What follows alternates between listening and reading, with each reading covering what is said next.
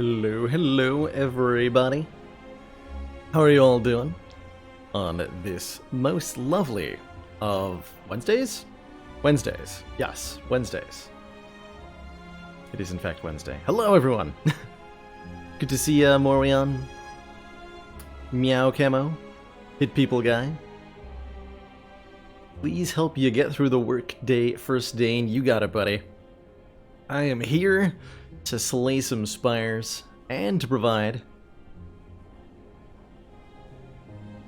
smooth, buttery commentary the whole time.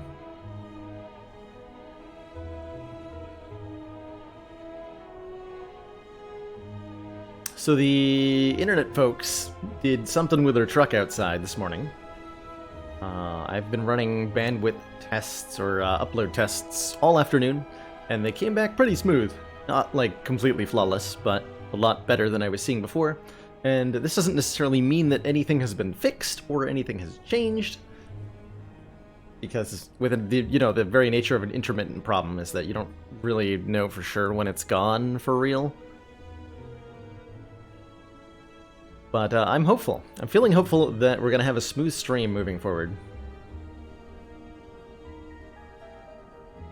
Do, of course, let me know if you notice anything going awry with this stream, as I would like to be aware of any such things and document and all that. I mean, 3 still beavers. They have probably built a dam somewhere along the internet pipeline. It does seem likely Sky as the most probable culprit for the problems that we've been having.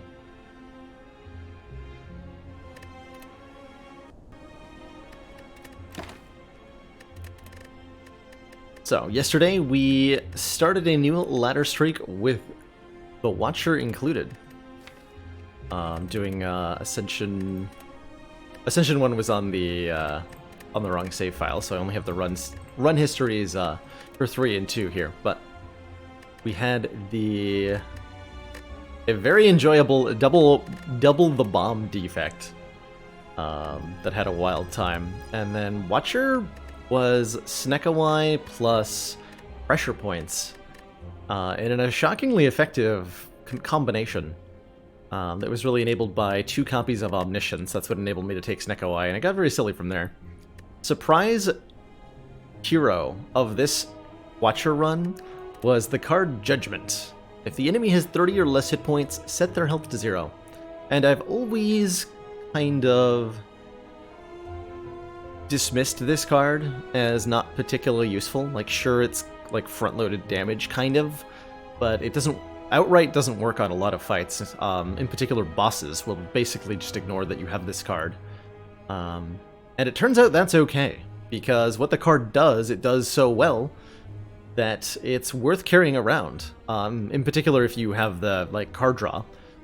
Snekawai really enabled the Judgments to work well, because it didn't matter if I couldn't play them or if they didn't do anything. I had 6 other cards in my hand that I could work with. But Judgment was excellent at just consistently picking off weaker enemies. Reptomancer's daggers, Gremlin Leader's gremlins, Collector torch heads, finishing off Darklings, taking out an Exploder, like all the way through the end of the game. I think we even judged both Spire Spear and Spire Shield. All the way through the end of the game, this card was relevant. Did you already miss... Well, you missed one Watcher run, Tropius. This was last night, but we'll probably be doing another Watcher run today. Card draw or Scry. Yeah, Scry helps a lot too with Judgment, because then you can not draw. You can avoid drawing it if it's not going to do anything.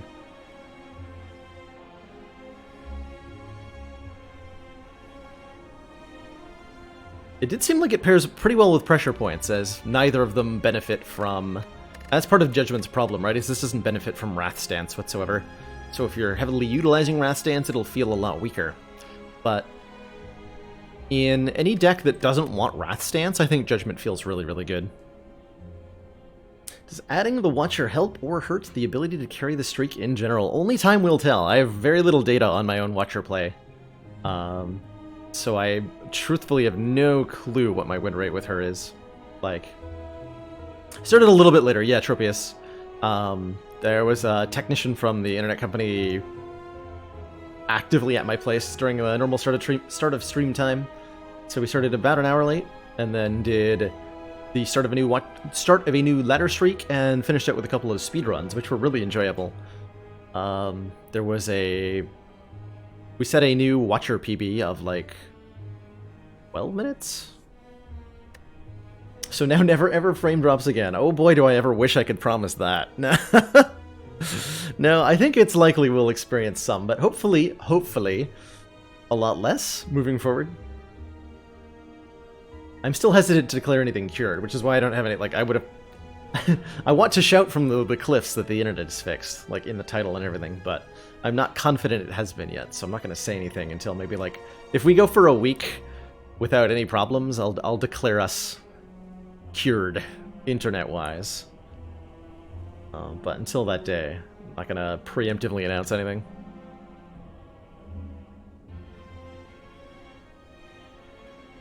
So we've been going in the order Silent, Defect, Watcher, and then Ironclad, which means it's time to play some Ironclad here on Ascension 4. When bosses are deadlier, doing a little bit more damage.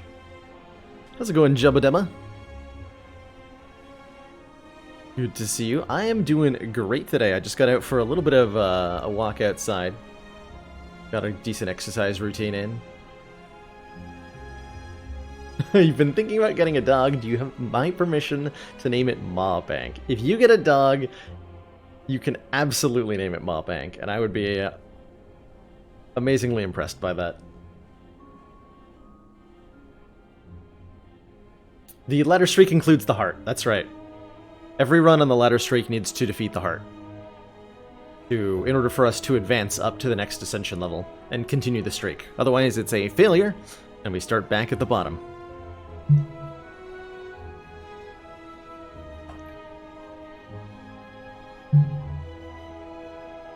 Embark. Let us embark. Choose a rare, I think, is pretty good at Ironclad. Meow Bank. I love that, Jesus. The Meow Bank. Ooh, 2 late elites. This entire little leg I very much enjoy. What, a 13th and 15th floor? It's like 12th and 14th, or I don't remember the exact numbers. But very, very, very, like, as late as 2 elites can be in Act 1. Separated by a relatively harmless event. And it's not too hard to get to them. So I'm super down for that path. Super down. I would name your dog Sacred Bark.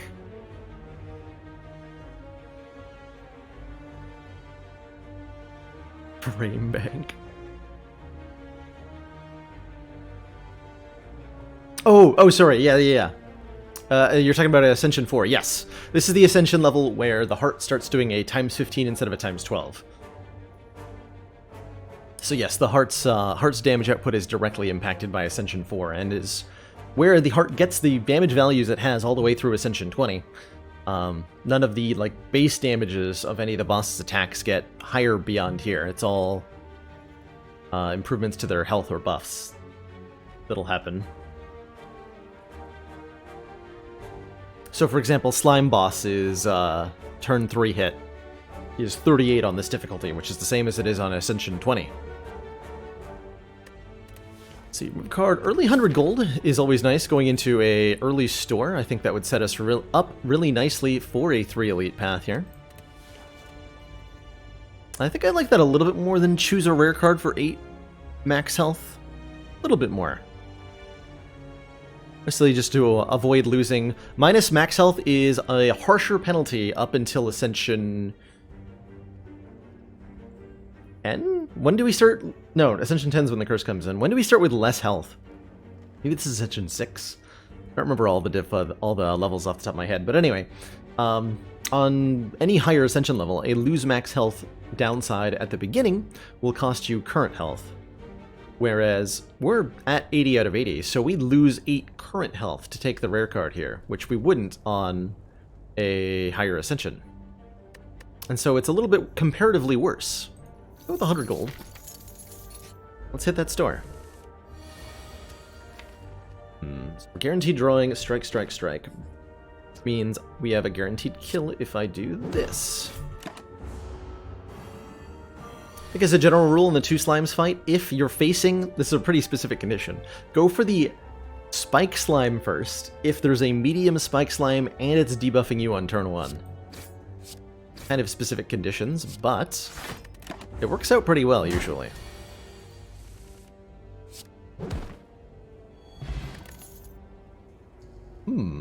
First floor Feel No Pain.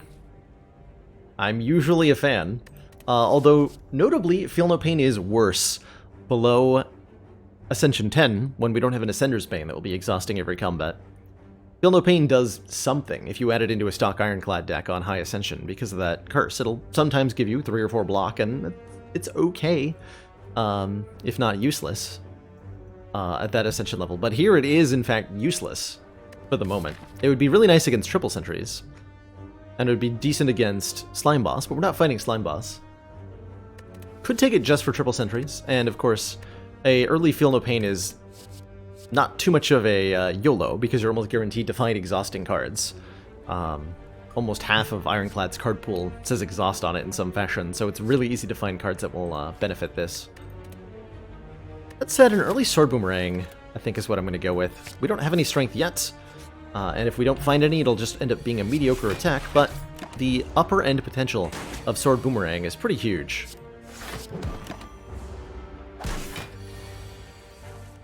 As with a, just a little bit of strength goes a long way with that card. And I find that I like it a lot more than, say, Heavy Blade, because it scales your strength almost as well, does almost as much damage, but only costs 1 energy, and that's pretty nice. You know, I like me an early Cleave quite a lot. It helps deal with multi-enemy fights, it's just fine on its own, too. It's a better than strike attack.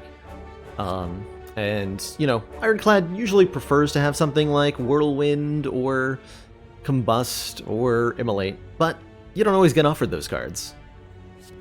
Cleave, as a common, you'll be offered more, and it does the job reasonably well. There's the Whirlwind, of course. Pretty interesting store here. Pretty interesting store. Shrug It Off, an Armaments on sale Whirlwind to augment our AoE. Reaper, if we want a way to heal. Can't afford a Fossilized Helix for a buffer at every combat. We could take 2 additional potion slots, or an Entropic Brew to fill all our potion slots. We can also remove a card. Whirlwind and Remove Strike feels particularly good. Purity, Feel No Pain?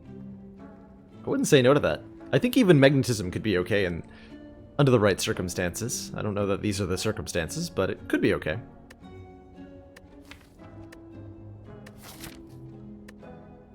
Let's see, we're gonna go to this elite, right? Take an event, then a fight, then a upgrade. We're gonna go this way. Let's see, with 225, if I want to Whirlwind, card remove, and Shrug. That costs most of my money. Yeah, seems really enough that just about any decision can be justified. It's all making us better.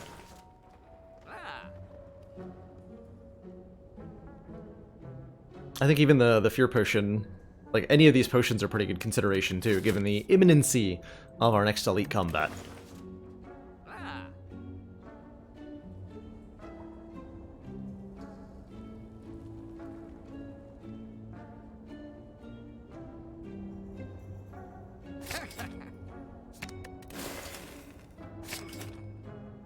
Let's still take this Fear Pot.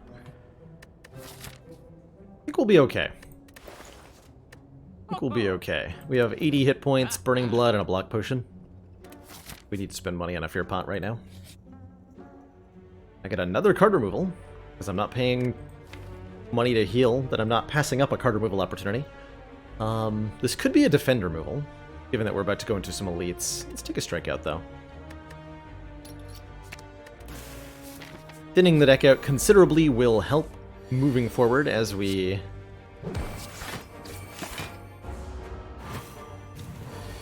adapt a strategy and want to make that more of a central focus for our turns. Oh man, a Liquid Memories is excellent here, and so is either a Shockwave or a Headbutt. Headbutt puts a card back on top of your drop pile so you can play it again. Shockwave is 3 turns a week invulnerable. Both are pretty good in the upcoming fights. Shockwave makes sentries vulnerable even through their 1 artifact charge. It's good against Gremlin Knob. It's great against Lagavulin.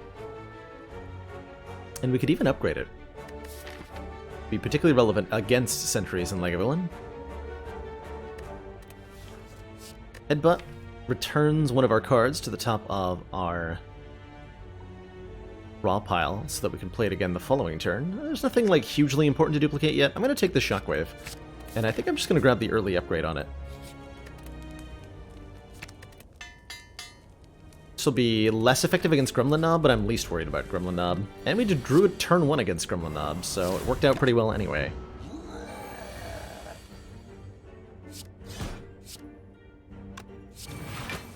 Here, we can play a few block cards against Gremlin Knob. Gremlin Knob only gains 2 strength per skill we play and doesn't have that much base damage. So I'm not too worried about it.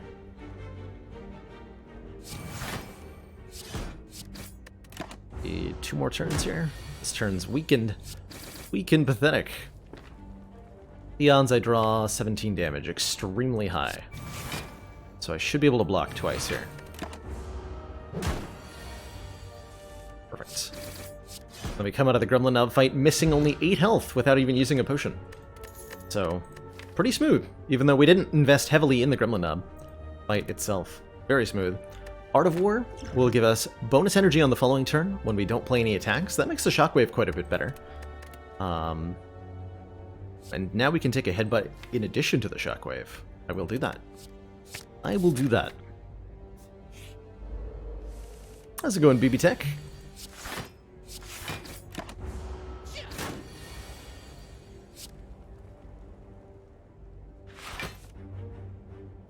This will give me an extra energy next turn.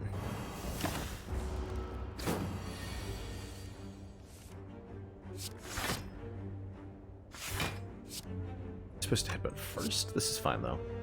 Let me strike back. I can kill him. Act potions are excellent, and there's our first source of strength. A deck that has a Whirlwind and a Sword Boomerang is certainly in much need of strength, and Spot Weakness goes exceptionally well with Headbutt, which can allow us to use it to scale twice when we know that a follow-up attack is coming. So I think this is the, like, perfect strength card to get, truthfully.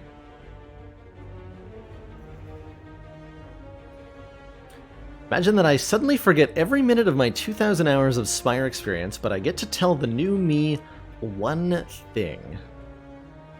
What do I tell the new me? Have fun,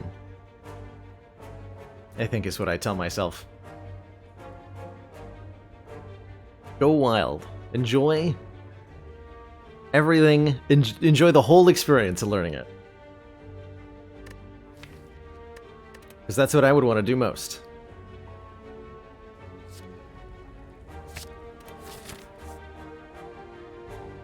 I do a little bit miss the feeling of feeling like I had so much to learn about this game. And I still think that I do in a lot of ways, but it's become less. The unknown has become a lot less tangible than it was before. No claw is flaw, is what I convey to past self. No claw is flaw. I think we'll upgrade the perfect strength card to make it even stronger. Oh ho ho. Yeah. Good job. PogChamp. We got a limit break immediately after the Spot Weakness. And we already have a headbutt. That's pretty insane. That's pretty insane. Learning at Zero is the beautiful fire hose. That's such a great description. A beautiful fire hose this game is. And we've got a Liquid Memories too. Liquid Memories limit break. Alright, Blood Potion's better than Block Potion. 20% of our max health is 18 compared to 12. These jerks.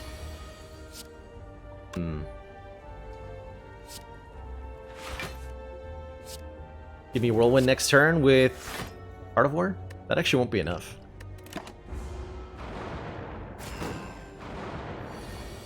Well, you did do the thing. It is 27 damage to all of them. I'm just short. I'm just short. Alright, attack potion, what do you got? What do you got? Pummel does obscene damage.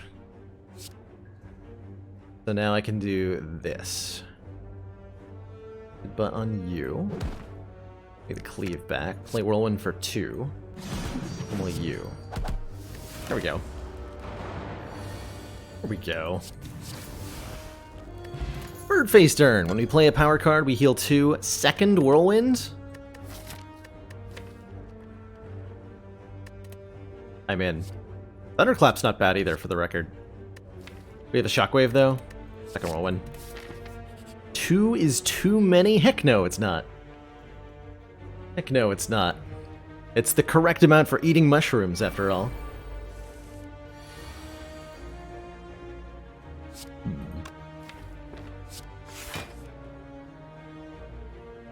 Shockwave or Spot Weakness Limit Break? Gonna heal the full Spot Weakness Limit Break. It's 6 health. Let's go and munch down. Good to see you. You're having a great one.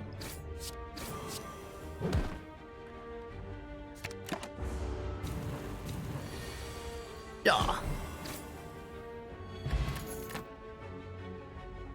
We've just added the Watcher to our ladder streak, so we're doing a 4-character rotation instead of a 3-character rotation, trying to get all the way from Ascension 0 to 20. And not sure if it'll work, but feeling hopeful. Flame Barrier is a pretty strong block card. Could take a second Sword Boomerang and just like really embrace the strong, but with only one original source of strength at the moment, I'm still a little bit leery of the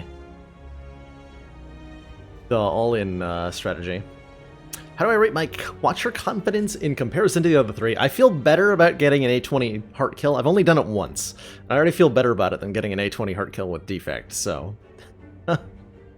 Feeling pretty good about Watcher. Feeling pretty good. She is very strong. She can do some very ridiculous things. Okay, I want to wake it up because it can only gain strength if Legavillian is attacking me.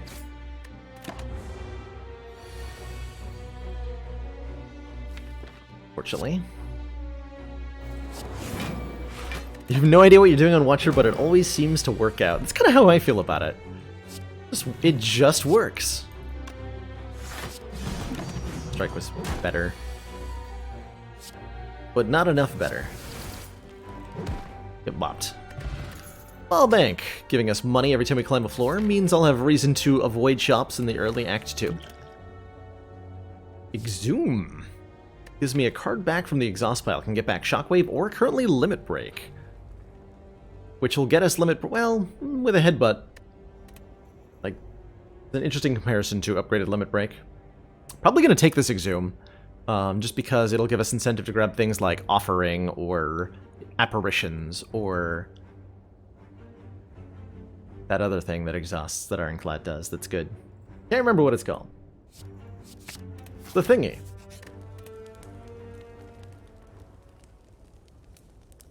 Do we just start upgrading the Whirlwinds, ignore the Flame Barrier? We're fighting a Hexaghost, but we're gonna Strunk against Hexaghost. Yeah, finally, the incentive we needed to take Offerings and Apparition. Which class is the best rares only run? It's got to be Watcher. It has got to be Watcher. Watcher has so many distressingly OP things she can do with rare cards. It has got to be Watcher. 8 times 6? Oh my god. Hello? Give me a Dark Shackles. That works too. That's terrifying.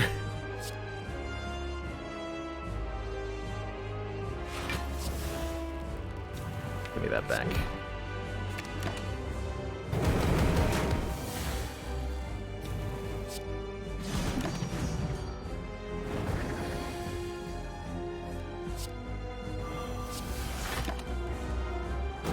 So we still have both a Limit Break and a Exhume left, so we can go to very much Strunk. I mean, we draw them in the correct order, which we didn't.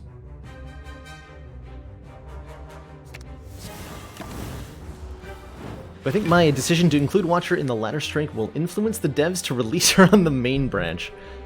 Clearly, yes. The devs operate at my beck and call at all times, so once I give the signal, they will release. Alright, Hexaghost gets chunked. So chunked. Second Exhume. I think an Impervious pairs really well with our current Exhume. Alternately, we could try to Strength Scale Bludgeon up to tons of damage. How much strength do you need before Sword Boomerang is doing more than Bludgeon? I wonder. Probably like more than 10 still. We're comparing upgraded to upgraded. Grab the Impervious here, and...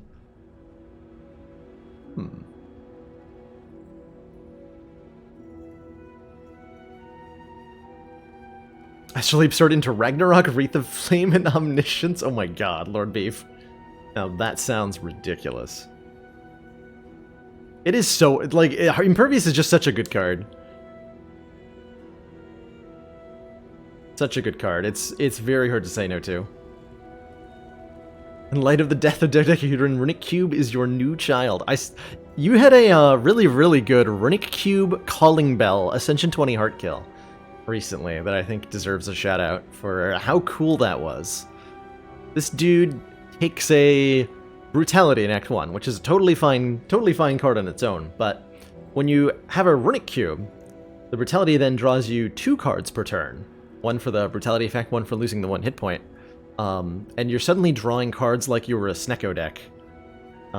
Sneaky Teak then combined this with Corruption to generate energy. And was drawing 7 cards per turn with free skills and having like other good relics. Plus, if you ever like fall short and start taking damage from the enemies, you'll draw even more cards, so it kind of balances out. I do like Runic Cube a lot. But with no self-damage mechanisms in this deck, I'm not going to take it here. Yeah, you took 2 Bloodletting. I dared you at the start of that run to take the first Bloodletting that you saw. This was before the Runic Cube showed up. And then you frickin' did. I was so impressed by that.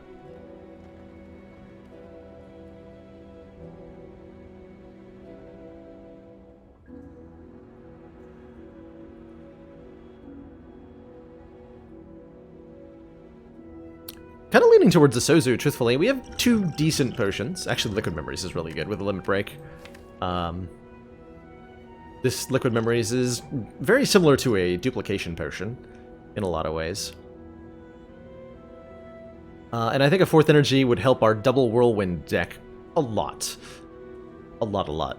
We also have some pretty expensive skills. Means I really would like a copy of Corruption in this deck. I'm totally okay with Sozu. The other option is to take either the Runic Cube or the Empty Cage and kind of limp through Act 2. I feel like it would be a bit of a limping experience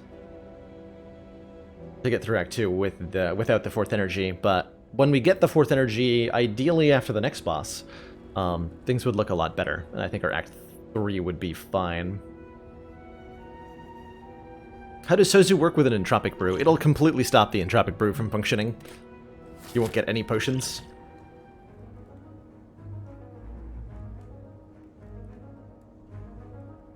But because I did take the Sozu, I'm going to take an aggressive path through the act. I do also want to avoid early shops, or at least maybe avoid spending. It really hurts to go to the shop, because it's part of the intended route, doesn't it? This is a good act to get rid of our Burning Elite. How many upgrades do I need? That many. Some would definitely be nice, though. Am I going this way-ish?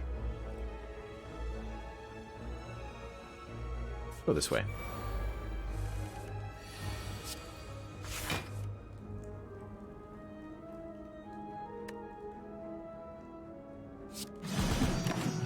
Let's take some damage.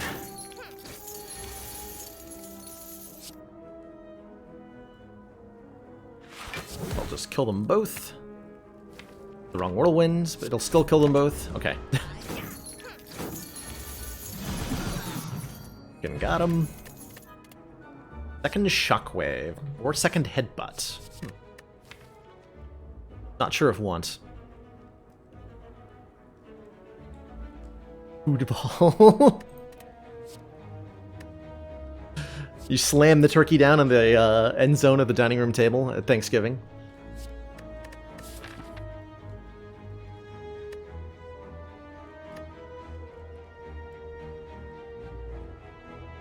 I think I am going to go to that shop and then just, like, try not to spend money there. We'll see if that works. I may end up deciding to spend money there.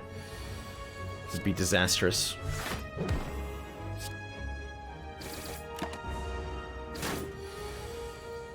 Disastrous, I tell you.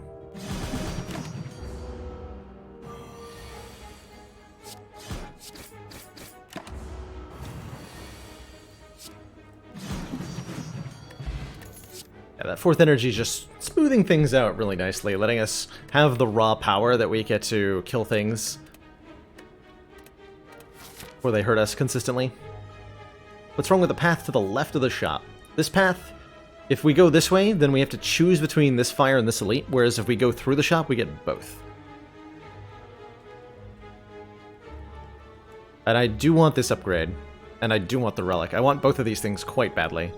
So, to get them both, I'm willing to sacrifice, potentially sacrifice a floor. I mean, worst case, genuinely, the worst case scenario here is that we look at the shop, there's something really good in the shop, and we buy the thing in the shop. That's the worst case scenario. It feels like a pretty good scenario.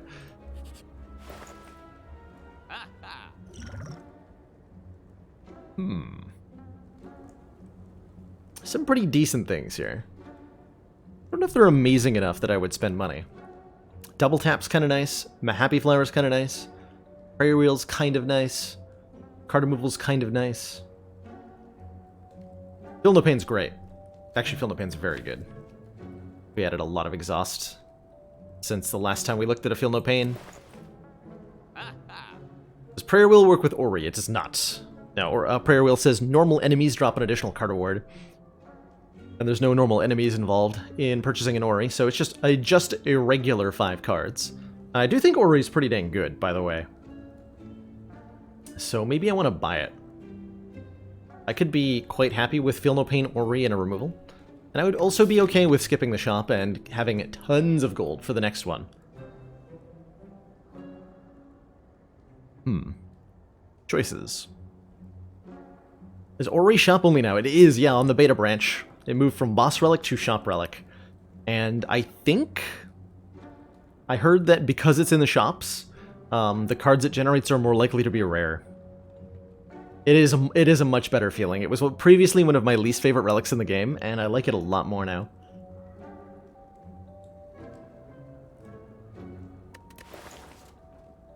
This gives us a big boost in immediate power. I think this is what we would end up doing if I hadn't taken Sozu, but because I took Sozu, I have the immediate power that lets me use the Maw Bank more. So maybe we'll do that, and then we still just fight all the elites.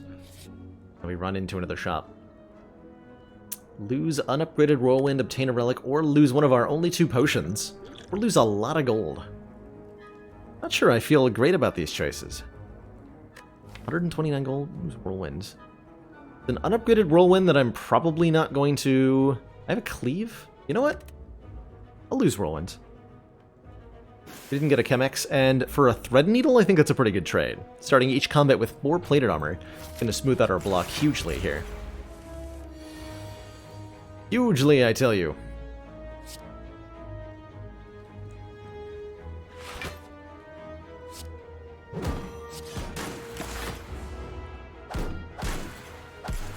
Hugely.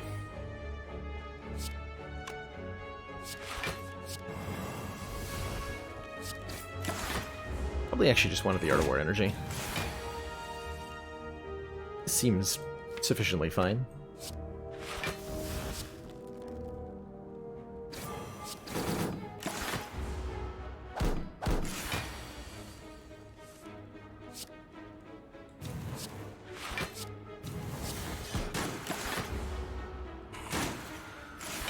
Higgly smoothing.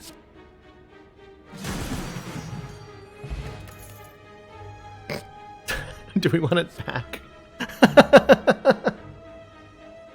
It came back to us. Alternately, Pummel seems excellent. Although we still only have the one way to originally gain the strength. So we're a little dependent on spot weakness hitting currently.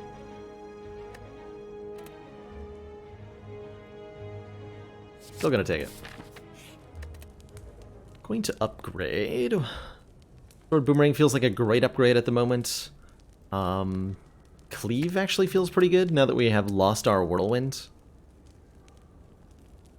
Flame Barrier's a good upgrade. Flame Barrier's a great upgrade. Especially if we're going to run into a Book of Stabbing.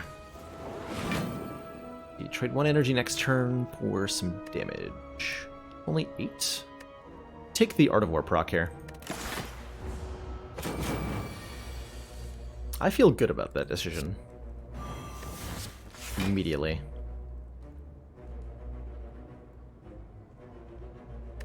Or do I? Play the Exhume to get the Shockwave back. I think I'd rather not. Why don't we upgrade a Limit Break? Because of it, mostly because of Exhume, and also because we aren't going to be put into any situations yet where we need to play Limit Break twice to win. Most situations, 1 play of Limit Break and we win. That includes boss fights for now.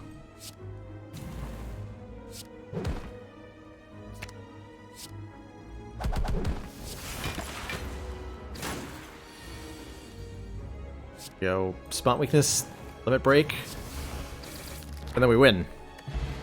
As soon as the Limit Break's down, we've already won. And a lot of this, I think the Limit Break upgrade gets overvalued because of that. A lot of the time. If it gets played once effectively, you've already probably won. If you've got the scaling to match. Battle Trance? It's literally free card draw. Give that to me. I want it.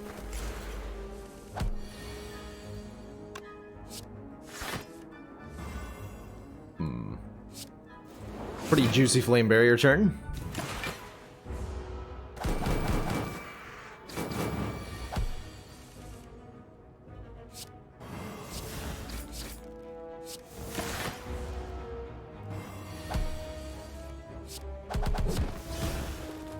Slice and dice. Second Shrug? Anger Plus is not bad either. I think a Second Shrug fits really well, though.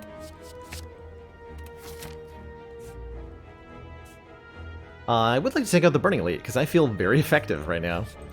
And we got an Anchor, 10 block on turn 1, one of my favorite relics to have. Exceptionally useful in exactly this fight.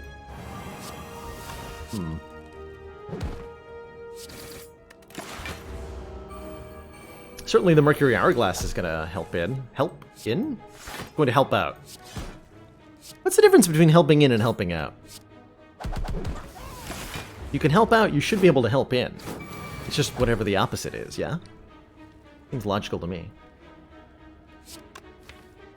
I just want to draw Whirlwinds. I did.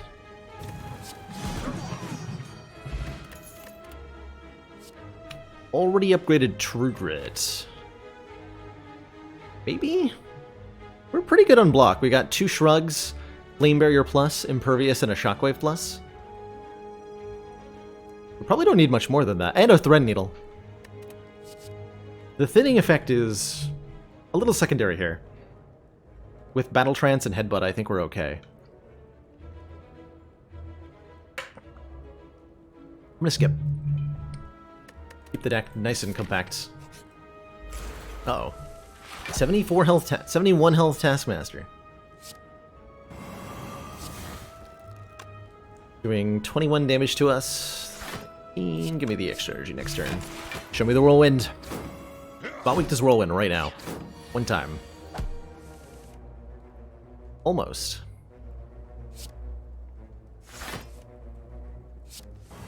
Hey! This is 36 damage. So it's not enough to kill anybody. We're going to be vulnerable next turn.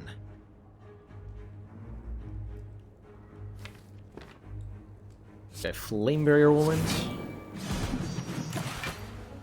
Taking no damage this turn. Next turn could be a little painful. Went for... well, now we're barely being attacked at all, despite the fact that we're vulnerable. Oh, we have Odd Mushroom, too. Okay, so we really don't care about the vulnerability, then. Well, that makes sense.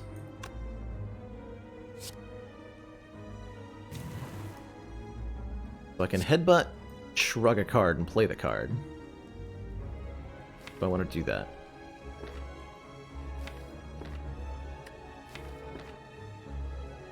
Take literally 1 damage if I do that? Okay, that seems fair and balanced. Get my cleave back.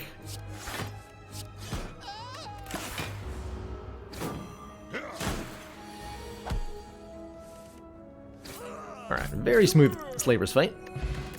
Meal ticket heals us 15 health when we enter a shop, and there's a free copy of Feel No Pain lying on the floor, which is perfect. I love things that are lying on the floor. They're usually the tastiest things, because you don't have to pay for them.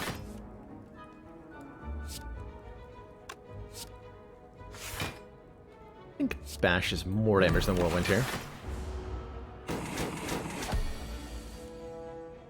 Philippine has been begging to be put into the deck since floor 1. Well, we're finally in a position to accept its advances. Ooh, the Birdface turn definitely helps it out. And having a roll in the deck. I enthusiastically welcome it. In that case. Thought we could just Limit Break Pummel next turn. That's going to hurt. That's gonna hurt, Mr. Snake Plant. Almost as good as crumbly old well chicken. You know it. Know it. Second Impervious. I mean, I'm not going to say no. Right? That would be insane? That would be insane. That would be insane. Excellent work, Commander. This council is pleased to see our continued support of this project has been worthwhile. Austin Fuego, thank you so much for those 3 months of Tier 1 support. Greatly appreciate that. Continued council funding, and in return, enjoy the renewed smug sense of superiority that comes with. Appreciate you being here.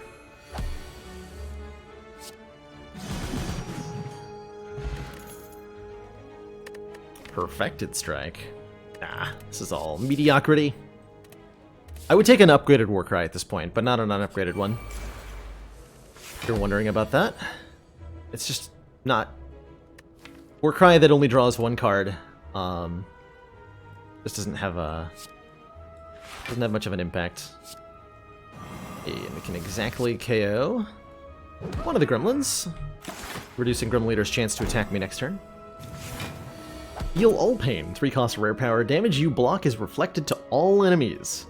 Attack damage dealt to enemies, reflected to you. I like the idea of reflecting enemy damage quite a lot. It's pretty cool.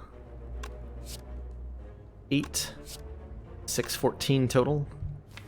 This is a fight where we're kind of at the mercy of spot weakness. A little bit. I think I'm not even going to play any of this.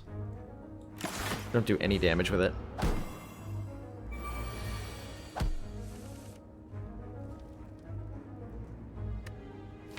Is that how it's gonna be? Gremlin Leader? Aha! Now it's 9 tall enemies.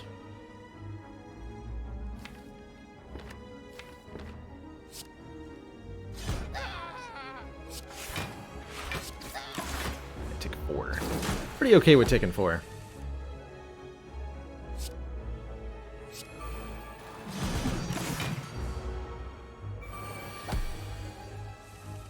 At it again.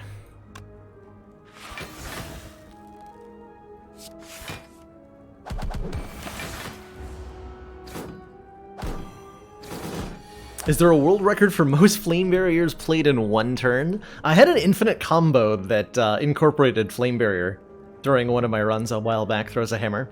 We stacked flame barrier to deal 200 damage against the heart per hit, and then had the heart kill itself with the damage cap on the single big hit with flame barrier return damage. It's pretty wild.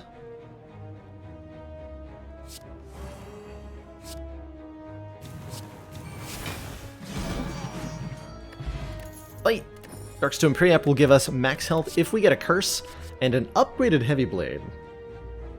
does seem like it kind of fits with the thing that we want. Okay. I would not really care for an upgraded one, but an upgraded heavy blade, I'm pretty okay with.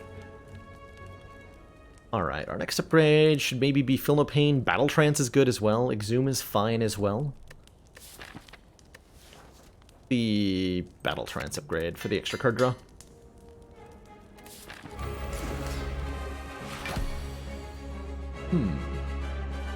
So this is a fight where we're also pretty dependent on hitting spot weakness.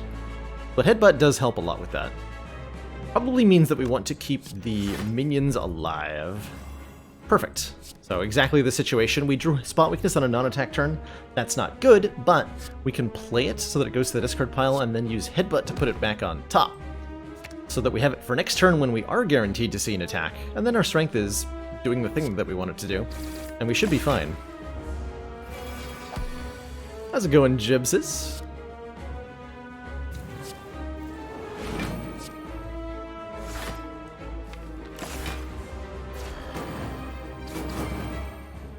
My limit break. Give that back. I like it.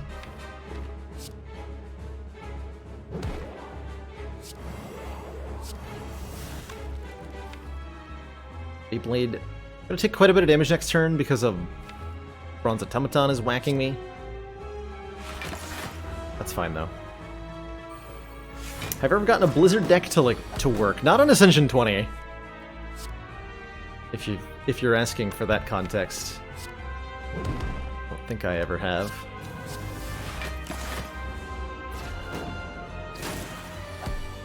It's few and far between the instances where I get to do that in a way that feels good. I'm just gonna take this 4 damage and play Pummel here. This 26 times 4. Get 24 strength. What kind of headphones do I have? These are Sennheiser HD 600s. Neural Fizz. So if you're thinking about getting Sennheisers that look like what I'm wearing, then... Yep. These they. A casual full block. The casualist, even. Is there... how much strength? 24 times 5. It's a little over 100. Heavy Blade's not... Wait, how much is... Hold on.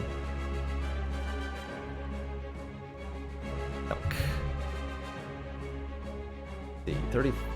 24 times 5 plus 14 plus 33. Aha! Do I need an amp to drive them up, or is my motherboard sufficient? My motherboard is sufficient, but, full disclosure, I'm not an audiophile. And so it's not like the whole auditory experience isn't my top priority. My top priority is comfort with glasses on when it comes to a headset, and these pair have done really, really well for me in that regard. They're nice and comfy, and I don't find that my my ears hurt after I wear them for like 6 hours. I do find that the cord on them a little inconvenient at times. So we do have an easy full block with 2 Imperviouses, but there's a better move. We can Headbutt Heavy Blade, shrug, and just play the Heavy Blade. And then we win.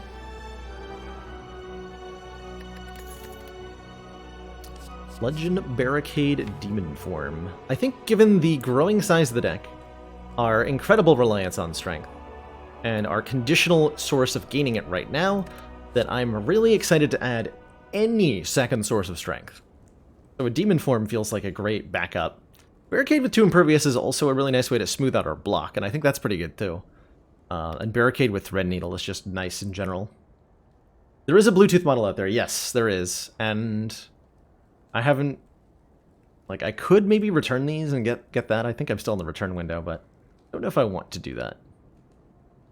Also, I don't think my computer has a Bluetooth receiver, so I'd have to, like, get a separate one too. Take a Demon Form. Do I want even more energy with Fusion Hammer? Do I want to double my only remaining potions in their effectiveness? Or do I want a Tiny House giving me 50 gold? We have 846 gold. Giving me 5 max out. Okay, well, given... I think the Sacred Bark's actually fine. These 2 potions being stronger would be pretty good. But Yeah, this deck just wants more energy, I think. So I'm totally okay with the Fusion Hammer here. I think we'll be totally okay without ever upgrading Limit Break. Not upgrading Demon Former stings a little bit, though.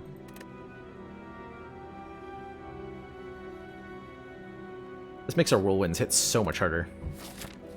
Get the 5th energy. We're just, in general, a pretty energy-hungry Ironclad, which is to say we can find ways to spend energy basically no matter how much we have. We might as well get tons. Alright, we took the green key out already. We probably want to hit multiple shops, and we can if we go this weird way, but that only hits 1 elite. Whereas I can hit, like, 4 elites. 3 or 4 elites if I go to this shop. Let's go to this shop. Hoping for a Chemex in the store? Heck yeah. Heck yeah.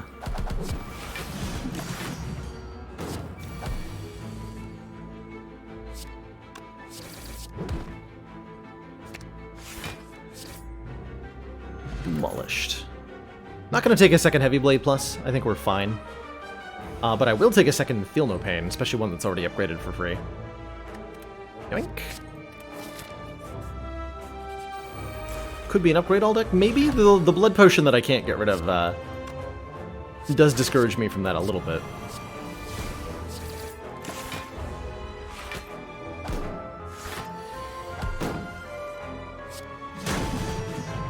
And they're dead. More energy? With 2 Feel No Pains, Havoc is actually kind of decent. Sure. Add every card to the deck. Though given that Havoc plays a card, I don't usually look at it as a card that takes up space in your deck in the same way as a lot of other cards. The Birdface turn might discourage us from taking Upgrade All at Mind Bloom.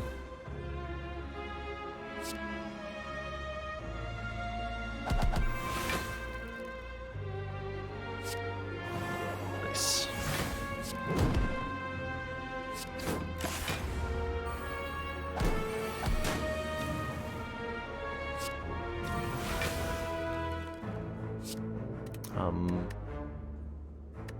Eight spikes.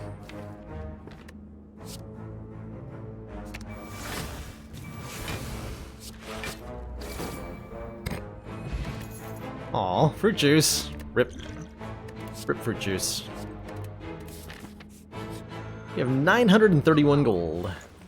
There is not a Chemical X here, but there is a third Feel No Pain and a Magic Flower, which says healing is 50% more effective during combat. Magic Flower here affects several things. 1, it affects Burning Blood, making us heal 9 at the end of each combat. It affects Birdface turn, meaning we heal 3 per power instead of 2. It affects Blood Potion, meaning we heal for 30% of our max health instead of 20%. Very, very good. So we're probably purchasing that. Horn Cleat gives us 14 block on turn 2, that's also incredible. And Orange Pellet says when you play a power attack in this and skill in the same turn, remove all your debuffs. Truthfully, not that good. The Orange Pellets here. Shockingly. We'd probably still buy them, but the likelihood they do a huge amount for us. The best things this can interact with is to remove the debuffs from potions, for example. And it could let us remove weak, frail, and vulnerable from ourself against the heart. And the frail will actually feel better than the vulnerable because we have the odd mushroom, and removing vulnerable doesn't really matter when the vulnerable doesn't really do much. Why is Pellet so cheap? On the Beta Branch, shop relics cost approximately 150 gold. So this is the price of potions now.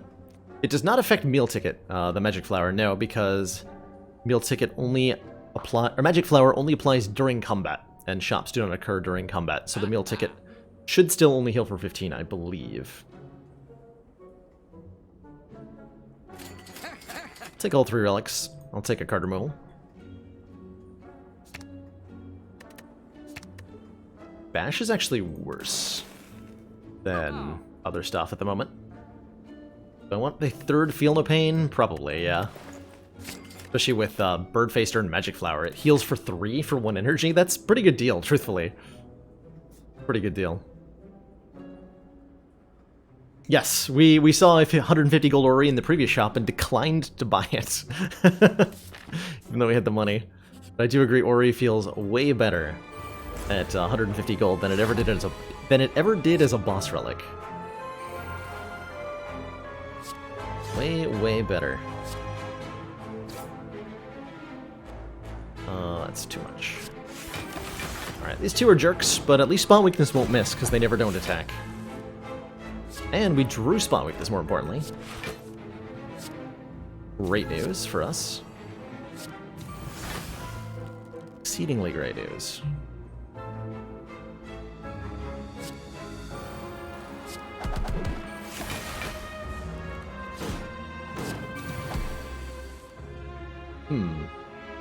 This hand is not exceedingly great news.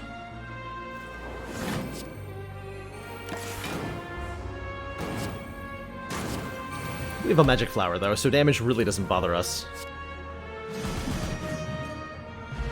Turnip! We can no longer become frail. The orange pellets just got, like, considerably worse. How many Feel No Pains is too many? I think we're at the point where we have enough of them. Is this the 7th one we've seen this run? Or only the 6th one?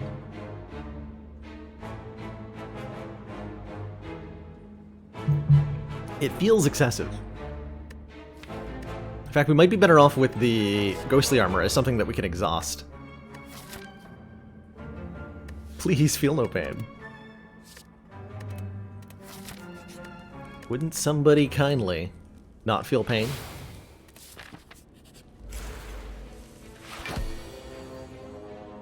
Oh, we get Demon Form in play on turn 1. I guess that's okay. These two together on turn 1's not so great, though. Turn 2 big hit. Well, we've got the boat thingy. So you're in trouble, Nemesis.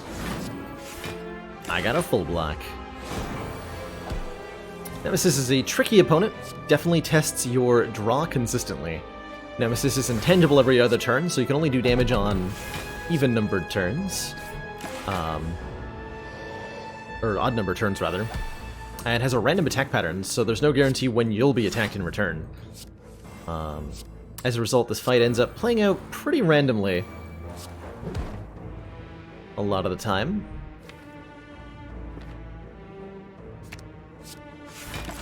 And the more card draw you have, the more retain you have, the more consistency that you have, the better you'll do against Nemesis. We don't have a lot of that consistency thing that I just mentioned, but we do have a lot of strength and some ways to heal the damage that we're about to take. Yeah, this right here. This is Nemesis punishing us for not having a consistent deck. And that's okay. We had hit points to spare.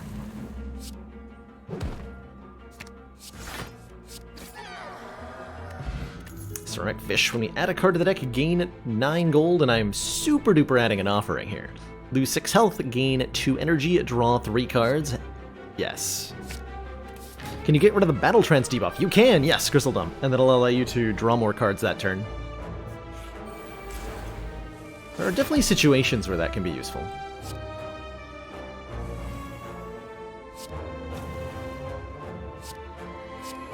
YOLO? Not bad. Not bad.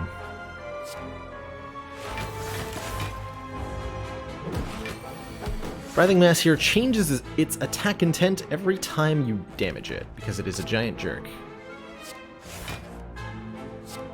My strat is, as always, to not hit it if it's doing something I can block, and then hit it when I want it to change what it's doing, or when I can just murder it. That also works. Card draw? We have 5 energy? Yeah, card draw. Akabiko's nice and all, but what about that Sapphire Key, though? Gotta take it at some point, and this is the point. This is the point. 13 plus 9 is 22.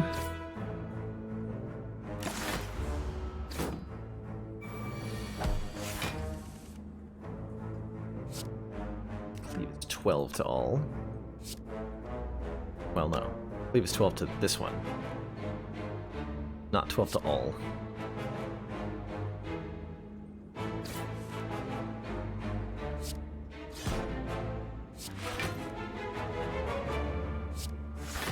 $31. This is 34. Close enough.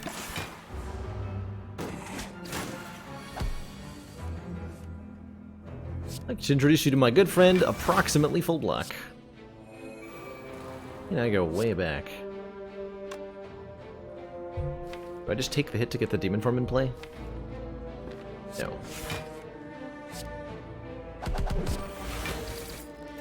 Refuse. Though maybe I should have. Because now we have no strength.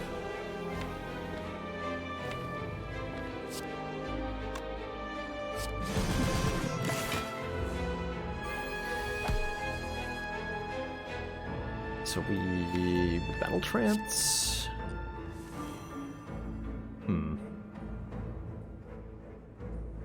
Flame barrier twice here if I want to. I have Headbutt and Havoc, so I can replay any of the one cards in my hand, any of these cards that are in my hand currently. Or I can just Flame Barrier Whirlwind, and that's almost a full block. Or we can just YOLO Havoc. Let's YOLO Havoc. Cool. For me.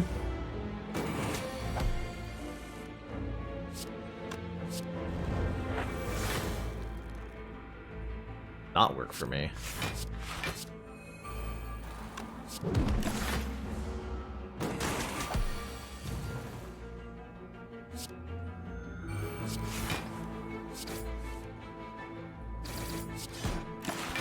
Pellets removed our weakness there, which helped a little bit with our damage output. Alright, that was an awkward fight. We didn't really get our strength going, but we won all the same. Magic Flower trigger on Mango pickup? No. Kinda curious if it would. Second Wind exhausts a bunch of cards, and we have 3 copies of Feel No Pain, so I'm gonna take a Second Wind here. Exhaust all non-attack cards in your hand, gain block for each card exhausted.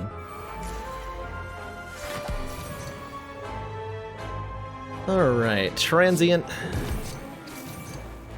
Giant Jerk. When we draw a spot weakness for the first time is definitely going to impact how this fight goes for us. Transient sticks around for 5 turns, at the end of which he disappears in a puff of smoke.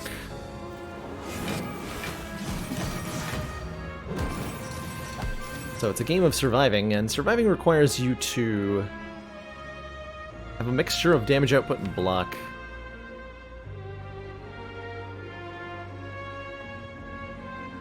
That I think we're failing to get because of our draw order here.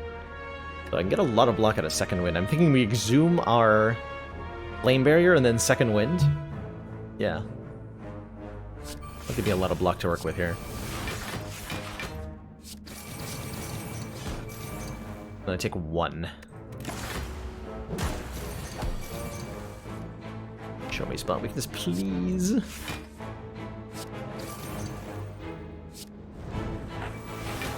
Please?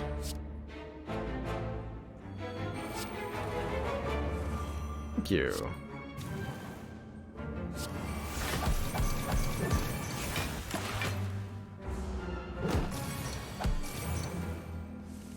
Once we have the spot weakness in play, everything becomes much, much easier to deal with.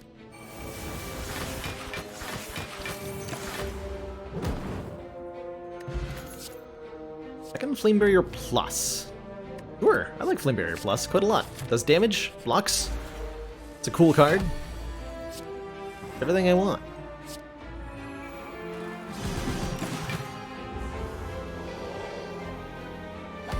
Alright, Nemesis rematch.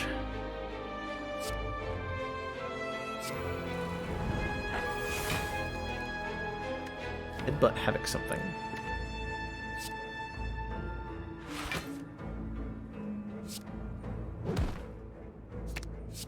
More cards.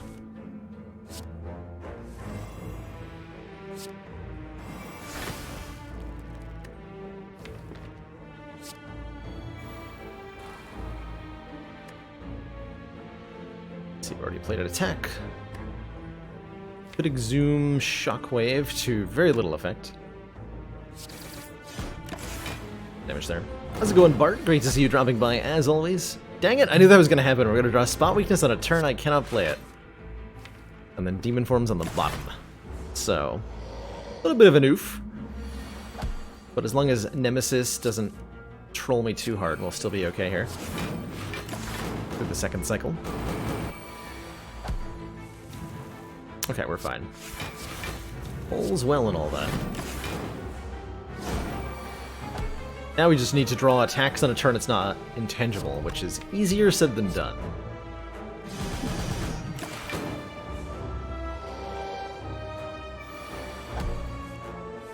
Hey, we drew them.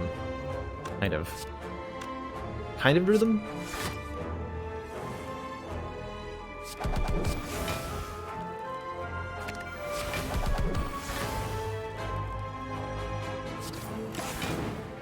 Almost? Get him, Hourglass. Good job. Okay, if we ever get any more curses, someone where we can help negate them. Inflame is another way to gain strength, and I think we're pretty interested in that. Yeah, we're very interested in that. Drawn up to a 33-card deck, which is a little bit larger, I think, than maybe would have been ideal, but most of the additions have felt like they made sense. More copies of, or more redundant ways for the deck to do what it's doing, so it's all the same synergistic package, just kind of duplicated. Just for me.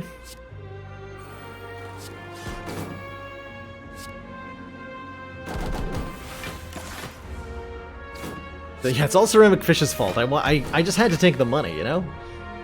It's just a little bit better.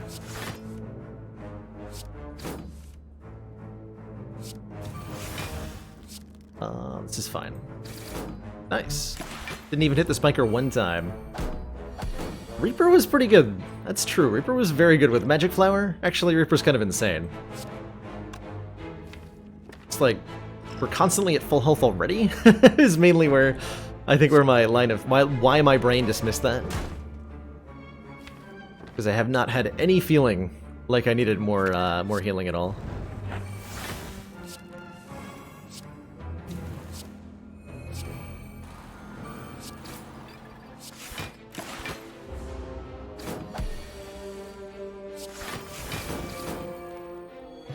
Imagine Runic Dodecahedron. I'm imagining there's a tear rolling down my face because of it. Rest in pieces, old buddy.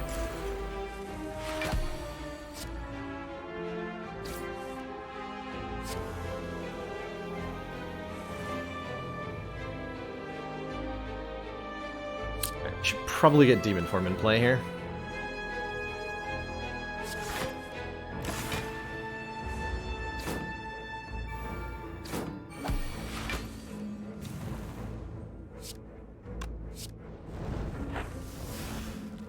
Flame afterwards to heal some of the health back. Gotta make sure we block Reptomancer's hit here. Whirlwind for 2 kills all of them, so block this much.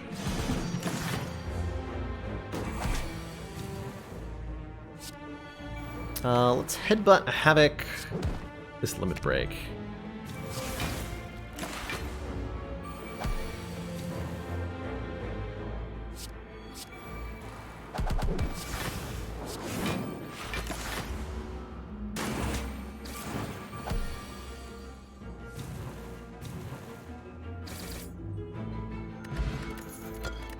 Lantern's extra energy on turn 1. Pretty redundant cards. And let's fight ourselves a Time Eater.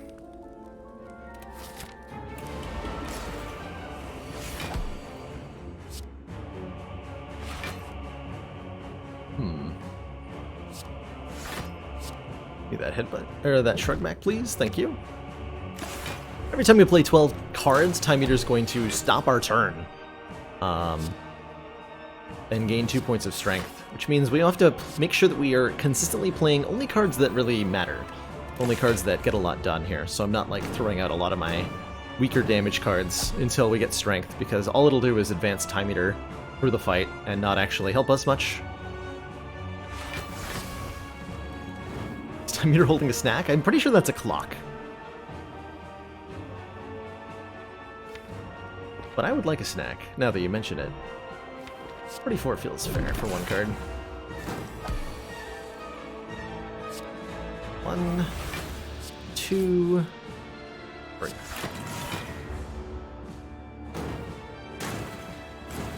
I mean, he does eat time though, right? So I guess he's planning on having that for lunch? That makes a little bit too much sense, if you ask me. Oh, I'm not gonna have an attack next turn. Fortunate. This turn... No, we have second wind, we'll be fine, we'll be fine. Became weak and vulnerable. Not bad at all.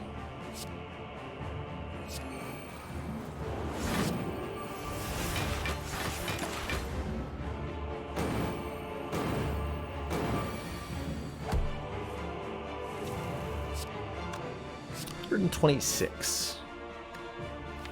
So much better than that.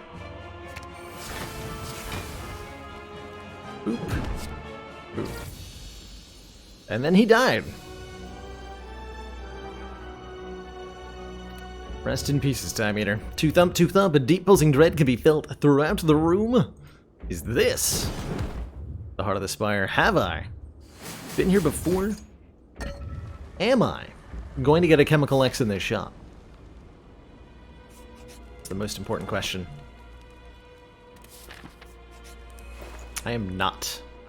Instead, I'm only going to find Apotheosis, Paper Frog, Mummified Hand, and Dolly's Mirror. How disappointing. How truly disappointing. What the heck do I want here? Let's see. I'm feeling... Yes, skip. What a trash store. SMH. Oh, you know what? We have exactly enough money to buy Paper Frog and Dolly's Mirror. To the penny. I think that's a sign.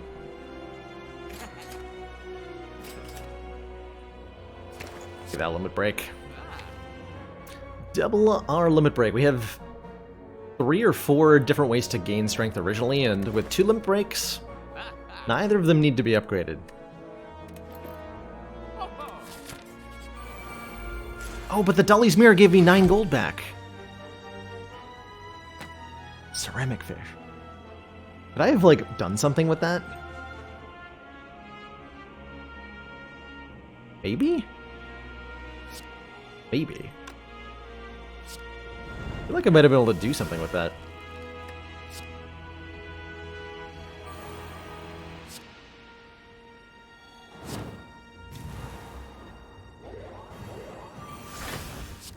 This does how much damage?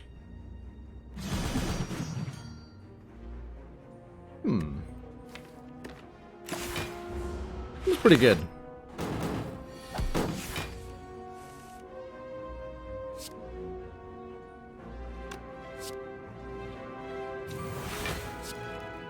$59. Oh, that's so close to being enough.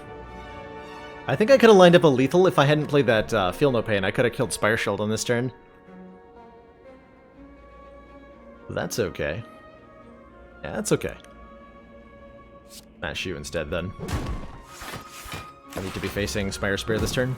So we take 30 of my hubris. The hubris! Could get a lot of healing out of this fight, but there doesn't feel like much of a need when I can just win the combat right now. What I would like to do. That wasn't perfect, but it's fine. If I take the Mummified Hand, I would take a duel here as is. No thanks. Whetstone will upgrade 2 attacks, Cleave and Pummel, and we'll feel pretty good about that. 83 health going into the Corrupt Heart should be more than enough for our purposes, especially when we draw Demon Form and Shockwave on turn 1. I'd say that's a pretty good sign. I'd say that's a pretty good sign. So we do have a Liquid Memories to get something back at some point. Might end up being this Impervious, depending on how these draws go here. These are made vulnerable and weak. We can remove those if we can play a... if we can play a power attack and a skill in the same turn, but... even though we're vulnerable,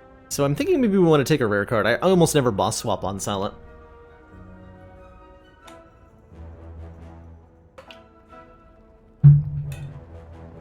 There is a route that hits a shop. Wait, what is this path? I don't even see this one. 3 elites and 3 fires. We can also go this way. Get 3 elites and 2 fire. Yeah, I like the 3 elite, 3 fire path better. I could boss swap into a wristblade, which, based on at least your experience for Stain, turns out pretty well on average. I'm gonna choose a rare card. And I like both Adrenaline and Die Die Die a lot. Even with, actually, Alchemize is pretty good with 3 potion slots too. I like all of these as start cards. Who is our boss? Guardian. It's so hard to say no to a Die Die Die on floor 1, right? 13 damage to all enemies just obliterates so many fights that Act 1 throws at you. Makes the sentries so much easier. It makes lice easier. 5 gremlins is free. 5 slimes is free. Weird sound. Probably need to take Alchemize and get 3 smoke bombs is the only way. Alright, if you say so. You say so, Sneaky Teak. I follow your saged advice. Saged? Sage. Jasmine? Not really sure. Does mean we get to accumulate potions. And so we have no need of the potion seller's strongest potions. We can make our own.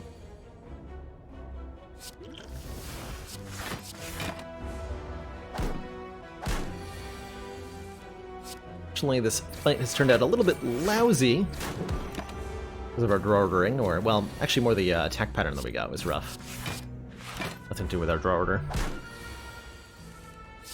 Or did it? It's like a white bee statue and a curse combined into one. Amazing. You know, I actually quite like a first floor Masterful Stab. It's a 0-cost attack that does 12 damage, and that is really something that Silent appreciates. As long as she can prevent herself from taking any damage, which is a lot easier without Ascender's Bane. Sneaky Strike's kind of conditional. Outmaneuvers, you need cards to use the energy on, which we don't have. Take a Masterful Stab and be quite happy with it. It's time to spin the wheel. Perhaps it is we who are about to be masterfully stabbed. No, it's we who are about to win 100 gold on this strange game show. I'm still leaning towards the 3 elite route with all these potions.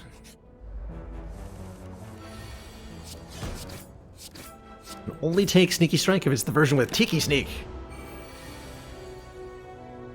The legendary thief.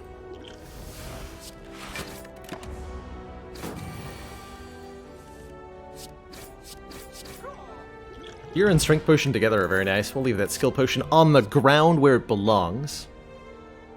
And contemplate the merits of Escape Plan versus Deflect. Which is the better 0-cost block card? Well, I mean, Deflect is the better block card, but which one is the better overall card?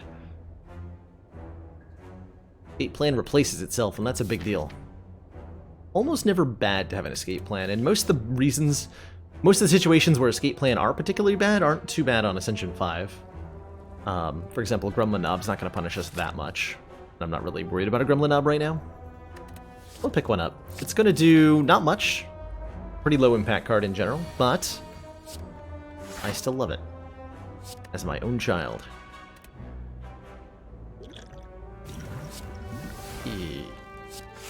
Generation Potion.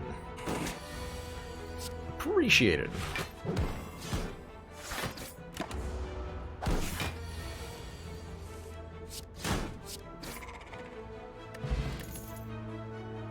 I think I like a Dagger Throw more than a Quick Slash usually. It enables discard synergies while still having almost all the same upside. and does notably one more point of damage unupgraded. And it's not a card I generally want to upgrade. It's just a nice way to do some damage. Hey, we can get regen potion value if I lose some health here. I'll take it. Let's fight these elites. Gonna go this way. Rather than... The other option is to fight the burning elite. And then fight 4 elites. I think I can do that.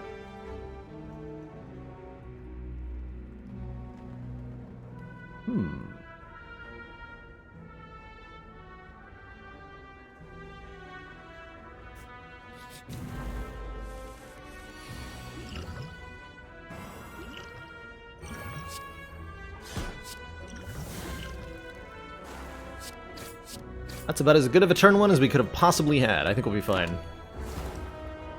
I think we will be fine. There's that escape plan versus Knob that I was a little bit concerned about. Do I use the block potion to make sure... It doesn't matter. We're killing him next turn? Okay.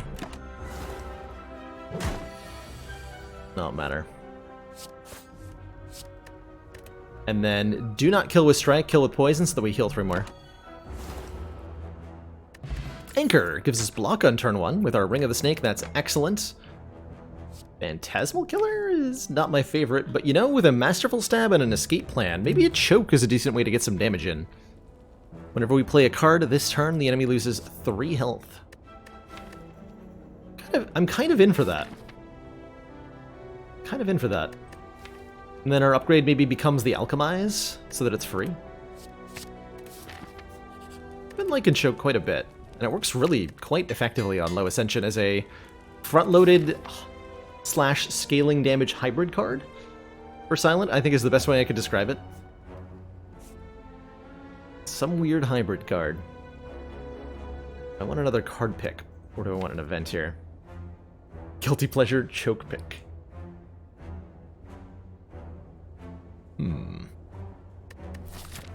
Probably like a removal here or something. A couple other good things it could be. Versus a fight is a potion, guaranteed, and some money. And a card reward, of course.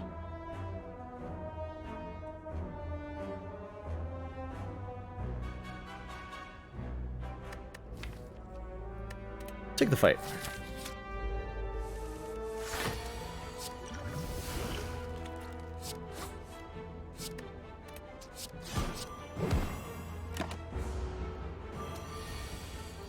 Been licked.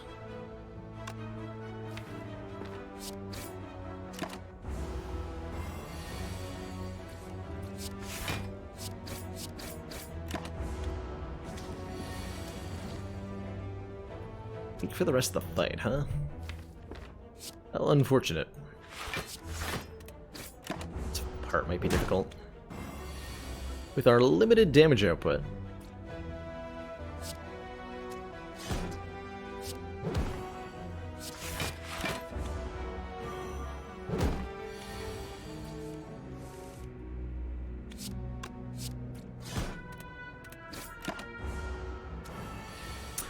We weren't able to get all the way with just the base 3 characters during our attempts, no, but I'm hopeful that we will see the challenge completed at some point.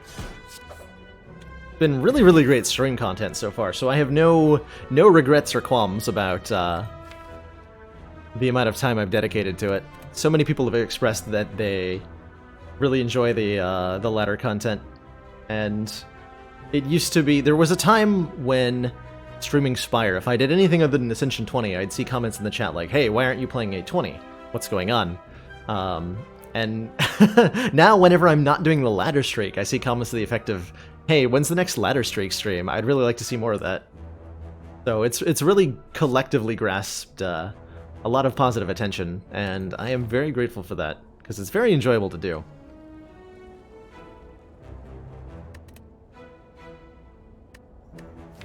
Do we take a Piercing Whale? Are we that greedy? I don't really want this Skewer. Take a Piercing Whale. Skewer Choke is not really a combo. Blood Vial this early on is, like, fine. When's the next Bale versus Chat Run? That one is going to have to wait, Verkomod, until... until Watcher gets released to the main branch, because the Slay the Streamer mod, it does not work on the beta branch. So the thing that I really want to do right now is Chat versus Baylor Watcher Edition is impossible to do currently. But when that's available, it will happen for sure. Oh, what a handy dandy artifact removing card.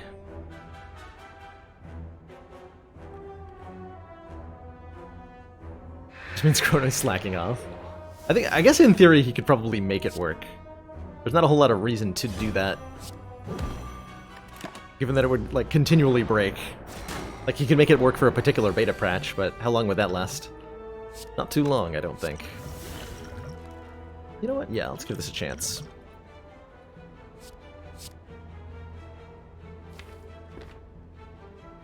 That potion just give me 40 gold? I think it did. Maybe 60 gold. That was sweet.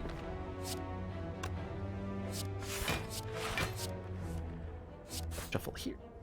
Draw a Hand of Greed. There we go. Draw a Hand of Greed.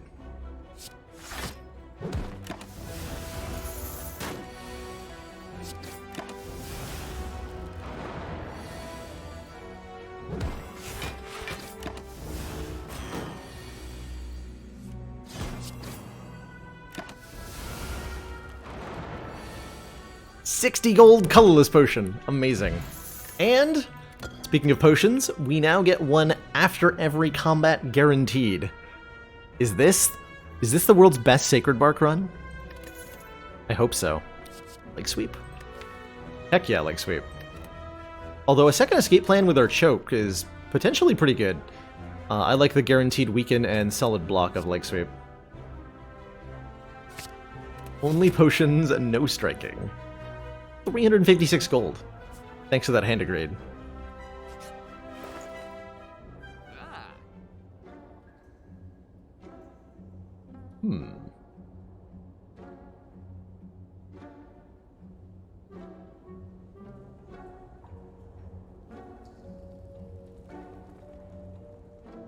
Orange Pellets has to be good with this much potion generation, right? Has to be? We're gonna get so many flex and speed potions and such. Gotta be good. What's this shiny potion? This is a cunning potion. It's a potion full of knives. When you drink the potion, you vomit up all of the knives, and then you throw them at the enemies.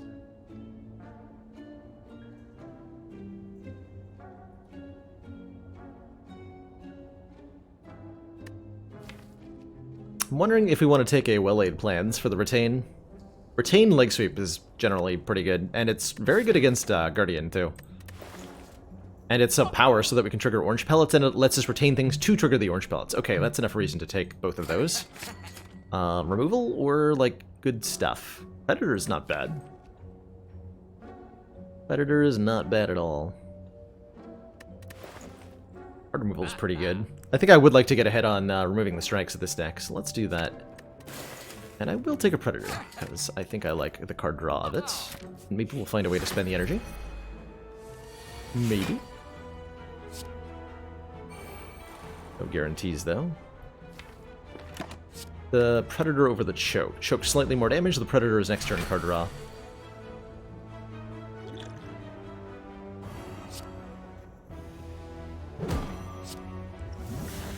Block pot, okay.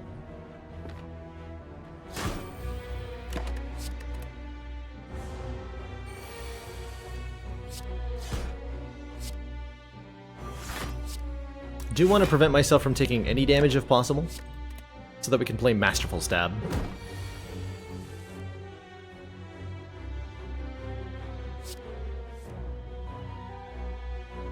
Unfortunate.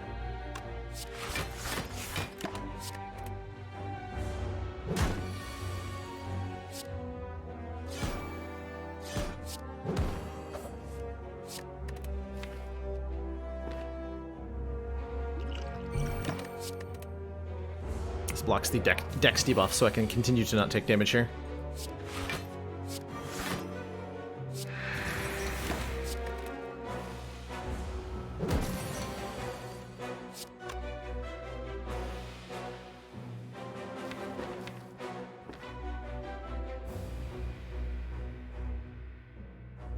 do this.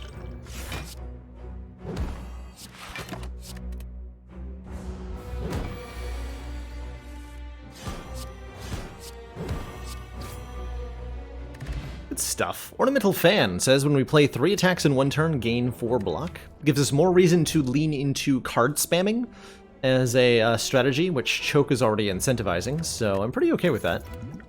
Do we want an all-out attack for some AoE? Physical attack AoE. Going attack 2 does want an upgrade a bit. We have a lot of things we'd like to upgrade.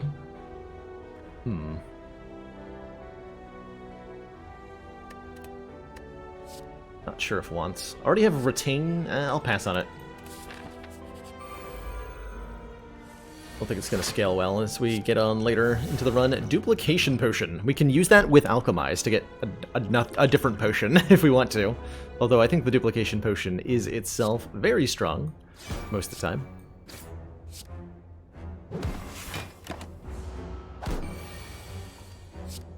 There's not really a need.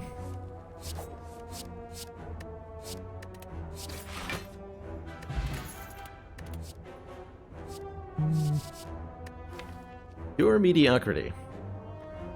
Deflect is like okay. We'll add 1. It's a free card to go with Choke. It smooths out our cost and our block a little bit as well. I'll take a Strength Pod over a Poison Pod at the moment, given our attack-oriented stuff. The Cutting Potion. Probably want to save that for a Choke turn at some point in the future.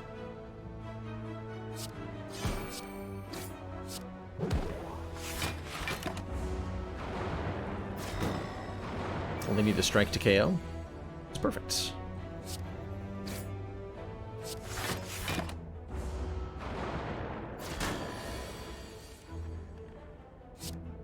We'll try to kill this one next turn. We can do with a very reasonable draw. Got there. We can do it with the Cutting Potion if we have to as well. Just draw exceptionally well.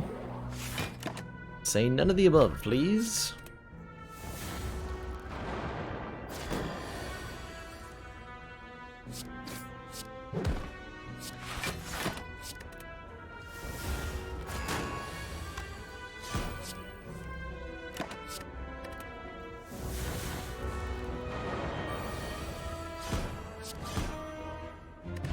Ceramic Fish. When we add a card to the deck, gain 9 gold.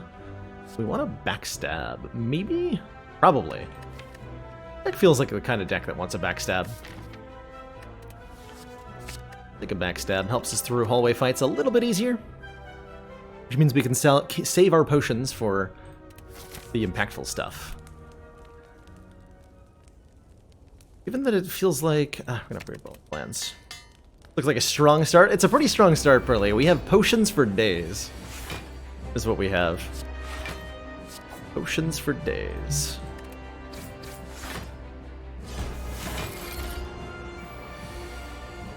Is there ever a deck that doesn't want a backstab? Absolutely, Arboreal Octopus. There's definitely such a thing as too many backstabs or a deck that doesn't want one. If the deck is already doing plenty of immediate damage, then the backstab could be redundant. If the deck is trying to get something specific into play, like a Corpse Explosion or a Poison or a series of powers, then occupying one of your turn 1 draws with a backstab can slow you down in a way that's not productive.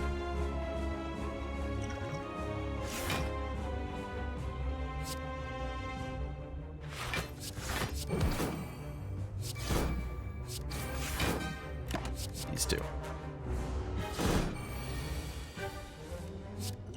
Ghost in a Jar. Okay, we're gonna hold on to this for as long as we can. 1 turn of Intangible buys us a turn against the heart. Or saves our life in just about any other situation. It's heckin' good. Heckin' good.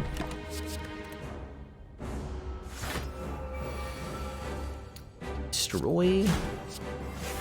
Destroy.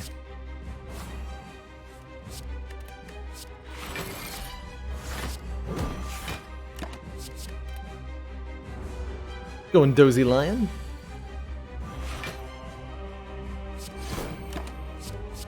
Great seeing you as always.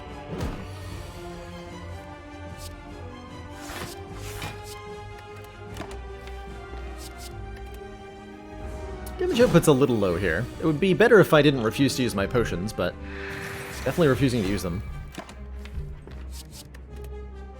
It's the principle of it, I tell you.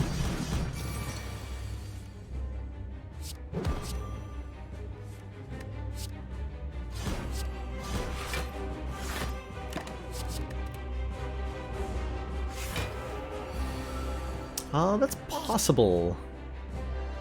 But we already had a...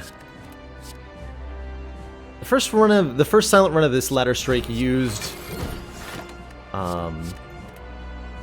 Prismatic Shard. The interest about 5.8%. Give or take.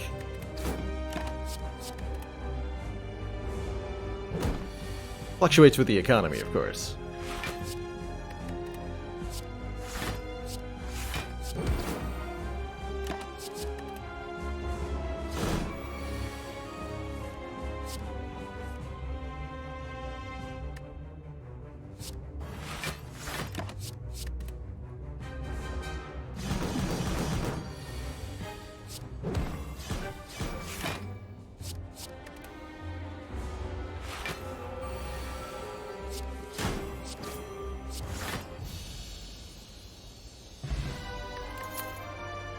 Potion and Doppelganger Phantasmal Killer Malaise. I'm a big fan of Malaise here. We're going to want to find ways to scale our damage up effectively from here, which is going to be difficult to do. We want like strength, maybe a terror would work. Just playing more cards could be our strategy. These are very good potions, so I'm going to pass on those, and we got it! Sacred Bark says, double the effectiveness of potions. Potion seller. Need only your strongest potions. I'm going into battle.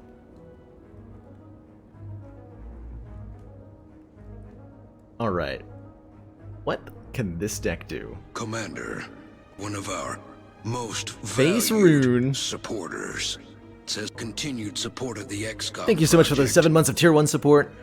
Greatly appreciate that. Continued council funding. Bark, bark. Indeed. My stubborn refusal. Cunning Potion now says add 6 Shiv Plus to your hand. I'm gonna fight 3 elites this act, because I'm pretty sure I can do this with no problem at all. 4 hard pool fights in a row, easy. Easy, easy. We'll go to a late shop, it's gonna be great. We're gonna get so strong this act. Actually illegal, how strong this is gonna become.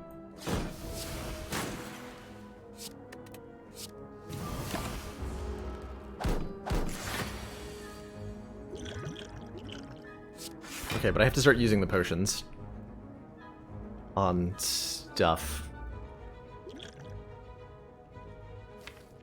So. Otherwise I can't get any more.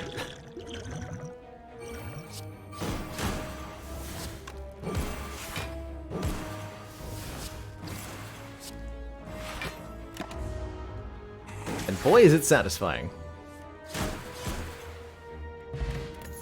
2 artifact. Dagger Spray Plus deals 6 damage to all enemies twice. That's great. So is an Escape Plan Plus.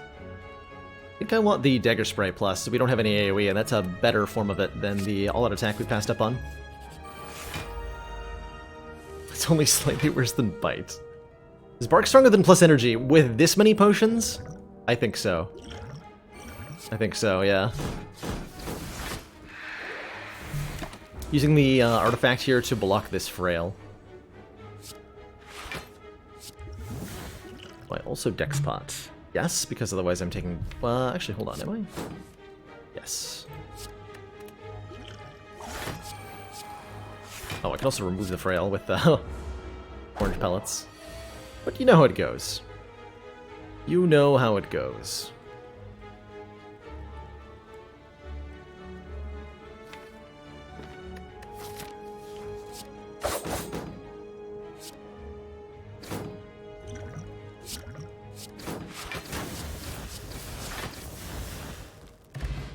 Gain 4 strong. Blade Dance goes well with our choke and with our ornamental fan. I think that might be a good enough reason to take it. I'd prefer an upgraded one, but we can upgrade it. Caltrops is also a way for us to get a damage source into this deck that'll work really well against the heart, and will supplement us as we progress through the Spire. It also helps us trigger orange pelts more easily, but is notably crap against Bronze Automaton.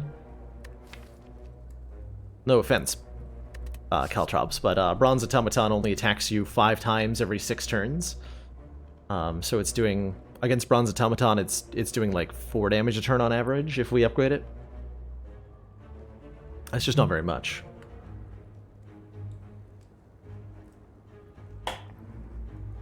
But perhaps we'll be fine anyway. Oh, hecko. That's a Snecko.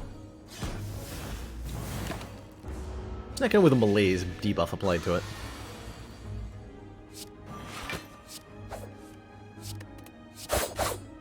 Gonna try to hold on to the strength pot. We'll see if we can pull that off successfully. We shall see.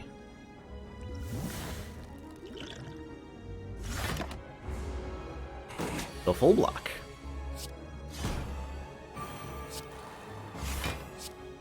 Oh, I can remove the confusion. Of course. Why did I not think of that? That means the cards will stop randomizing their cost, but any cards that are random cost will stay whatever random cost they already were.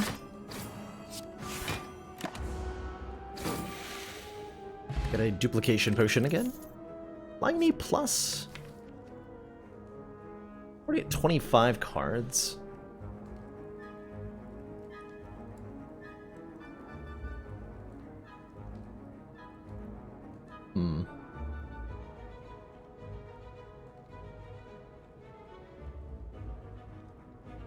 Not sure what I'm supposed to add from here. It is a Flying Knee plus. Certainly we could use more energy. Put that in. Okay, we're a little bit low on the block density, but only a little bit. The ornamental fan helps with that quite a bit, thankfully. What am I duplicating here? Probably Predator? Actually help me that much. My duplication potion Dagger Spray, actually. That's pretty devastating here.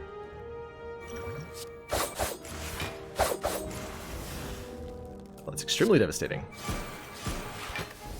Beautiful. The double strength duplication potion doubles 2 cards for effects like the ridiculousness that you just saw. Complete Slaughter.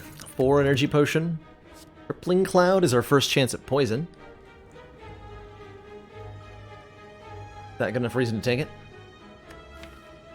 Also AoE weaken. I would probably upgrade it as a priority if I were to take it. Strips artifacts quite nicely. Take it. I'll take it, and I'll remove a strike quite happily. Strikes please to leave my deck. Now and forever.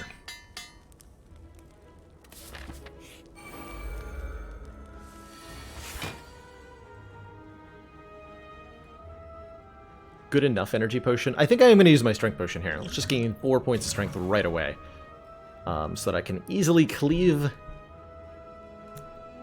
my way through these fights here. And thanks to Ornamental Fan and Neutralize, I can full block by doing this.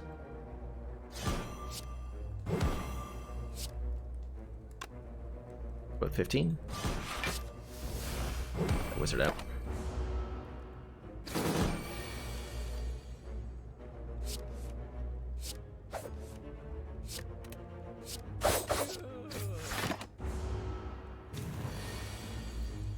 Not done yet, he says, with such confidence. Bad news for you, Grim Leader. I think you're done. Oh, he's not done. This is 16, 26, 45 damage. 8 plated armor, yep. 8 plated armor. That's a lot of armor. The heck of a lot of armor.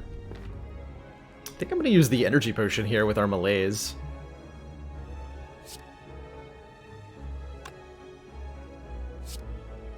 I should be able to mostly block. Can't quite get a kill. Even with energy potion playing all the damage cards, it's not quite enough. Although, hold on. That was 45? Plus 7 is 52. So he would die on the second hit.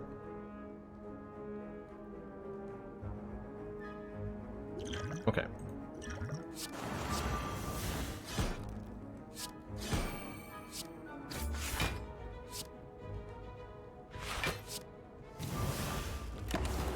Oh, but the minions hit me first. Okay, so that was not a good play. I was like, he'll die in the middle of his attack, so the minions will flee. No. Ordering there. Ooh, Ninja Scroll. Start of each combat, put 3 shivs into our hand. Is beautiful, and I'm wondering if that means we want a finisher. Means we want a bottled choke, mainly. Would Potion Belt be good here? I don't know. Oh no, would Potion Belt really be good here? Seems like it might have the potential to be. Now that I have an upgraded, now that I have a Ninja Scroll, I am going to upgrade Choke next. The boot makes our shivs do 5 damage instead of 4.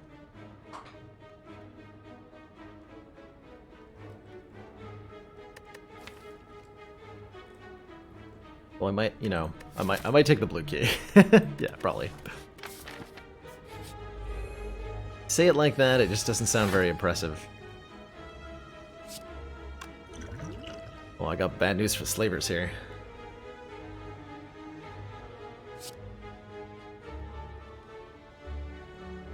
I'm gonna Essence Steel, Duplication Potion, Choke, Alchemize. Get 2 more potions. We got a 10 Strength Flex Potion, and that guy's dead.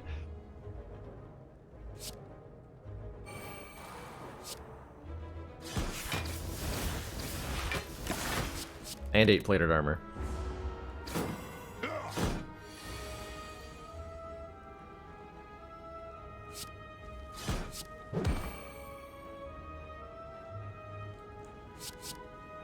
Eight plated armor. A lot of plated armor.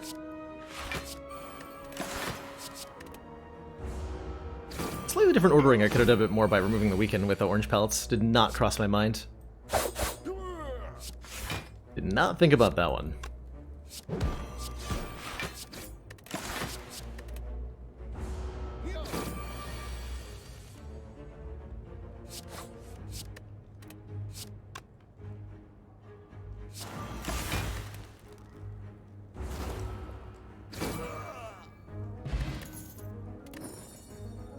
Second flex pot. Now we have 2 things that say gain 10 strength. We could take another Caltrops. I think we're fine for the moment. Dreamcatcher will let us pick a card if we rest, which I can't imagine us doing, but, you know, it might happen. Necronama Choke? Necronama Choke! Oh my god. The first attack played each turn that costs 2 or more is played twice. That. Filthy. Probably means I want to upgrade Predator now. I think it does. Necronama Bomb! Well, we have damage sorted forever if I take this Shuriken. Every time we play 3 attacks in 1 turn, gain a strength as well as 4 block. Given how often we're triggering Ornamental Fan, this will be a ton of plus strength. Ton of plus strength. I think Finesse and Master Strategy are also both very good. Did you know that Snecko Oil draws 10 cards? By the way? A lot of cards.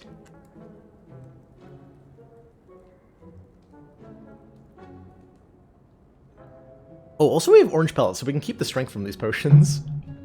Oh god. That is filthy. That is truly filthy. Scrawl oil.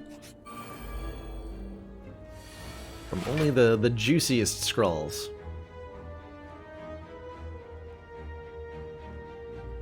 Do I even need to use a flex potion? How much damage is it if I just choke twice on this turn?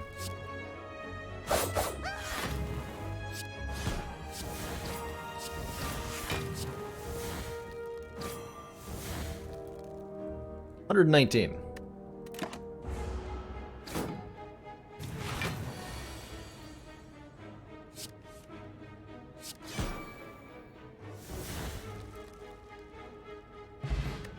Dingxia! Whenever you discard a card, deal 3 damage to a random enemy.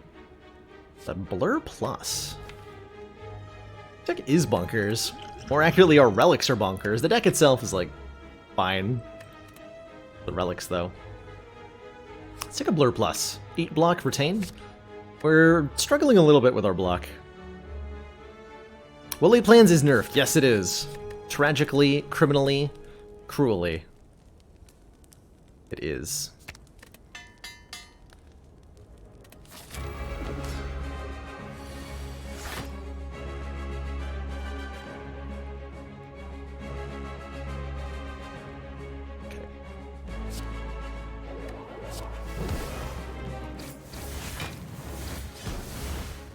Ding.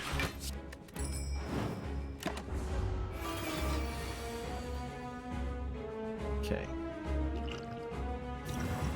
Power, skill, attack. Keeps the strength for us. Can't really block very well. I have 11 strength. So, you know. Sure it'll be fine.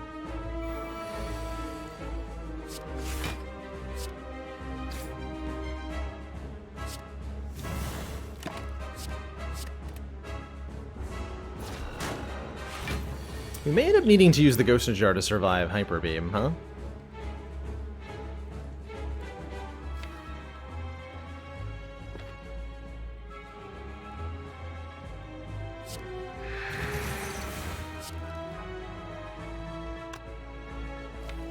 Steal Alchemize from me?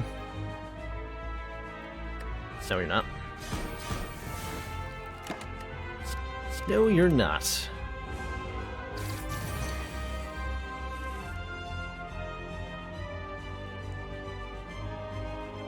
Okay, do I double choke here? Yeah, I have enough zero cost stuff. Nice Masterful Stab. Good talk. Keep Leg Sweep, Dagger Spray.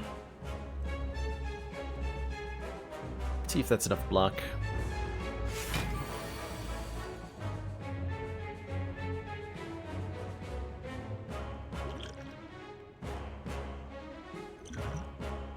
Let's see, when weakened, this becomes 42-ish?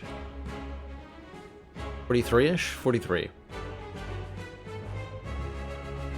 So if we Leg Sweep Blur Survivor, we will survive.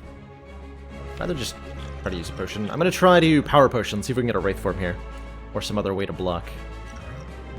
2 copies of free After Image will definitely help.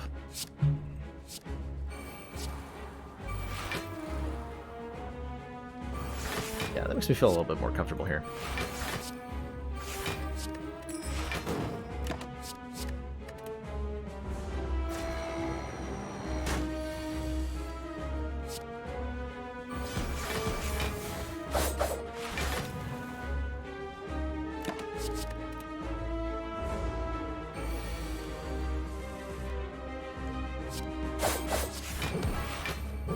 Okay, not too bad. 24 different types of ladder strikes? That's a lot of ladders, Strategy. That's a lot of ladders. Oh man, Orange Pellet's Wraith Form can give us intangibility without even lowering our dexterity, if we want to. Or we can take a Corpse Explosion. When the enemy dies, deal damage equal to its max health to all enemies. Do I fall back? Ascension when I lose life. If I perish, Mr. Man, I go all the way back to Ascension 1 at the very beginning of the streak. If I do anything other than killing the heart on a run, we go all the way back to the start. We do need energy to Pellet's Wraith Form. I think we'll find it. Ascension 1, yeah. With the addition of Watcher to the Streak Cryogy, we needed to remove the Ascension 0 run to keep the number of runs with each character even. Alright, here's 2 energy relics for us. We can choose between Fusion Hammer, which prevents us from prevents us from smithing at rest sites, aka forcing us to rest, which would then let Dreamcatcher do some stuff, but does prevent me from upgrading Wraith Form, which is not good. Or Cursed Key. Gain energy at the start of our turn when we open a non-boss chest, get a curse. We can skip the last chest because we have the blue key. So key's pretty good here. Or we can of course take a tiny house to gain 50 gold. Ditch D0 because I lost on it too often. It was the Ascension I died on more than any other. True. True. Take the cursed key. Let's take the cursed key. Bot should be online. It's not online. Hello? Alright. Bot program was open, but the bot was disconnected for some reason. It is now connected and resolved, and all that. And all that. Definitely want to take a few more elites. This deck thrives on relics, so we should fight elites to get them. We also want fires. Most fires and elites is this path up the left side. No shop. Shops are stinky anyway. Hear that, shops? Declared you stinky.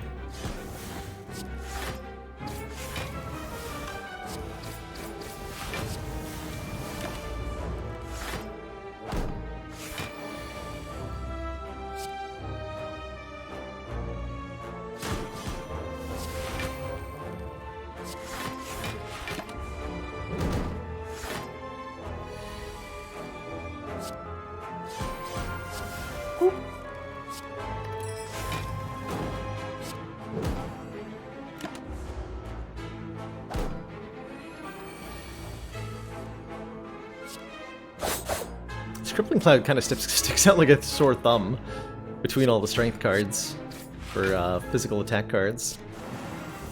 Kind of curious.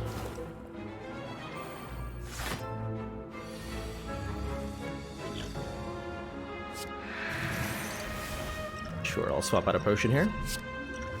Got a Liquid Memories. Choose 2 cards in your discard pile and return them to your hand. They cost 0. Double Strength Smoke Bomb. Get from a non-boss combat and receive no rewards whatsoever.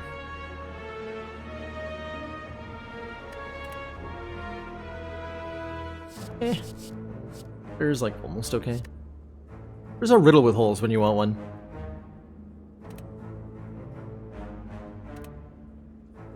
No rewards twice. That's what I've been thinking, Phalia. You should be able to get the rewards if you haven't upgraded whatchamacallit. Ooh. Speaking of upgrades. Do I want to upgrade all of my cards? Prevents us from healing, but I think with the deck that we have, if we were to upgrade everything, it would really help with our block situation, 1. Really help with our block situation. We'd get the Wraith Form upgrade. Although then the fire... I need to look at cards still, I guess. Don't want 999 gold.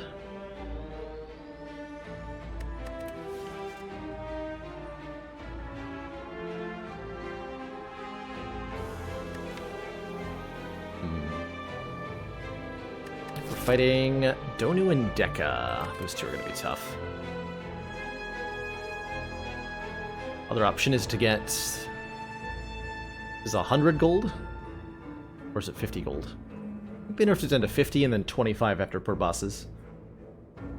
So 50 gold and a rare relic. Yeah, what rare relic would we like? The most powerful one that we could get would be Dead Branch. With all these shivs and exhausting stuff. Calipers wouldn't be too good. Guria would be kind of hilarious. Guria would be pretty hilarious. Is it a safe win without upgrade all? I think probably yes, actually. Probably yes. think we are very much strong.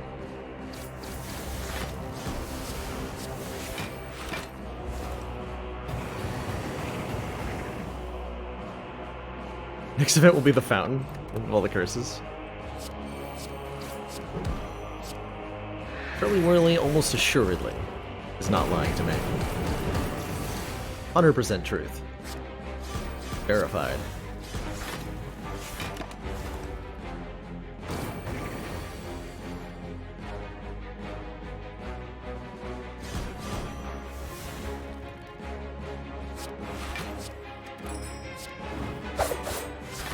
Ding.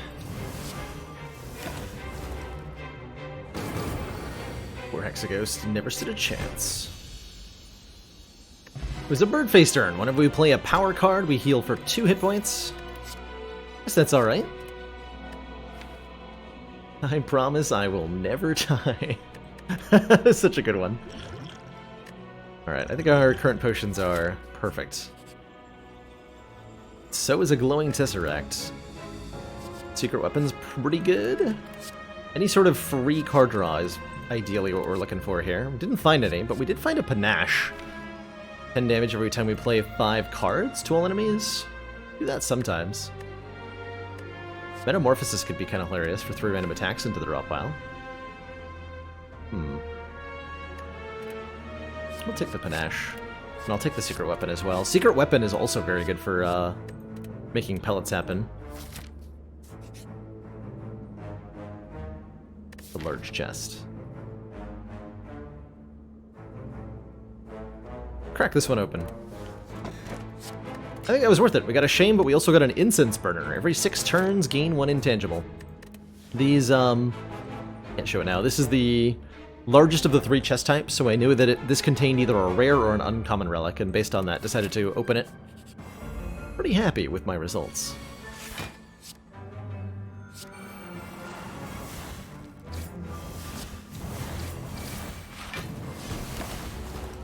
Pretty worth it. Dang worth it. Alright, I'm gonna have to use liquid memories here. Yeah.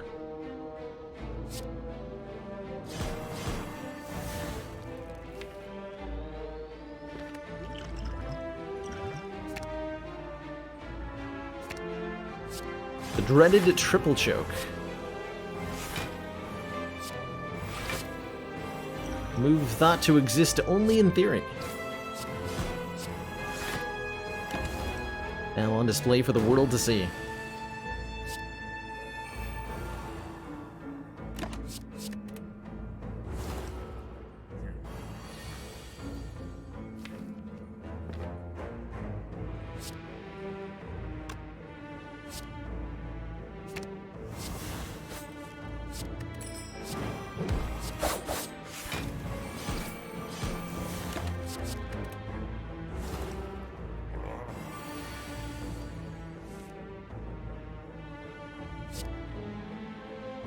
Power. Attack. Skill. I became frail anyway.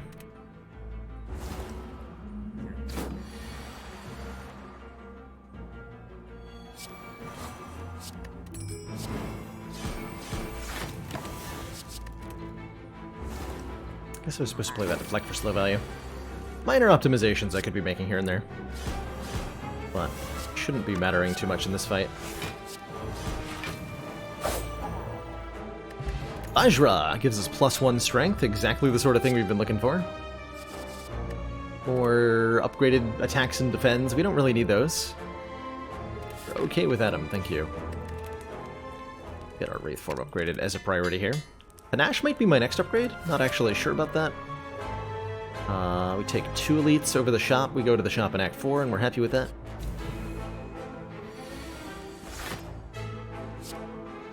Secret weapon for the double choke on turn 1. Nice.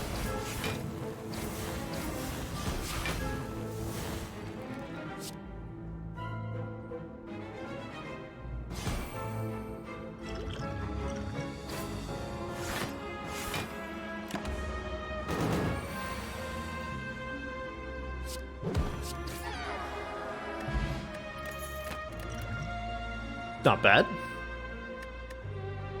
Not bad. It's just a lot of damage, as it turns out. Phantasmal Killer lets us double our attack damage in the next turn. It's kind of interesting.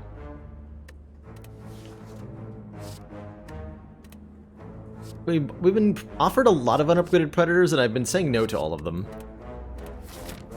So we'll continue to say no. We're not gonna open this chest. I don't want another curse. And it wasn't as big and shiny as the other one anyway.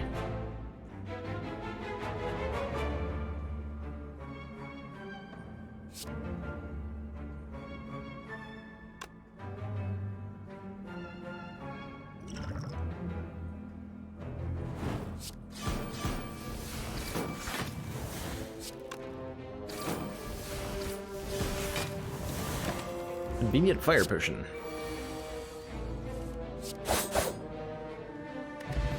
Ancient Pot could go with our Flex Pot, although with Orange Pellets it seems unnecessary. There's the upgraded Predator. We will take this one. Although I think Leg Sweep is kind of good too. How about Recall now?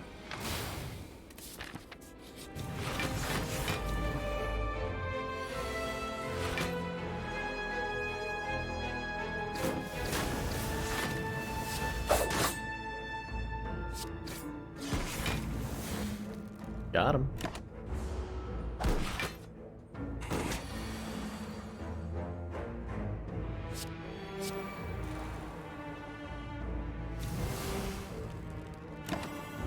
Could have blocked Frail there? Wouldn't have mattered. This turn's not cool. Do I dare Flex Potion here? Otherwise I'm daring to take a ton of damage? Alright.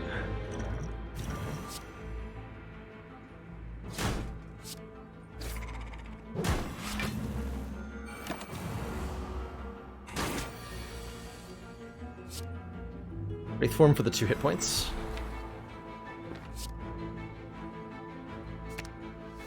I want to kill this enemy too quickly.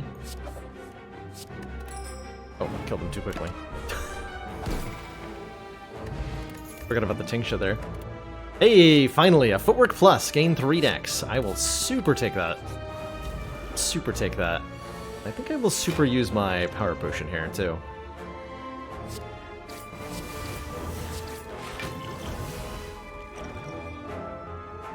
Double in Venom. I skipped the riddle with holes too, but it was a Footwork Plus. Truthfully, I did not even see that there was a riddle. Not even see that there was a riddle with holes there. Sad but true.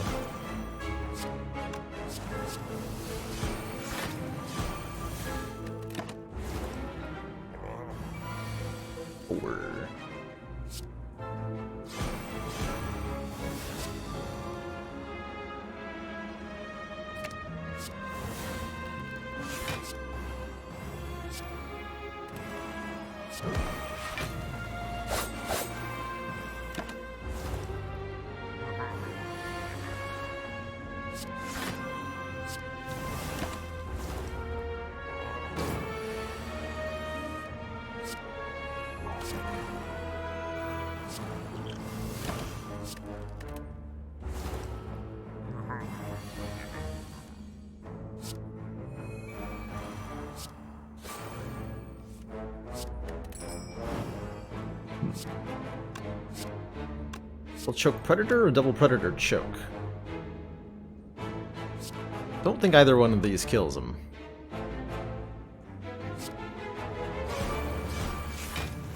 Nope.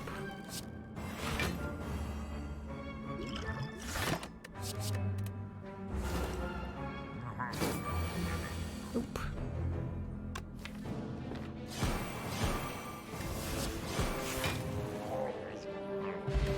Hey, Speed Potion. Okay, 10 permanent dex.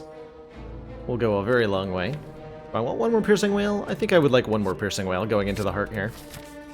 Such an excellent block card for Act 4 and the Act 3 boss. Don't do Deca in particular. Get shut down pretty hard by it. Writhing Mass here changes attack intent every time we hit it with a damaging attack, so I'd like it for it to do an attack that I can block. this one. And I will stop attacking it.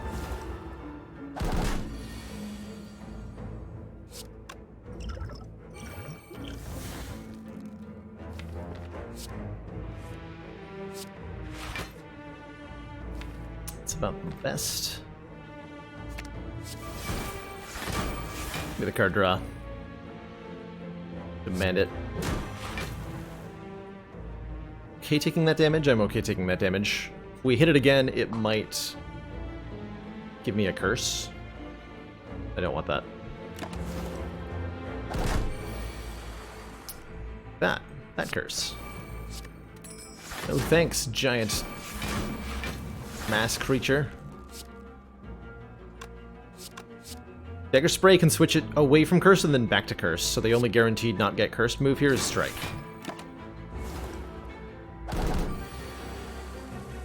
Does Artifact stop Parasite? No, but Omomori will.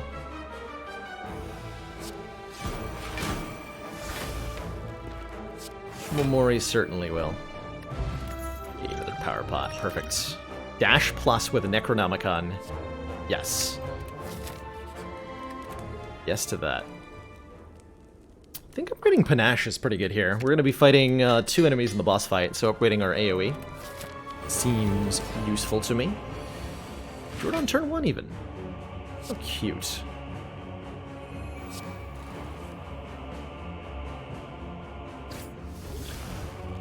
Put a double power pot here.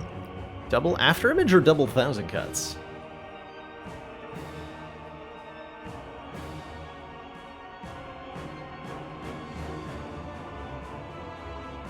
I don't want the 1,000 cuts, but after image is probably better.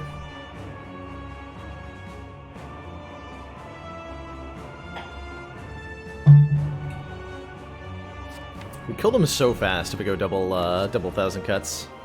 I'd do it just for the fun. Just for the fun of it.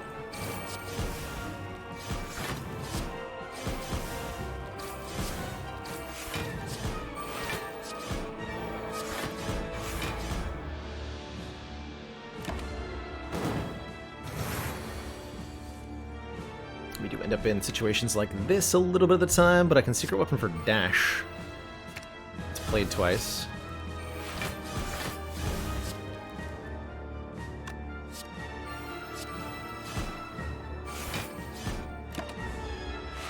Panache going to work.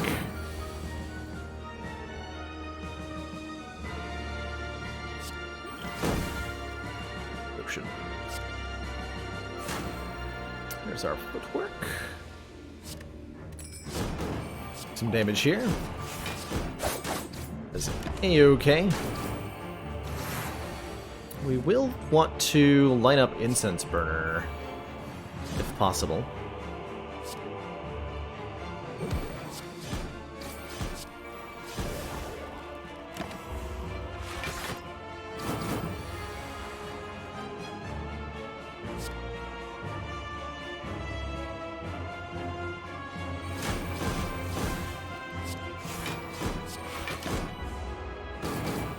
We want to kill Deka here when the Incense Burner is on 4.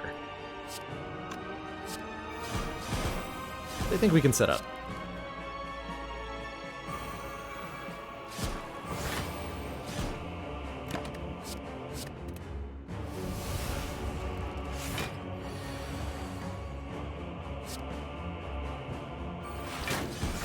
It's easy to do.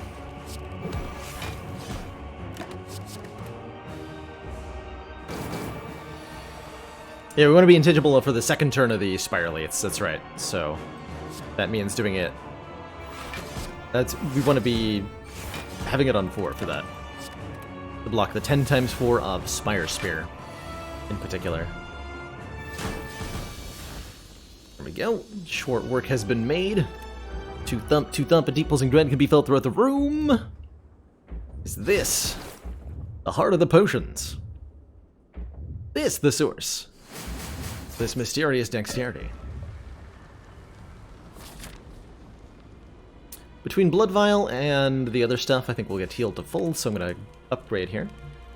Upgrade Caltrops for the heart.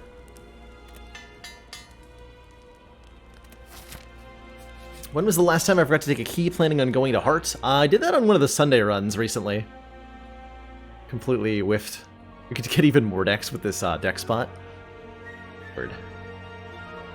We're going to use the Strength Potion against Spire Spear and Spire Shield. I very much like Bag of Prep for 2 extra cards on... Well, actually, wait, no I don't. No, I don't. Because we have Ninja Scroll. We already have a 10-card opening hand. So I don't like that. One bit. So we probably want to lose our Curse. I guess we're taking maybe a Strawberry. Our potions are probably better than anything here.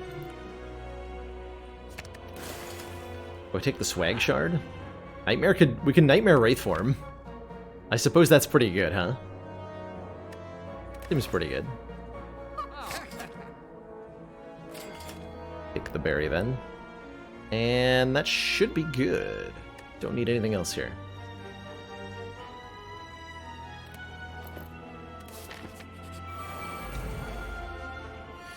Perfect. Getting attacked on turn 2 by Spire Shield, not turn 1.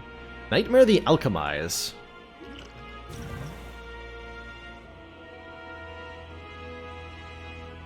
I'm in.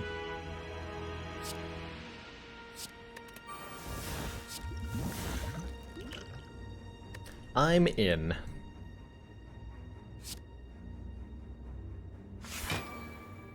Little Spire Shield first. I often do.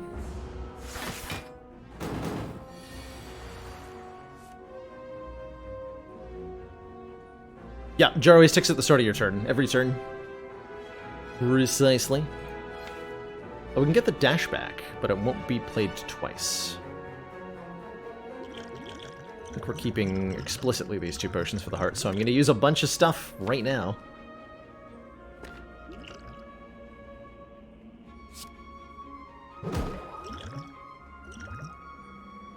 The Dash Blur.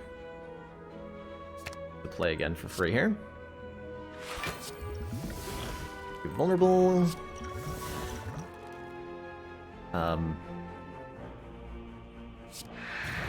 Make you vulnerable. Make both of you weak.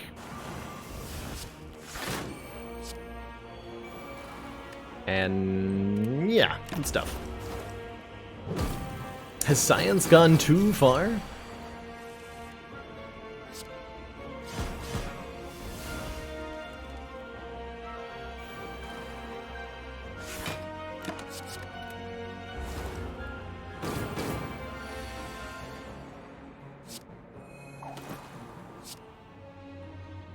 Want intangibility on turn 3 or 4? Or 2? 2 is also good. Is it 3, 4, 5? Oh, it's not 2. No, not 2. 3 is fine, 4 is fine. 2 is not fine.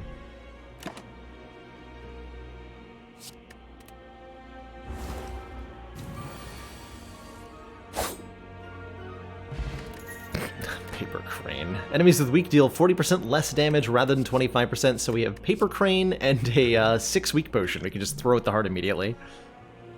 I suppose that's fair. And by fair, I mean completely unfair. And then, we'll just... yeah. That'll work just fine. Hey, Panache on turn 1.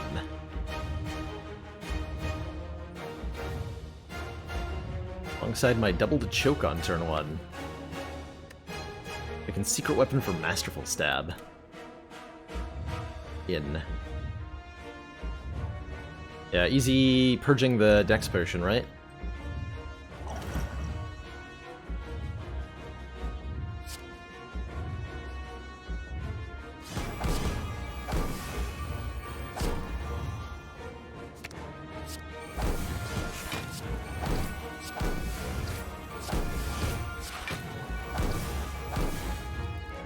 Easy peasy.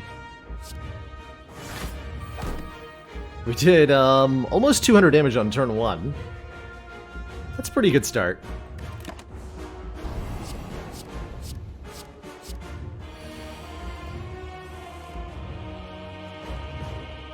And now I'm a spooky ghost.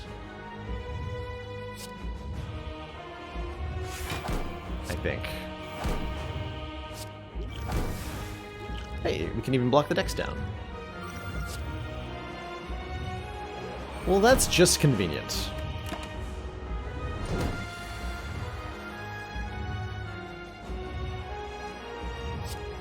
I refuse to take damage here.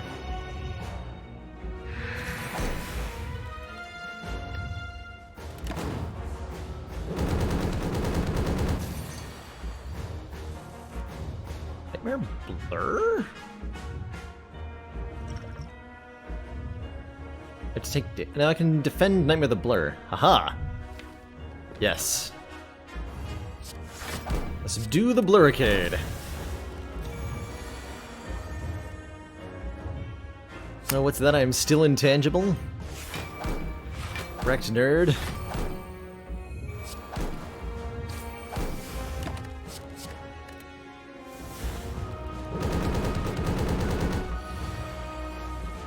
Here's our Caltrops. We've been missing them for a while.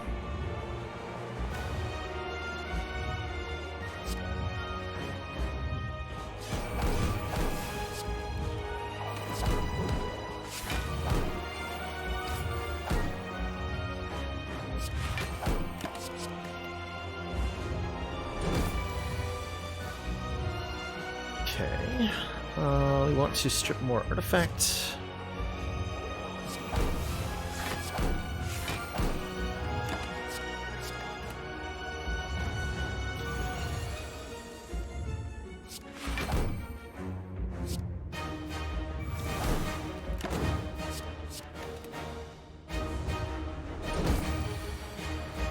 I'm intangible this turn. That seems unfair. That seems a little bit unfair.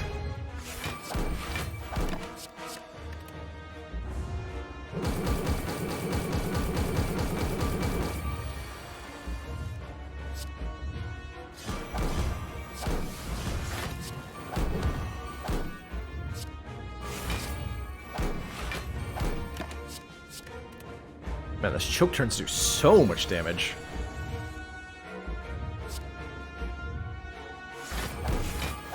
Forward. Block value going up and not down, by the way.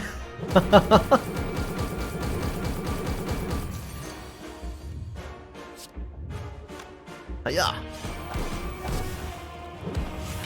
I'll kill you with an unupgraded strike, 'cause I can. GG. G freaking G.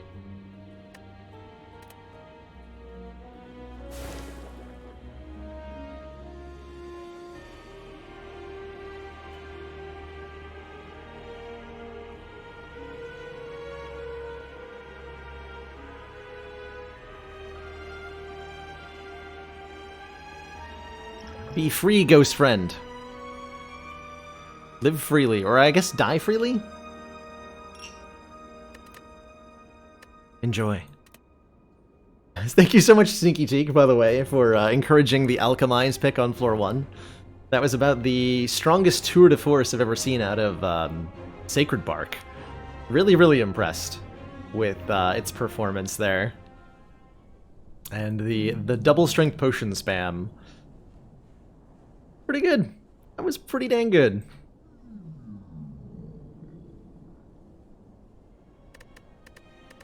GG.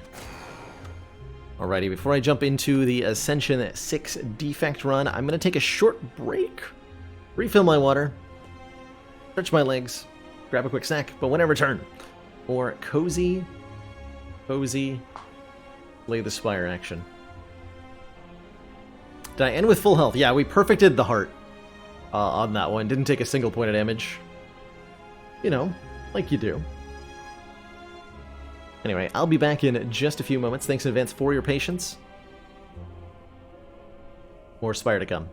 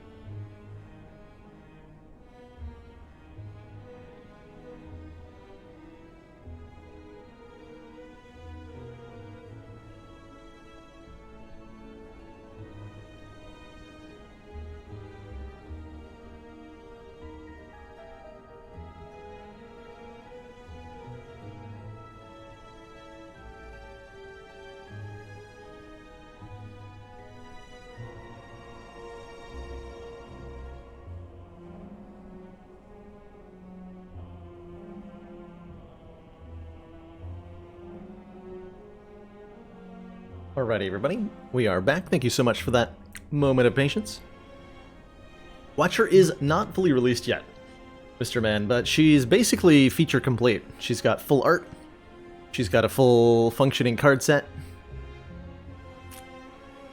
And she feels pretty well balanced. So I feel confident including her in the ladder streak for now. Well, not for now, like moving forward. It's not a temporary state of affairs. She will be in the ladder streak forever. Moving forward, as there are now four characters in the game as far as I'm concerned. Ascension 6 is when we start each run damaged. We're missing 10% of our max health, so 7 less health at the start of Act 1, which is definitely a bit punishing. This is when you start being a fair bit more likely to die in Act 1, as there's a little bit less margin for error to play around with here. Was adding Watcher just my attempt to avoid a defect A13 and A16? Shh. Don't give away my secrets, people guy. Don't do it. I see a pretty decent path up the left side here. We can hit 4 rest sites and 2 elites if we want, or even go for a 3rd elite if we're feeling confident at the end there. Hits a shop in the middle. What are our starting options? 100 gold's always great. Transformer card could be good. Boss relic, I think, on defect tends to be great. 100 gold for this shop feels pretty nice, actually. Well, we should cruise into the shop with about 300 gold. Disrespecting the Hayseed. I do want to play Hayseed again. Maybe we'll do that on Sunday. What, Wednesday today? One more days. Let's take another 100 gold start. I've been liking these so far tonight. They feel good. And we do have to do 1 hard pool combat, but maybe it won't be too bad. Defect excels at the early combats of Spire. Excels, I tell you. As that sorting lightning orb can push out so very much damage. Take only 1 to the cultist. Feels pretty good. A lock potion gives us 12 block, and that immediately makes me feel very, very confident that we're going to at least get to this store. In fact, that's close to 100% chance that we get to the store. Our floor 1 options are Melter, Chill, and Claw. Melter's a decent 1 energy attack card, especially if you upgrade it. 14 damage for 1 energy is pretty good, and the block ignoring capacity of this card is useful. Definitely useful. Could take a Claw, or we could take a Chill for free Frost Orbs. I think a Slime Boss. Probably don't want a Claw against Slime Boss. Slime Boss diminishes your ability to cycle. I'm going to go with an early Chill. I like that as a frost generating card quite a bit. Like so. Definitely like so. Oh. I killed them both if I had slightly better card order, but doesn't matter at all. Fear Pot makes us even better against that upcoming elite. 2nd Claw. Or a Cold Snap or a Cool Headed if we want to just have lots of frost. This Claw is a lot more legit than the last one was. Now that we have a Cool Head, now that we have a Frost Orbs. Once you have a lot of Frost Orbs, especially powerful Frost Orbs, Claw can be a really good way to get your offense going. And yet I'm still not going to take it. I'm going to take this Cold Snap.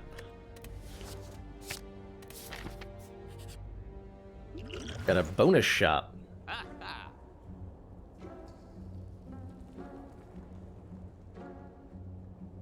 Shop is nothing special.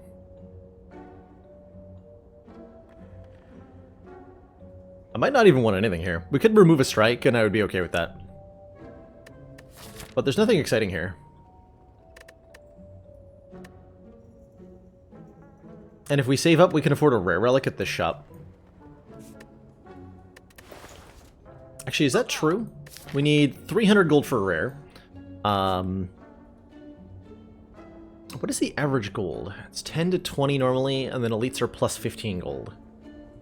So, average 15... Oh, that's right, yeah, elites are on average double gold. Fun fact.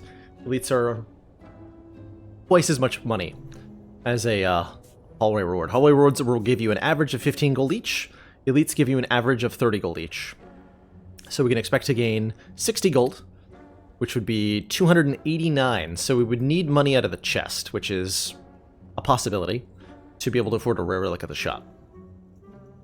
Or we'll be over 200 gold if we remove a card here.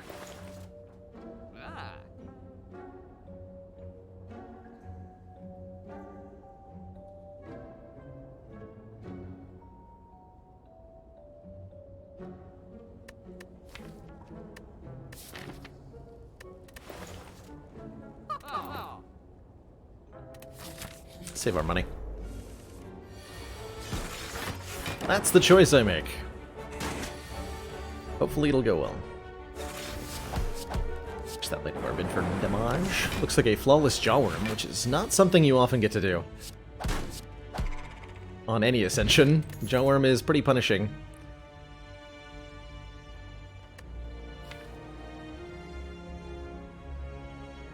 Uh-oh. I mean, Sunder's really good, right? What about a Blizzard here, though?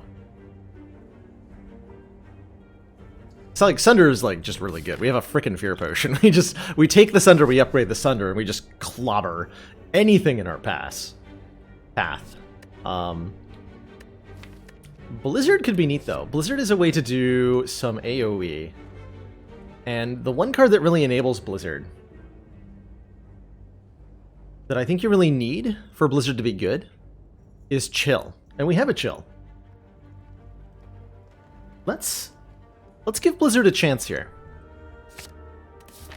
I haven't had a good Blizzard. Somebody was asking me today, like, have you ever had a good Blizzard run? And I'm like, not really. Not really. Let's give it a chance. Give that Blizzard a chance. So Blizzard does damage based on the number of Frost Orbs that you've channeled in the combat to all enemies.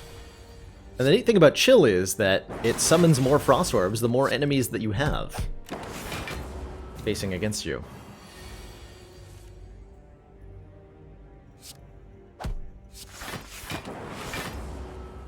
So the more badly you need the Blizzard, the more it'll work. Hey, defragment. Cool. I still do upgrade Blizzard first here. So it deals damage equal to 3 times the number of channeled Frost Orbs.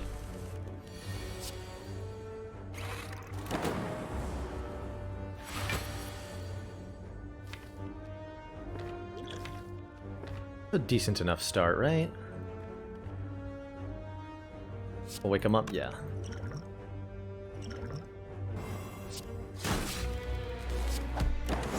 Definitely want to use this weak potion for sure. 100% want to do that. We also want to do a lot of damage, because the longer this fight goes on, the worse it's going to be for us.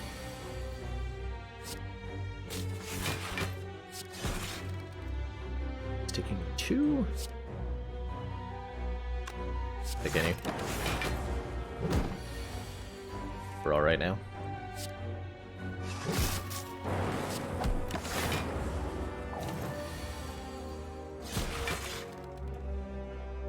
+8.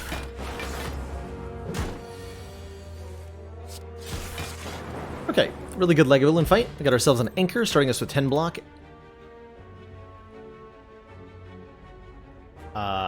And these cards. Commander, one of our most valued supporters, says continued support of the XCOM project. Catmash, thank you so much for the ridiculously long-standing support. That's really all I have to say. You've been part of the channel for a very, very long time. It's great to still have you here. Appreciate that support so much. Hard to say no to a Bias Cog, right? Like, Cool-Headed and Cold Snap are both very synergistic with what we have going on. Bias Cog is just so much more powerful than those cards, by probably an order of magnitude, that I think I have to take it. And it's definitely one of the things that'll allow me to make the Blizzard work really well, I think. We're going to upgrade our defrag. Probably want to upgrade our Chill at some point, too. Reset. When we enter a rest site, start the next combat with 2 energy. Not really usually thrilled about a tea set. I'll take this one. Alright, shop. Orange pellets. Clockwork souvenir. Chemical X. Chemical X. Interesting.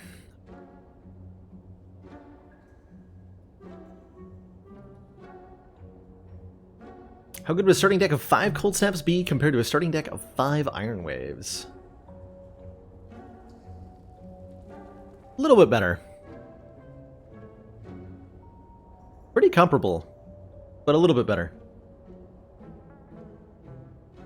Blizzard deck is Mayhem deck? That's true. Mayhem and Blizzard do kind of go well together. Do you want to play more cards? I'm more thinking about, given how much focus we just picked up, I'm really interested in a Rainbow, which does also channel a Frost Orb. I think this is where my head's at. Rainbow and maybe a Compile River to go with it, too. Actually, that feels really good. Rainbow, Compile River, remove a strike. Don't quite have enough for Rainbow and Oddly Smooth Stone. Yeah, I'm taking this Rainbow. You can't stop me. Can't stop me.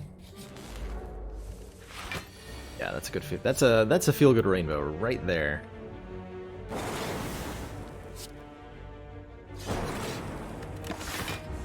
Where's the Rainbow upgrade to? Rainbow upgrade makes it no longer exhaust.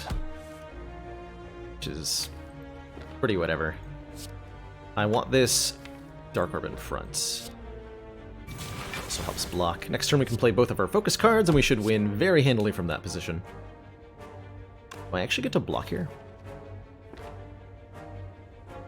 I'm gonna take the 9.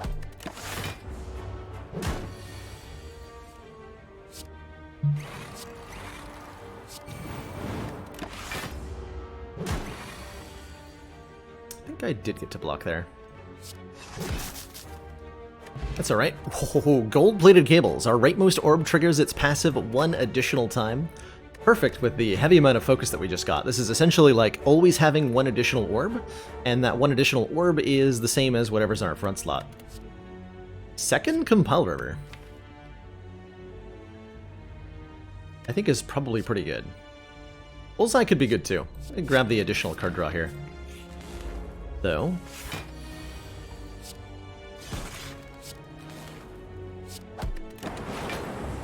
Zip, zoop, zap.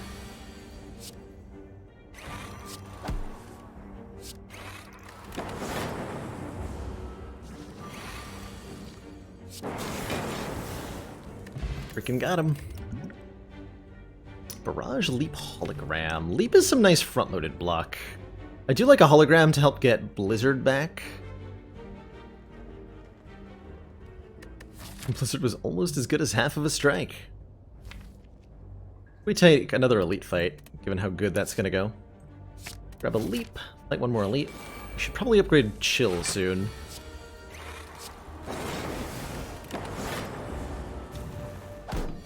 Doing super strong orb things, though.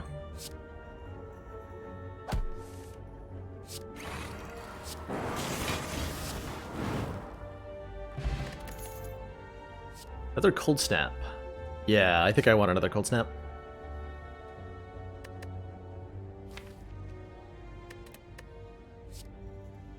But for the eyes with our massive card draw is also quite nice. No more Blizzard focus, though.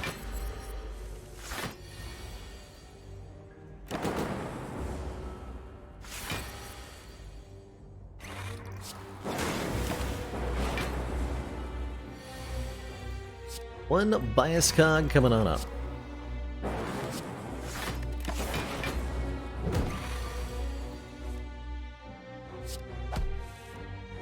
If I Cold Snap, dual cast, we actually just kill it, right? Yes. Light, Dreamcatcher gives us a card when we rest. And there's the Core Surge to go with our Bias Cognition. Okay. Seems good. Deal 11 damage, gain 1 artifact. Exhaust. So glad we chose to fight that elite. This is a very promising start, if ever I've seen one. Blizzard value. PogChamp. Hey, we even drew them together.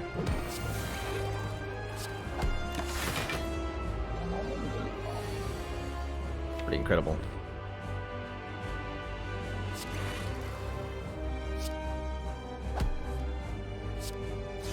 So we have 36 block. I could take nothing if I chose to use Essence of Steel, but I'm okay taking 2 damage. For Surge card, we want a bottle almost... Yeah, almost assuredly. Because we get really good value out of it. Even if...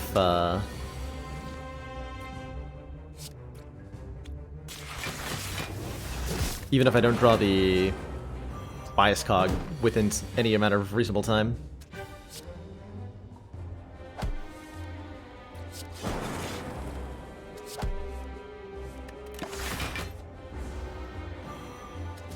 Poor slimes just don't know what's coming to them. Behold the blizzard. Actually not bad there. Actually not bad there. Second Rainbow versus Machine Learning versus All for One. Ooh, this is an interesting choice. We could have had a totally different deck, by the way, in a world where we'd taken the Claw on floor 1. This could be a really, really good Claw cool-headed deck with the exact same relics and card picks and whatnot. But that is not the world we live in, unfortunately. I think I want another rainbow with all this focus and 2 compile rubbers. Like, a second copy feels very good. Machine Learning's not bad either. Gotta be 2 rainbows. 2 rainbows also enables me to take a Snecko Eye if we see one.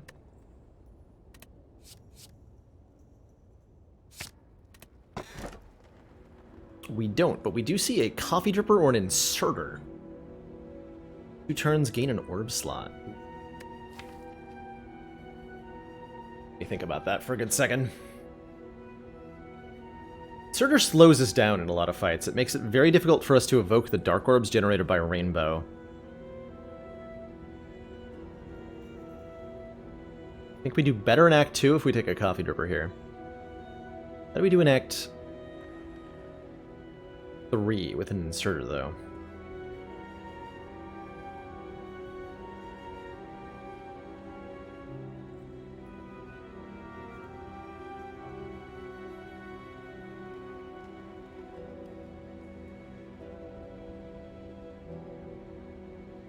Base energy. It'll be awkward. Really strong, but a lot pretty awkward in most combats. Whereas I think the Coffee Drippers are more immediately powerful a lot of the time. Let's try the Inserter though.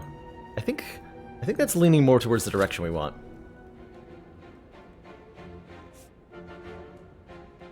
Does mean maybe less elite fights this act than I would have otherwise gone, and more campfires this act. Which unfortunately, the pathing does not really agree with. It's just like, you don't get either of those. Enjoy. Enjoy. It would have been ripped for Dreamcatcher, that's true. Sad truth. If I had a self-repair, the Coffee Dripper would be a fair bit better. I think it's totally, like, I don't think we're too worried, truthfully, about losing all of our health, even if we take the Coffee Dripper. Actually, I think I'm actually more worried about dying this act than with the Inserter than I would have been with the Coffee Dripper, because of how consistently strong we are on 4 energy with this deck.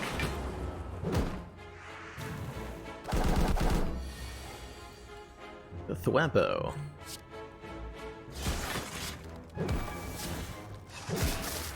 Look at that AoE. It's getting somewhere.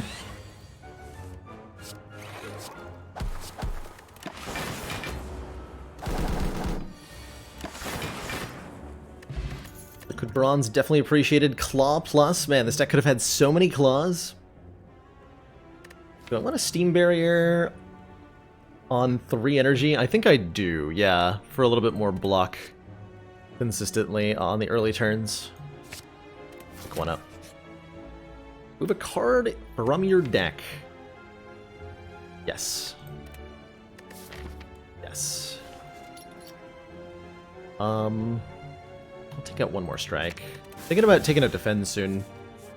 Can get another card removal at this shop, so let's go there. Hey, or I can transform 2 cards right now and get our remaining strikes purged from the deck. Also take a Jax. Man, that could have been a Jax all-for-one claw deck with Coffee Derper.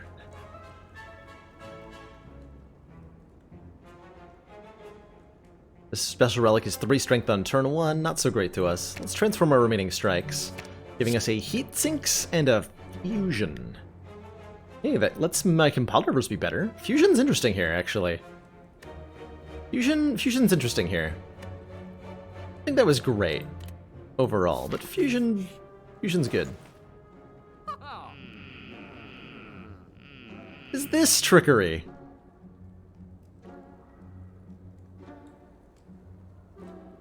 This is a random shop, by the way. There's another shop on the next floor, so I don't remove here no matter what.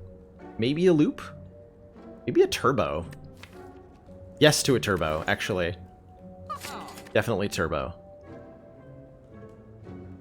Not going to take an unupgraded loop right now. We have enough orb slots. We want to gain focus.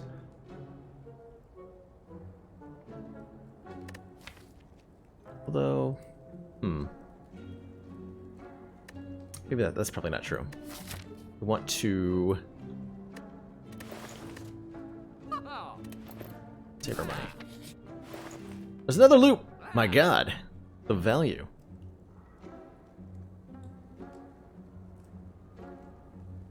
Do I take this one? Or do I just remove a defend? Probably want to upgrade Fusion.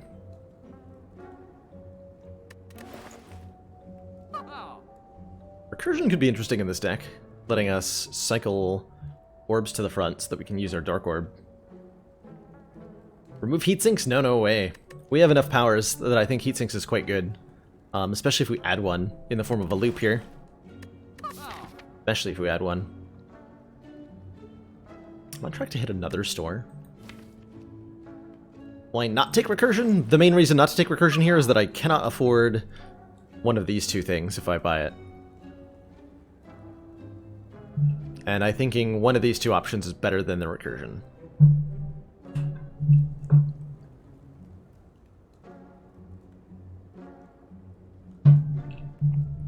Recursion can be okay with an upgrade. You do really want more energy. We can maybe make the turbo work to do that, for example. So that would require a hologram, and that would want an upgrade too. Ideally, we're getting 3 upgrades.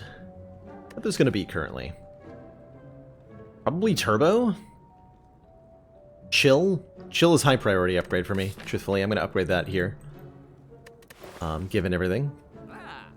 Let's go with a defend removal.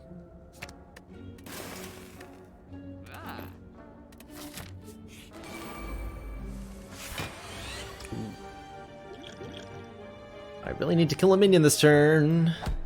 Good. Alright, killing a minion means that there's a chance Gremlin Leader does not attack me on this turn. Pretty high chance, truthfully.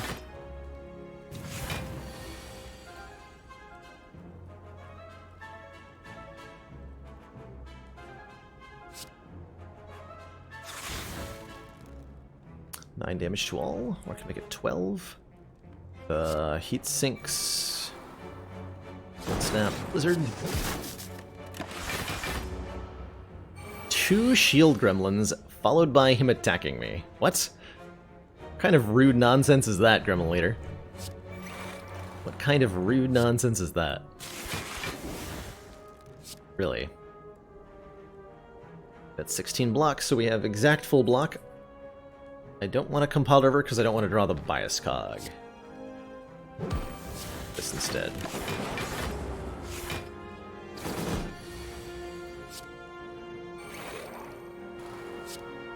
Put the Dark Orb in front. We have 1 Frost Orb if I do that.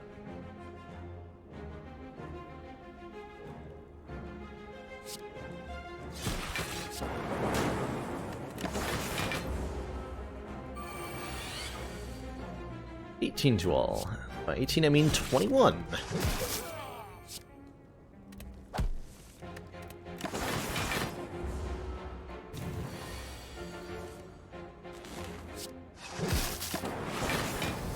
Not bad, truthfully. I'd say Blizzard was okay there.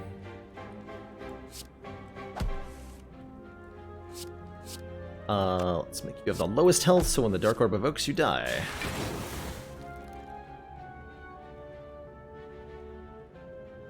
Data Disc, start combat with 1 focus. Wow, these relics are really, hey, and an upgraded recursion.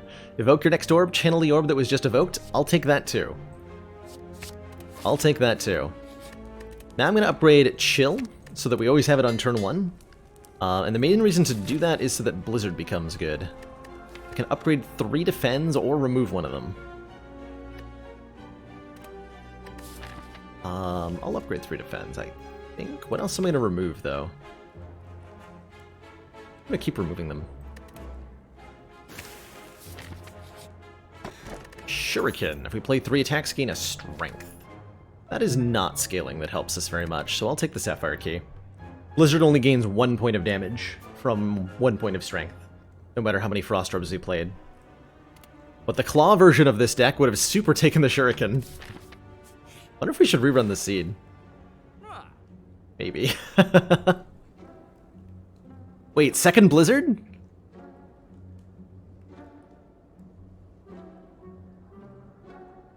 Is that the right play?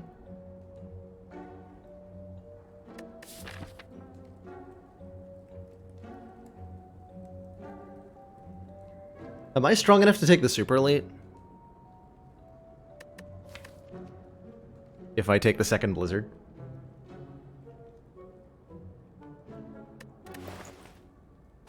Doing it.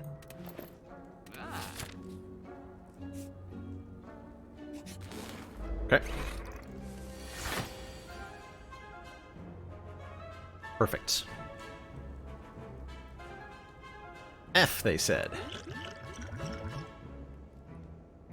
Declarative statement. Plus max health sentries, or slavers. Forecast calling for snow. Just recursion Frost Orb. Bit more block.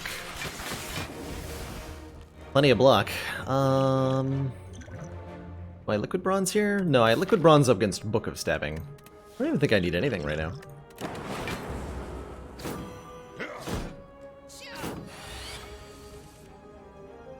So, Blizzard currently doing 11.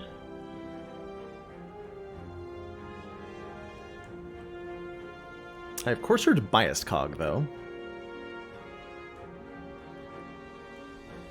Or I can just Biased Cog Rainbow, it seems better. Actually play the Blizzard, unfortunately. Painful feeling.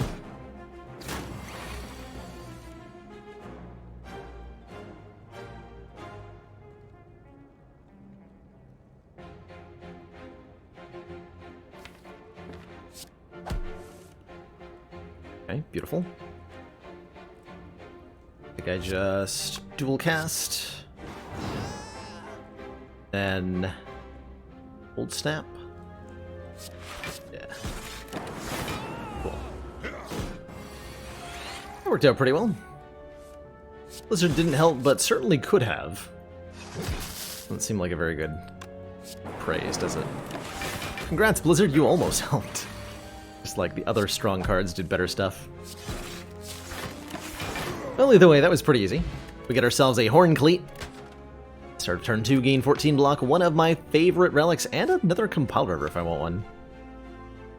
Which I do. Just like card draw for days. Scrape for the 2 boat relics? Today is the day I must settle the score with the murder of my beloved pet nudes. Until then, you may not pass. I'll bet on anybody who would murder a pet. Here is money to bet against you. Dude takes my bet and then starts the joust. And then dies. Or whatever. How rude. Didn't even give me the money afterwards.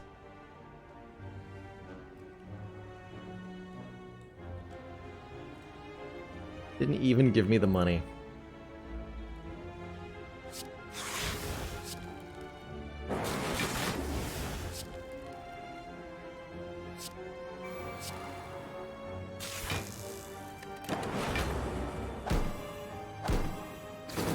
my beautiful orb array?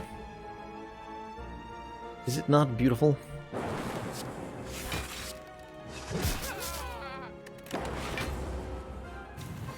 Rest in pieces, those gremlins.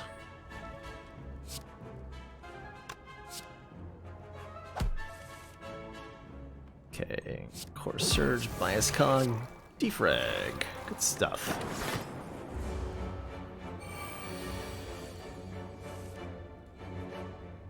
$10 damage? To all enemies, you say? My god, that's so much damage.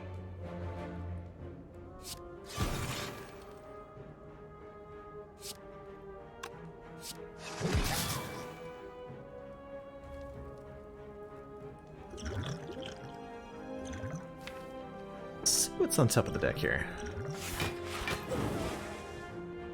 Fair enough. Works for me.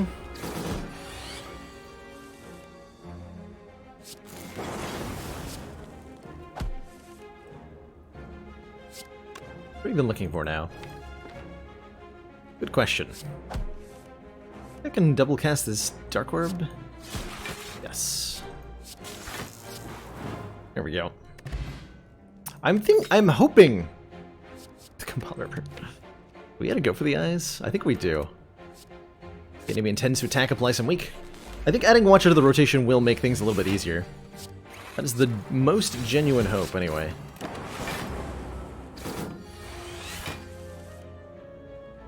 Ah! Nice.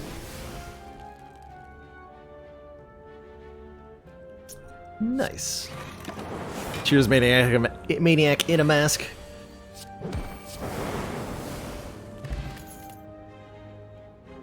Beam Cell Plus mostly would make artifact removal easier with Go for the Eyes. We don't really do any direct attack damage. Yes, we do. I'll take the Beam Cell.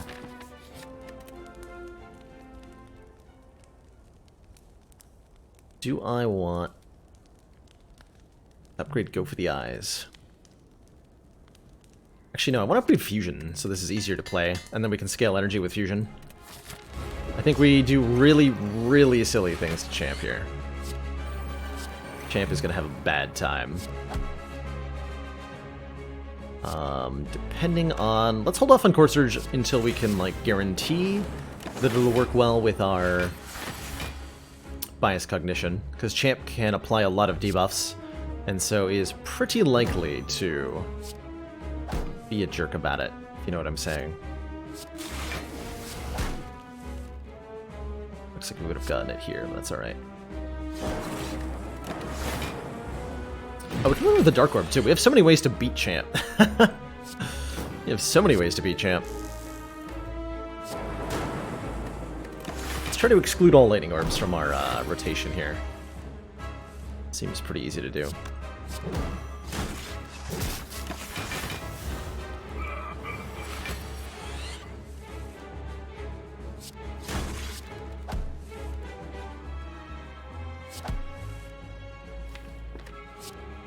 Core Surge, huh?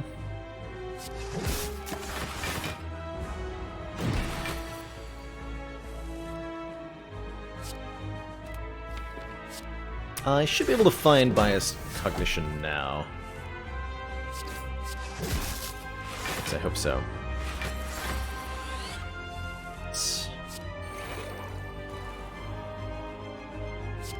Okay, well, this looks like a win.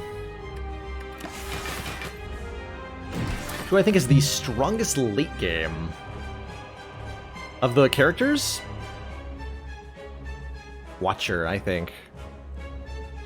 Toughest late game, if we're talking about Act 4.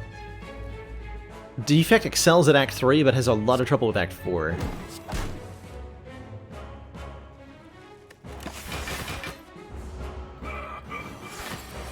Whereas Watcher's particularly good at Act 4, I think.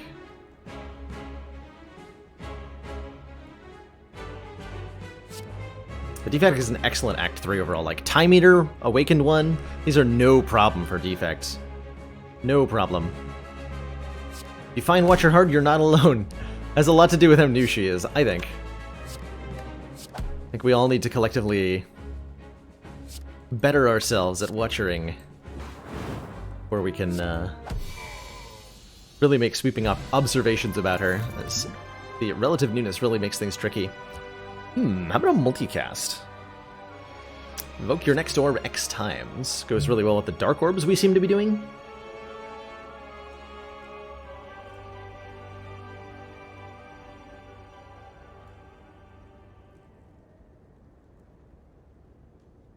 Take a fission. Then we have fission and fusion in the same deck. The ultimate nuclear reactor defect. Remove all your orbs, gain 1 energy, and draw 1 card for each orb removed. Leaving us with not a whole lot. We don't... Because we'd have to upgrade a rainbow, I think, and the fission if we wanted to take that. I'm not sure how I feel about that. Like how this Blizzard deck is mainly killing with 1 Dark Orb. Well, we've got Blizzard for the AoE, and then Dark Orb for the single target. Curious to see what a Reptomancer fight with this deck is going to look like. I bet it's going to be very good. I think we're very good at Reptomancer. Rate of AI is kind of cute. Already got all the scaling I need. I'm going to take a multicast here. And do I want a nuclear battery? Start combat with a plasma orb already in play. That's pretty exciting. That makes our we have 3 compilers, right? 1, 2, 3. Yeah, just take the frickin' nuclear battery. Yeah, please. Yes, I would like that. I would like that. The other options were the Slaver's Collar, which gives us extra energy only in boss elite combats, and Sozu, which prevents us from gaining potions, but gives us an energy every turn. Already have 2 out of 3 keys here. Just want a bunch of upgrades and elites, and boy, can we get that. Perfect. That every defect-specific relic, we did not see the Frozen Core, if you're talking about boss relics, specifically T20.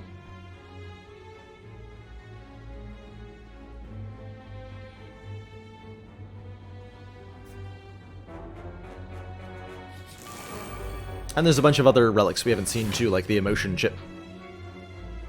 Oh, you have an innate chill.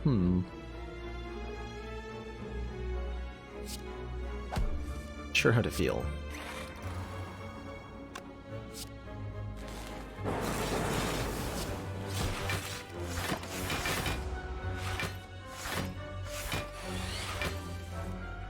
Yeah, there's quite a few defect-specific relics we have not seen.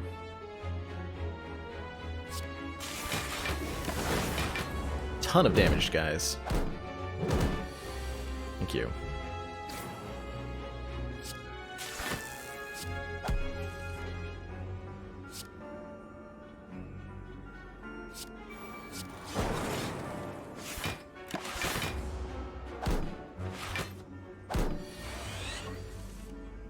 BB Tech.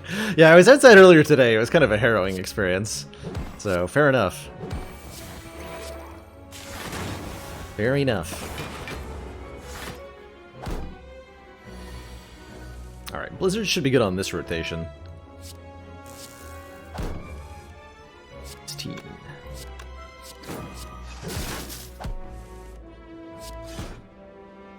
Light. Plus another scrape for the Claw deck. Or an actual, like, dedicated Darkness card if we want to just reliably generate those. Or perhaps augment the ones that we have.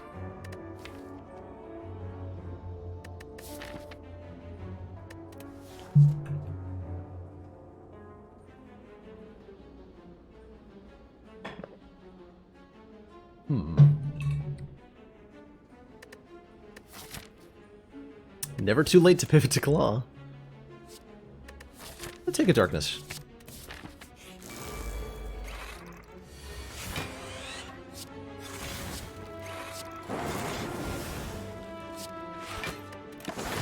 Take the Darkness.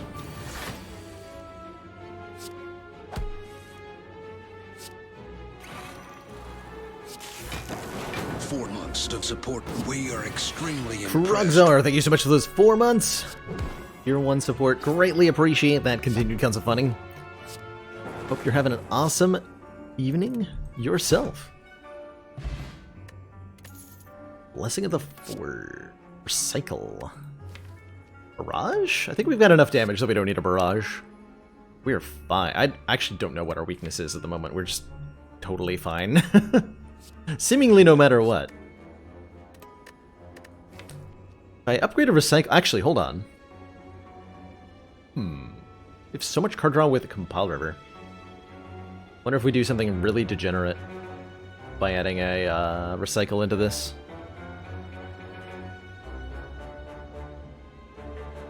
Maybe?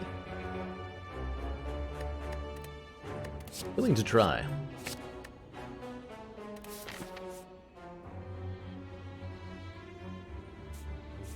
Should be able to afford a removal too. Yeah, it helps us generate extra energy sometimes, which is also appreciated.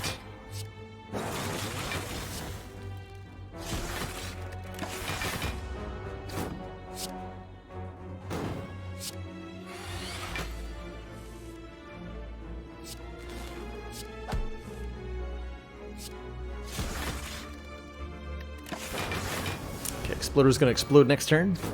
When his Blessing of the Forge, it will upgrade all of the cards in our hand for the rest of combat as a potion.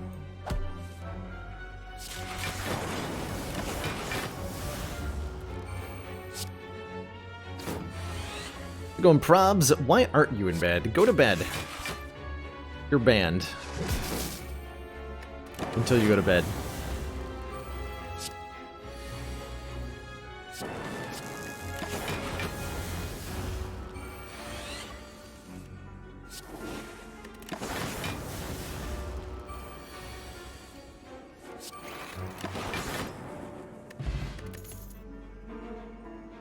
Skip. Shop.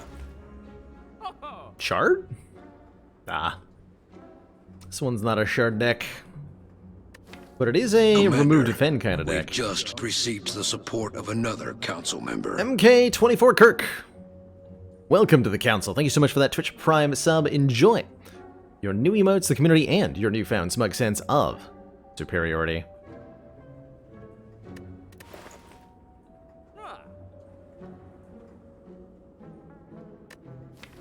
Prismatic Shard would put cards from other classes in our card rewards. Could get kind of interesting. Ooh, Zap. That's a curious take.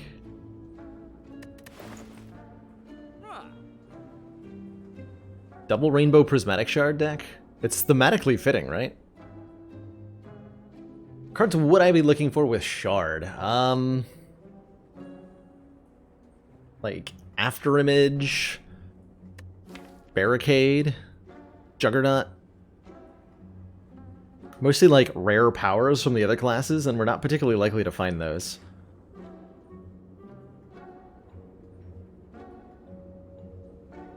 Headbutt, I suppose.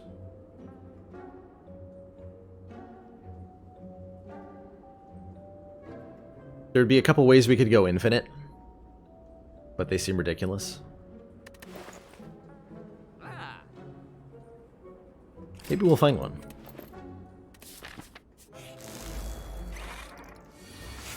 Maybe we'll find one. Good job, Blizzard. You did it.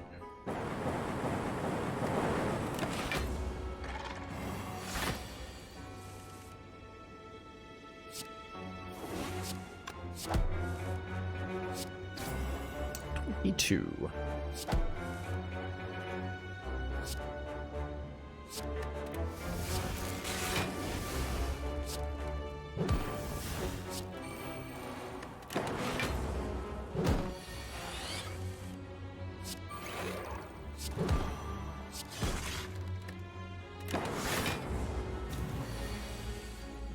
Worship. That'd be pretty cute. Let's see. Draw here. Hey, go for the eyes. Welcome back. The world of the relevant.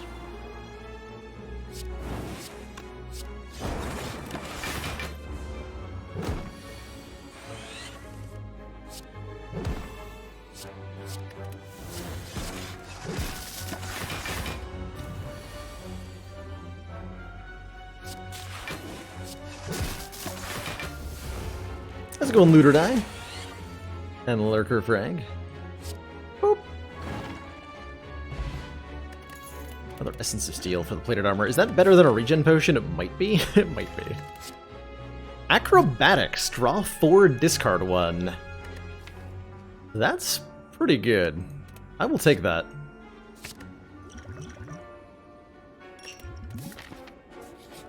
It's pretty good. Darkness is a very good upgrade. Other good upgrades, actually Recycle's an even better upgrade. We really want this upgraded so that we can play it every time we draw it. And thin the deck down a bit.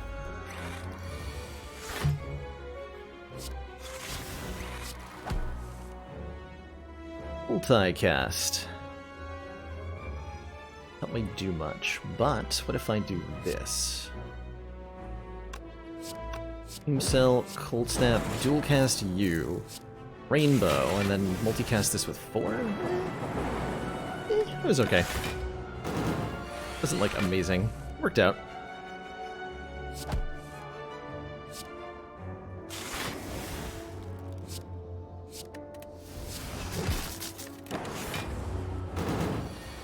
Okay, lucky we didn't get attacked here. Sign of... or Surge. I think I'm going to just play Bias Cog on this turn. I'm also going to cash in this Dark Orb on this turn.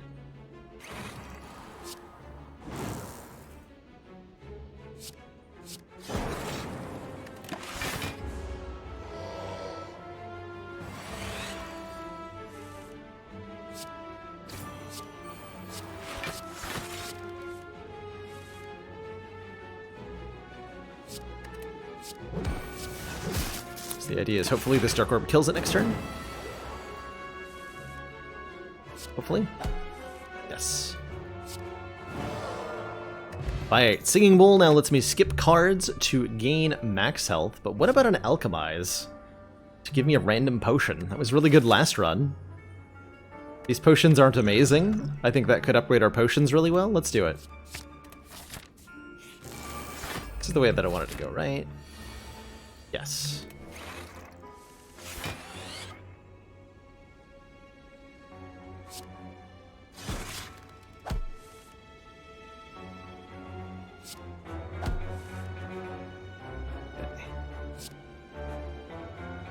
Frag, chill. 12 tall, make that 15 tall. I'm not gonna play that.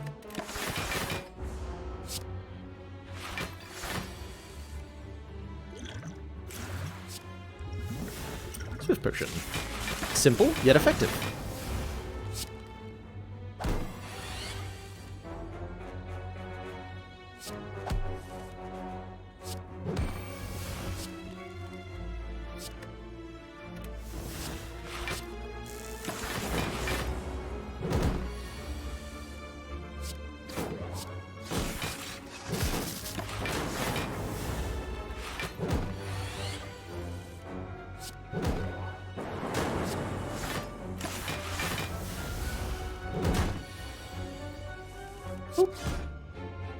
What spurt including the Watcher? I felt like she was close enough to done that I was, and I have been itching to play her. Oh man, Bronze Scales is so nice. So I decided, why the heck not? Let's toss her in there. Upgrade the Darkness partially for the interaction with gold-plated cables. If we play Darkness Plus when a Dark Orb is going to end up in front, then Darkness will cause it to get triggered twice, which is very nice. Am I taking damage on turn 1 here? No. Or 1, I guess, technically. Which is fine. 1 seems fine. Okay, so far we've gotten mostly downgrades on the potions. Right, alright.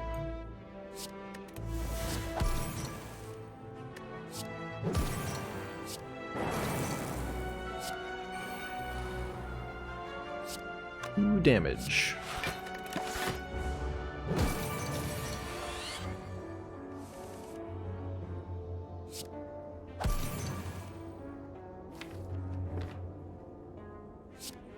What's up, Core Surge?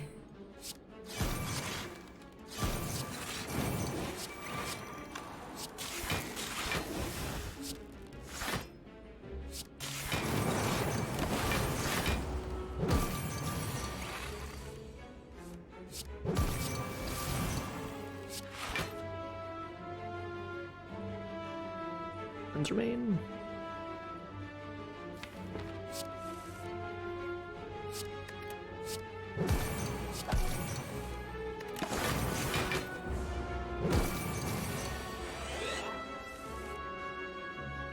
Taking Alchemize increases the chances of dying on turn 2 to the Act 4 elites, and which is one of the few turns where this run dies. I agree that it increases our chances of having a bad draw on that turn, Finis Moody, but it also makes us so that we have potions that can bail us out of it, specifically that exact situation. Which I would argue is its biggest upside here. Am I taking damage? I feel like I'm taking damage. More.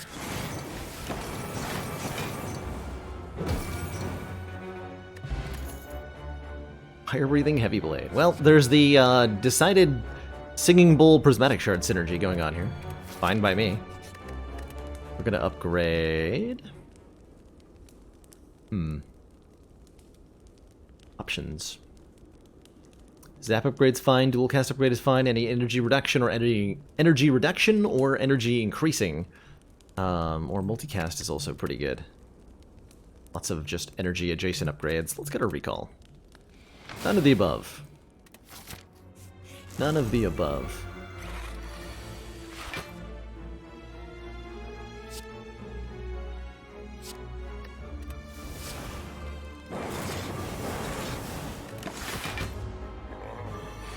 Giant Hit gives me enough time to set up that our inserter will do most of the work for us.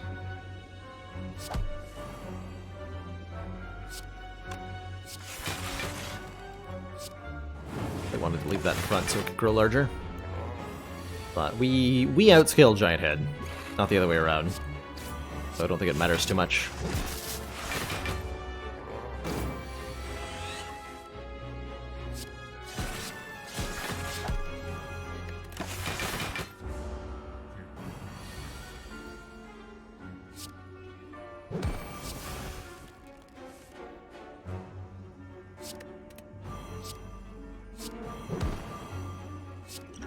Fairy in a bottle, nice. It would die, heal to 30%. I think that'll be an incredibly useful one for the heart fight.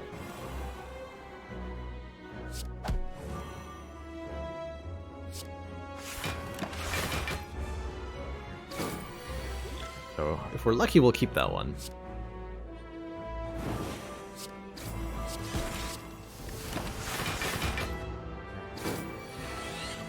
So we have total immunity now. As we're blocking for 70 per turn, and that's the most Giant Head can ever attack for. Means this opponent is our plaything now.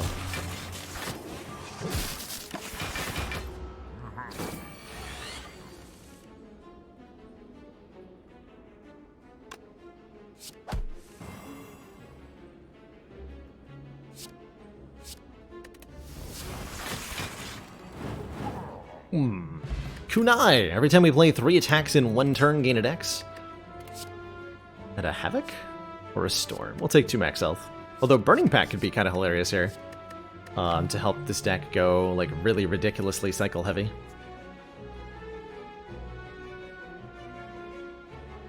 How's it going, Rengar? Hello, hello. And one final fight against 3 Darklings. Wasn't this also our first fight of the act? I feel like it was.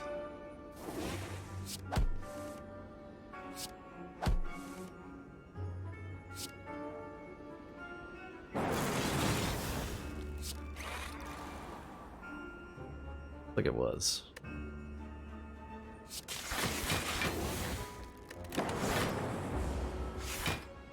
Havoc is my spirit animal. That's true.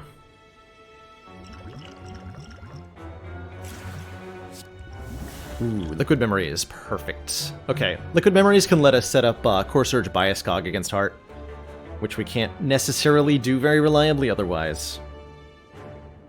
So that's nice. In the extreme. Taking 2 damage? Unacceptable.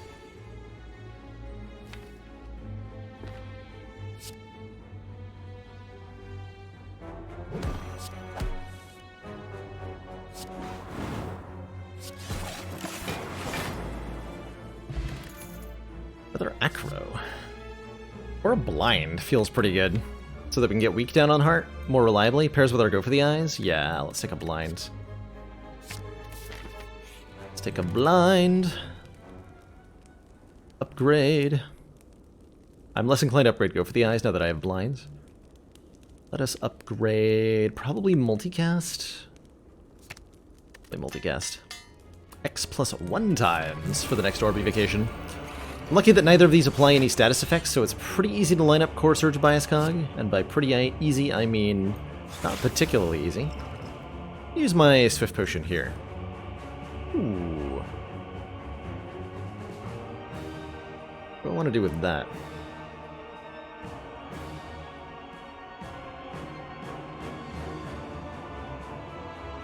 Can I do anything interesting with this at all? Not particularly.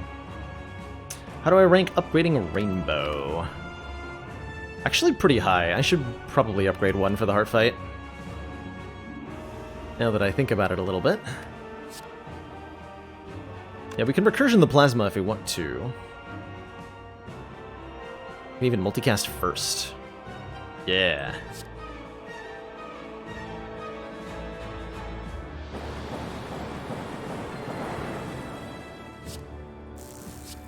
Like that. 9:24 exactly. Cool. Multicasting a Frost does not stack Blizzard. It's Blizzard's about the number of Frost Orbs channeled, not the number of Frost Orbs evoked. So it does not, unfortunately, benefit there. Does not benefit there. Disastrously. The Bias Cog's in the discard pile. Okay. Where it belongs.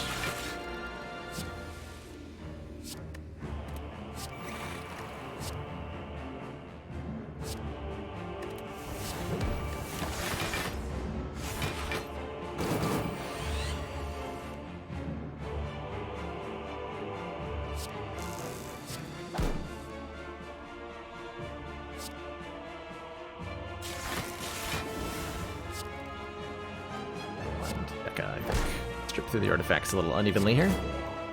Got a Kunai proc? Oh my god. Madness.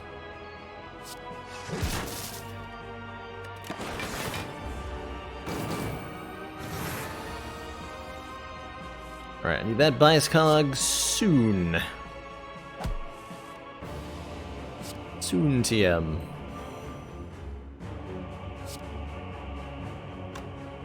See, this draws 4 cards. We have 6 in hand. Perfect.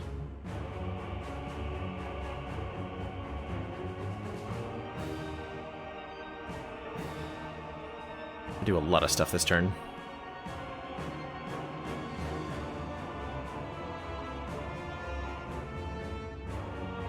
I think I multicast this Plasma Orb.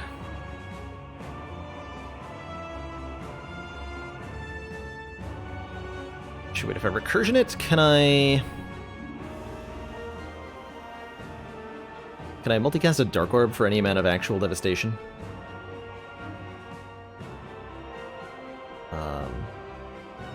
Maybe what?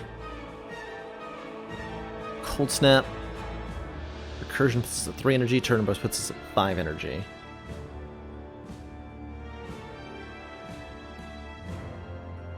And that would have to be Cold Snap, Darkness. Multicast hits 4 times off of a Dark Orb doing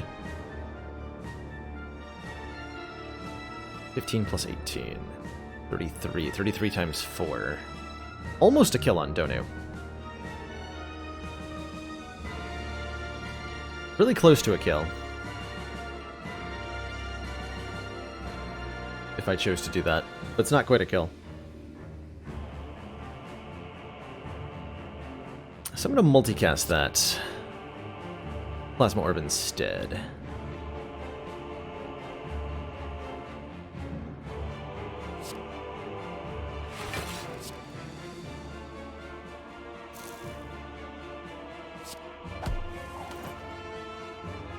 Do a lot of things. Dupe Potion's very good. Give a Dark Orb twice. One more Kunai proc. Okay, that worked out pretty good, actually. I like to think so.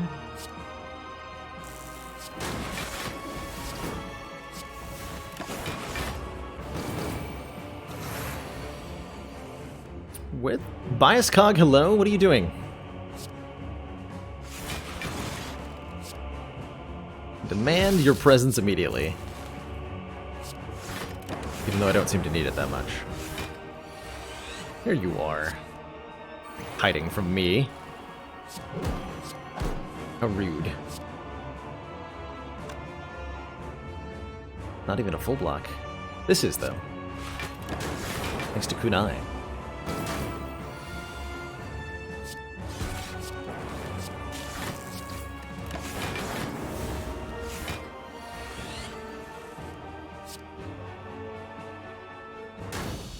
GG.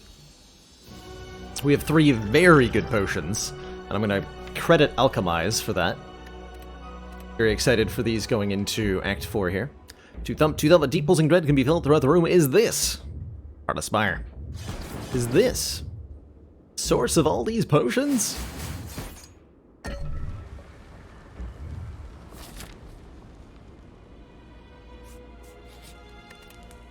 Said I wanted a rainbow upgrade, so I'm taking one.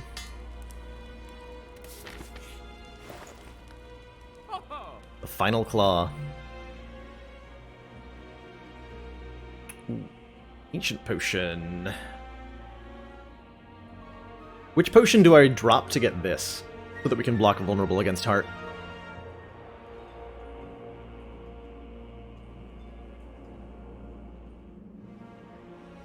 Is it fairy?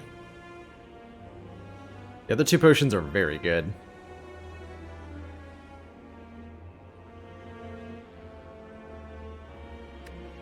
Fairy, because I ain't dying. I hope so. Hope so. We can afford it. Additionally, either... I think an Artivore is going to be our best option. If we don't play any attacks, which we don't always not... I mean, we sometimes do that. We can get an extra energy on the following turn. I think that's a little bit better than the War Paint, which will upgrade.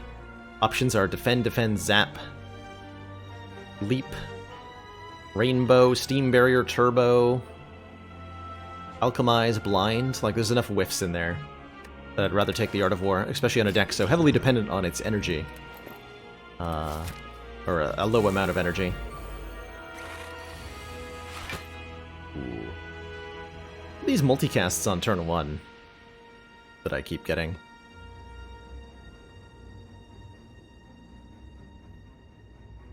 Returns a card to our hand.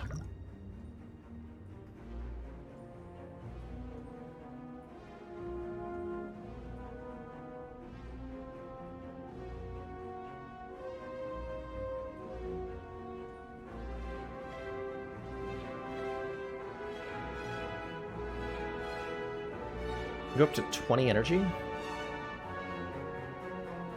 Damage each. 20 times 9 is 180, right?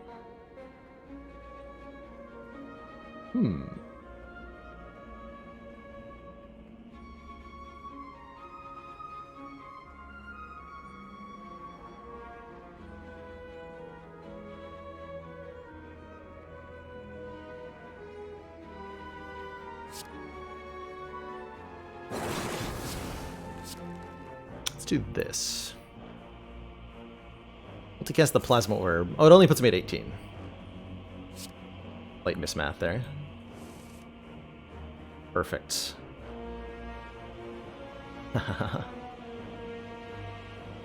Aha. So it's lightning, frost, and then dark. Oh, dang. It's the wrong order. I could commit 2 potions to kill them both now. I think it's gonna be a Rainbow Compounder. If I can't get more cards.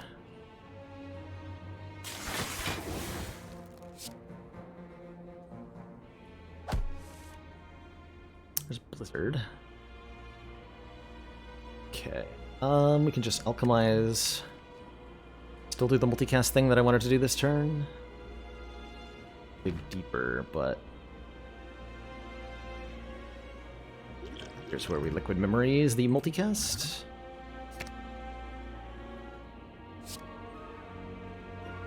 Play alchemize, attack potion. Probably want to use that in this fight.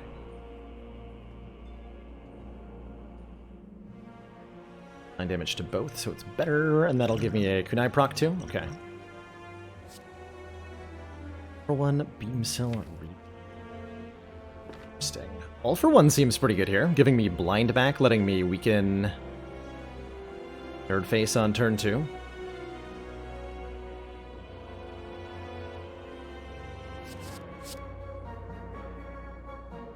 Go. Blind. Be all for 1 this nerd now. Turbo. Play Blizzard. Clean up decks. Play multicast. Evoke this orb 15 times. Get him. Ah. Alright, and then weaken you. It's almost pretty good. Get some free block on this turn. Good stuff, good stuff. Very good stuff. Take it.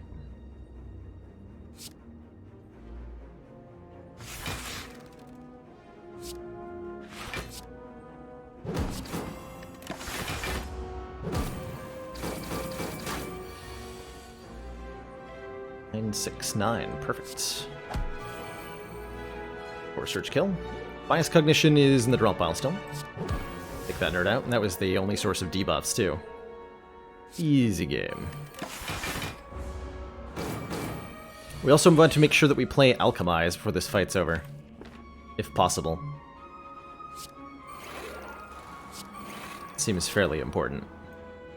So like I could Recursion Dualcast right now to win, but I don't want to do that with not 3 full potion slots. Or we already used the Alchemize, excuse me, what am I talking about? Well, in that case, I do want to do that exact thing. So maybe I want Inserter to go off on turn 1? So we'll delay it a little bit. Things possible, that's right. Even bringing back your Alchemize. Alright, so Inserter will go off on turn 1. Incense Burner gives us 6 intangible. Weak Potion applies weak for us. And Flame Barrier is kind of cute. Or we can just take max health. Are we taking anything with this shard? Oh, we took Alchemize, yeah. Second's great plus. Incense Burner at 0 does line up in such a way that it makes you intangible for the first attack of the second cycle of the heart. Getting an Incense Burner drop from the elites does help you.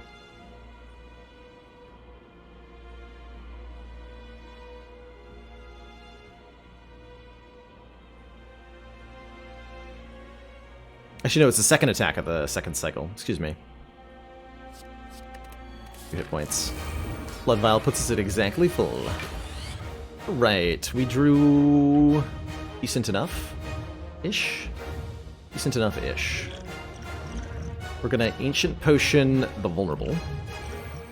I'm going to Weak Potion the heck out of this nerd. And we're gonna save Dupe Potion for who the heck knows what.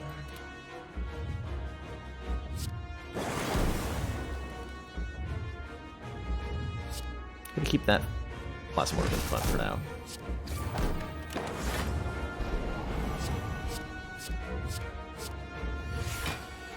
Cute.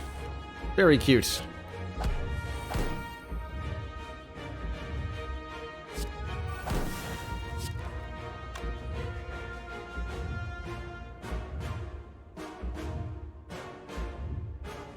Really want any of this played, unfortunately.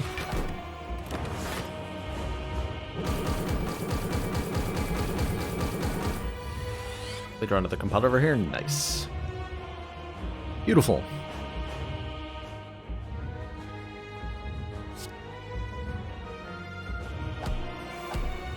Double beautiful. Alright, we'll recursion this plasma orb. And we're going to start using our dark orbs to full effect here. What am I duplicating? Maybe just defragment? Force Surge is in my hand, I need to make sure I play that.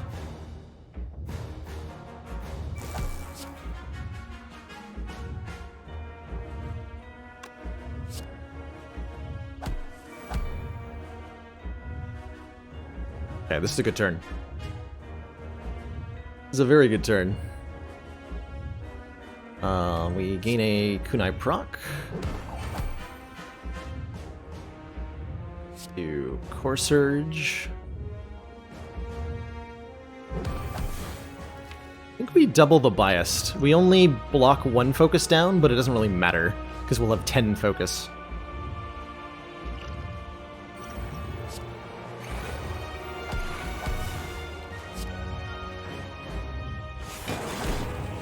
And then cycle. Let's defend. Drag Darkness, putting the Dark Orb in front. That gets passive twice. It's already at 96 damage. That's a lot of damage.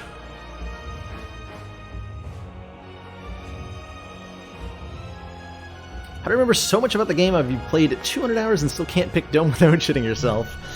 I recommend, for the Runic Dome specifically, I recommend the Slay the Spire referential spreadsheet. There is no shame in having the textbook open while you're playing, so to speak. Well within the rule set.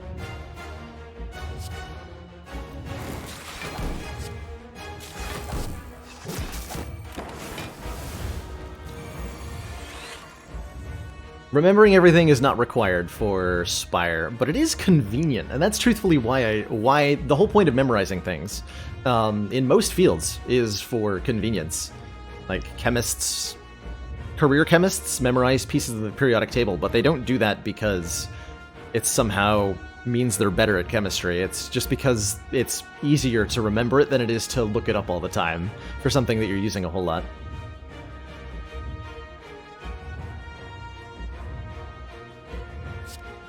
Alright, we're taking a bunch of damage this turn. That's okay.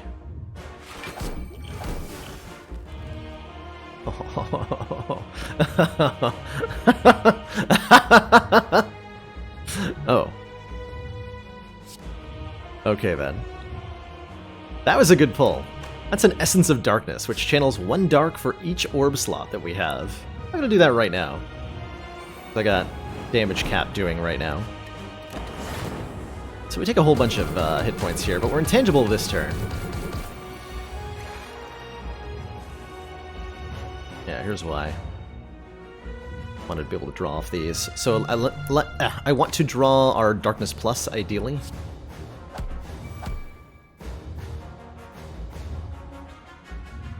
What's going on here?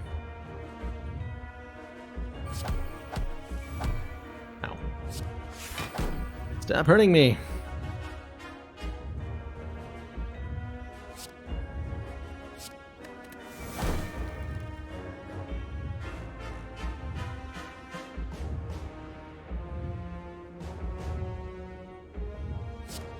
Get some stuff played. Matter, the fusion, the multicast. We multicast the lightning orb for damage. It's not gonna matter here.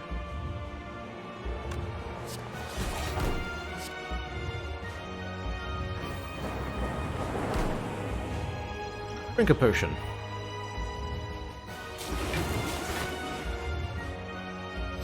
I like this potion.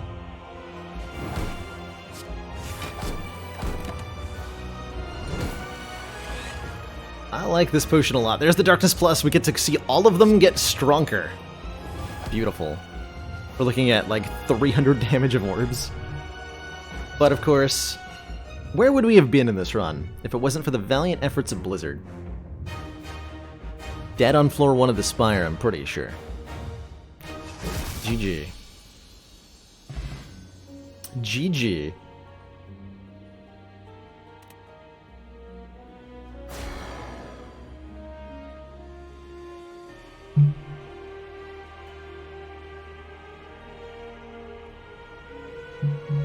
Is Blizzard actually useful? Like, a handful of times? Throughout the run, mums? A handful of times. But, not much more than that. I can't say it did a whole lot for us. How much better would Runic Dome be if you were able to see the intent but not the number? If you see the intent, you can look up the number with the spreadsheet.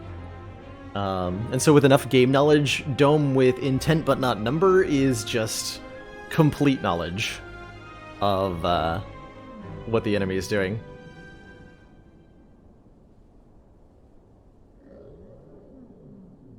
Are you like 2 minutes of your life? Well, hang out with me for 2 minutes. I think that's how that works, right? BB Tech? Yeah, just hang out and stream for 2 minutes, and then that's 2 minutes.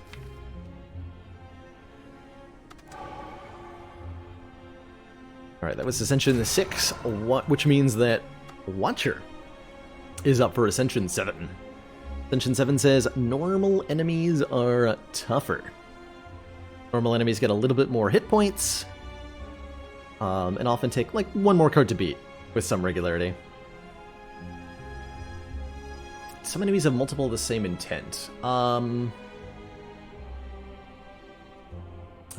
There are a couple enemies that have multi-attacks and big attacks, or non-multi-attacks. The Heart, notably. So if you only saw like the Scythe, then that wouldn't tell you whether the Heart was doing a big attack or a multi-attack, and that would be pretty painful. Time Eater's another big one, who has a big attack and a multi-attack.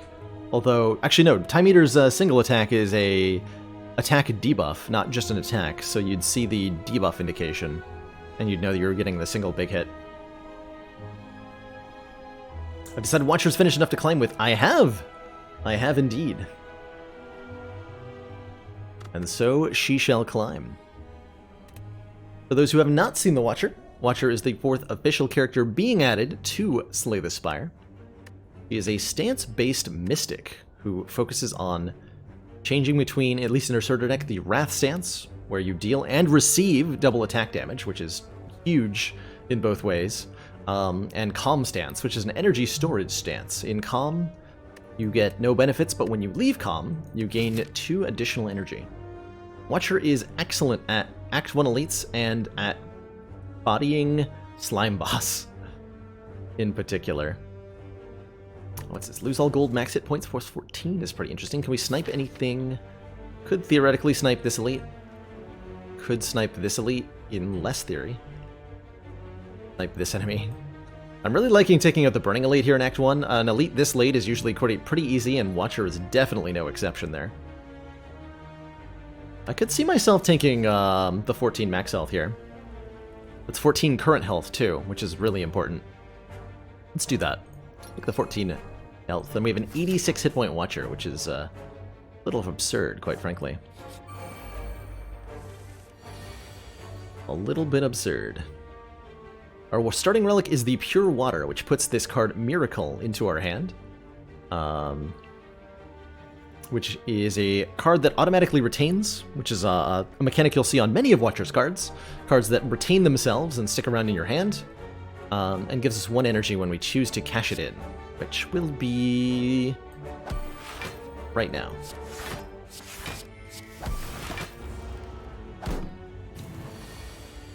So when we play Eruption, we enter Wrath, which means incoming damage is doubled, so this Louse is doing 22, but our strike does 12. That's plenty. A regen potion means we have tons of hit points. Hey, get down. No cavities? No cavities, no. Hope you're having a good one.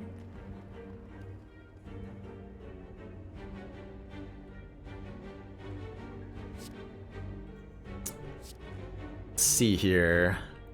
Couple ways to enter Calm, which a starting Watcher is usually not looking to incorporate. Just like with the other classes, Watcher wants to pick up some early damage cards to let her get through some Let her get through some elites and hallway fights. How do I value the Watcher Starter Relic? I am still figuring that one out beyond Dessen. I have not landed on a decision yet. I like Foreign Influences quite a bit. You get 1 of 3 attacks of any color to add to your hand, and most importantly, when upgraded, the card will cost 0, which makes for a really powerful 0-cost attack. 6 max? I can afford 6 max. 21's a lot of health to lose, but it's the greedy play, and I like that. We have a regen potion and 79 max health. I'm just going to smash here. Keep our higher max health. Let's see if we can't cash this in.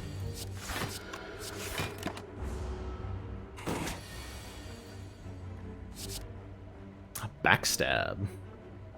I just have a kill if I take the backstab here, because we can Eruption, putting us in Wrath Stance. So all our attacks are doubled. Backstab does 22, Strike does 12. GG. Ooh. Flurry of Blows is a cheap attack that comes back to our hand when we change stances. Deceive Reality is a weak block that puts a powerful retaining block into our hand.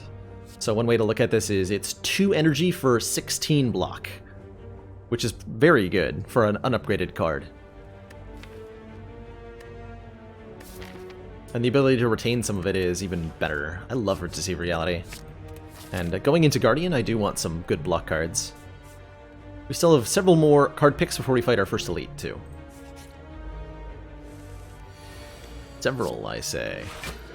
Take 1. I'm okay taking 1. 1 is fine. It's in the box. Big Swift Strike. Is that enough to kill, actually? Hold on. If we go Eruption, we have 3 energy left. Eruption does 9, Strike 12. I would need Streamline. If I take the Streamline, I have lethal. Yes. Commander, the aliens are disturbing.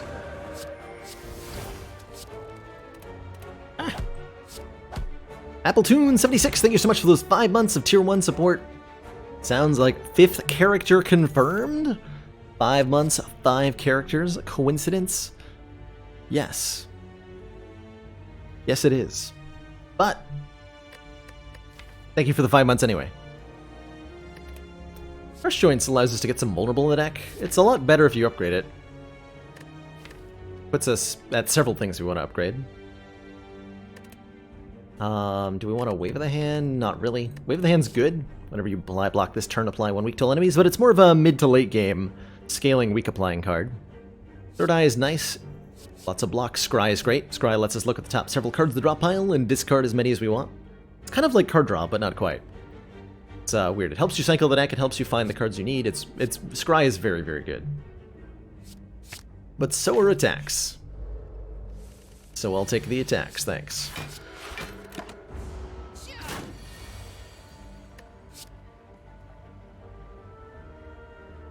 Headbutt? No, I think a follow-up. Follow-up gives us an energy back if we play it after an attack.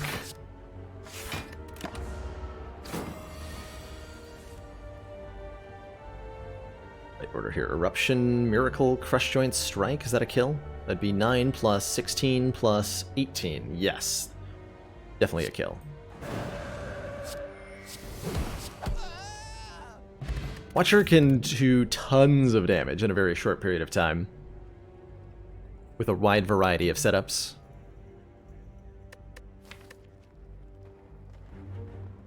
Do you have 1 retaining block? Maybe I want another one. Protect is just so dang good against triple sentries and Legavolum that it's hard to say no to.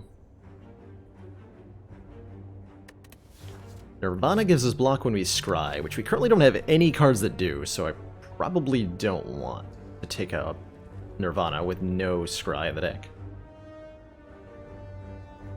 Inclusion of a 5th strand here. So yeah, we got purple, red, blue, green.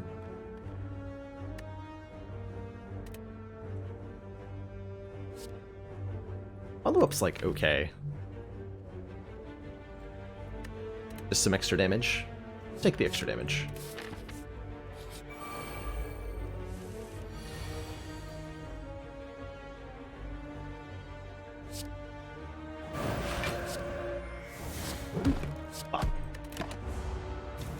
Yeah, Watcher, is it a kill? Yes. Almost assuredly. Ooh. Ancient Potion, Speed Potion. Another way to enter Wrath on Retain with Crescendo is nice. As I'm feeling like we want more and more to be in Wrath a lot of the time. Make our Crescendo here. I like the Halt a lot too. And I'm going to go ahead and upgrade our Rush Joints for 2 turns of Vulnerable. If we fight triple sentries, we could have some problems, but I think with these potions we'll be okay. Good. Like Villain should be really easy. FTL?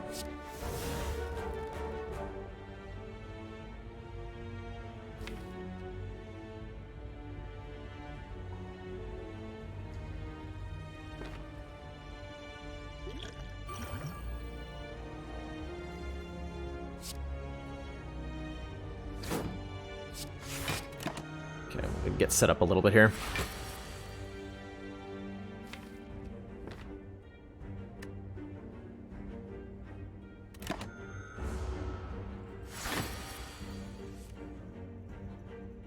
Yeah, like everyone wakes up at the end of this turn. Good. Okay, there's our Eruption. You're a little bit early, Eruption. I think I can play you yet.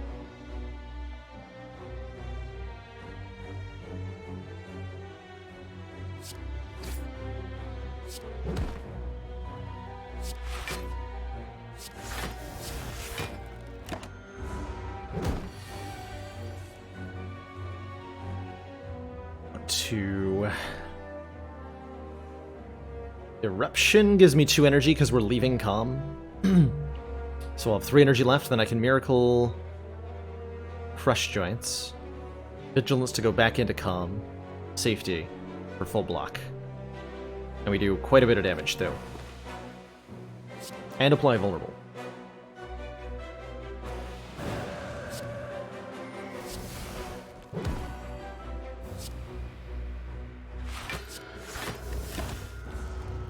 And then I can Wrath again on this turn. And we should be able to kill. Or we get attacked again. Hopefully. Smooth. Smooth. The blue candle is not smooth, though. At all. Let's just play curses. We don't have any curses. We're probably not going to get any curses. Have I had any successful runs with a pressure points deck? Yes, Zoresta. Our previous run on this streak used pressure points to kill the heart, to surprisingly good effect. With a Snecko eye of all things. Because everything works with Snecko.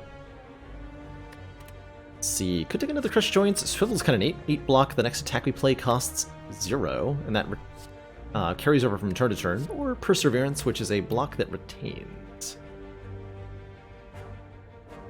Give Swivel a chance here. Make our 2-cost Eruption feel a little bit better. Upgrades to 11. Follow-up. Oh, follow-up upgrades to 11. I actually didn't know that. That's a +4 damage upgrade. Anyway, I'm going to upgrade our Foreign Influence here so that we get a 0-cost attack out of it. And I'm going to take 17 health for 2 random upgrades. Upgrading Swivel and Defend. Heck yeah. I've got some sweet block cards, and I'm no longer afraid of these enemies at all. A free Sword Boomerang, I guess? Not great, though. Not great. Hit him each once, works for me.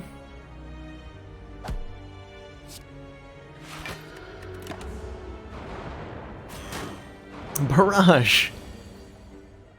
Brilliant. Brilliant.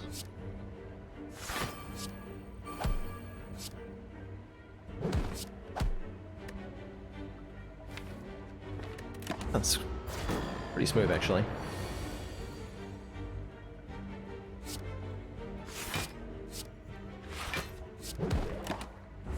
Snecko, in particular on Watcher, seems to do wonders. most of the time.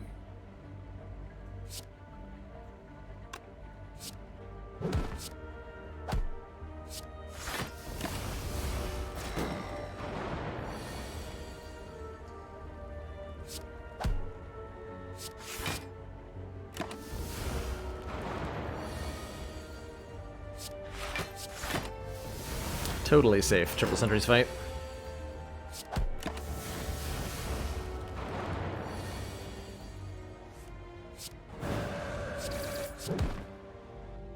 Omamori, negate our next 2 curses. Blue candle, sad. Deus Ex Machina gives us additional miracles put into our hand when we draw it. So trading one of our draws for 2 energy, essentially, 2 retaining energy, which I think is pretty well worth it.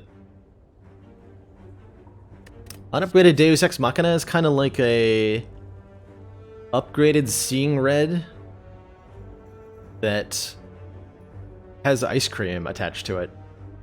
Pretty good. Pretty good. The only issue with Deus Ex is that you might run into hand space problems. Study puts insights into the draw pile, which is a 0 cost to draw 2 cards card, so it averages out to 1 card draw a turn, but it comes not evenly. You have some impact on when you draw those cards, which is a bit better. I think that's why it's 2 cost. But he's cool. You can compare it to all the other draw 1 card per turn stuff. Machine Learning, Brutality.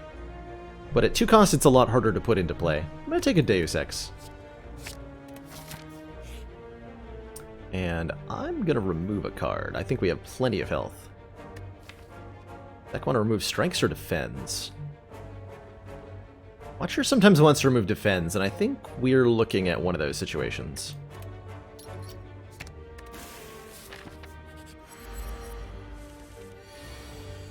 Cool. Follow promotion is a hidden... hidden promotion for 7-Eleven. I don't quite think so, but... No, now that you mention it...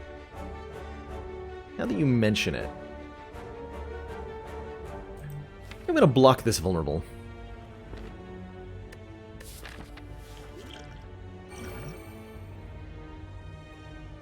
Could also gain 5 decks, but I'd rather keep that potion. Oh, Vigilance, Crush Joints. Also do Safety, Crush Joints, Strike. That seems better. But then I don't have a safety next turn. Can I kill next turn?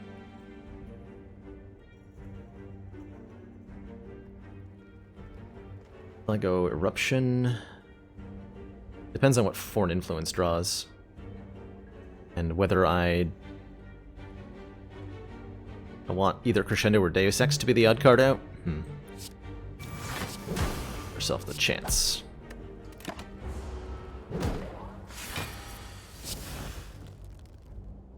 It was Eruption. Okay,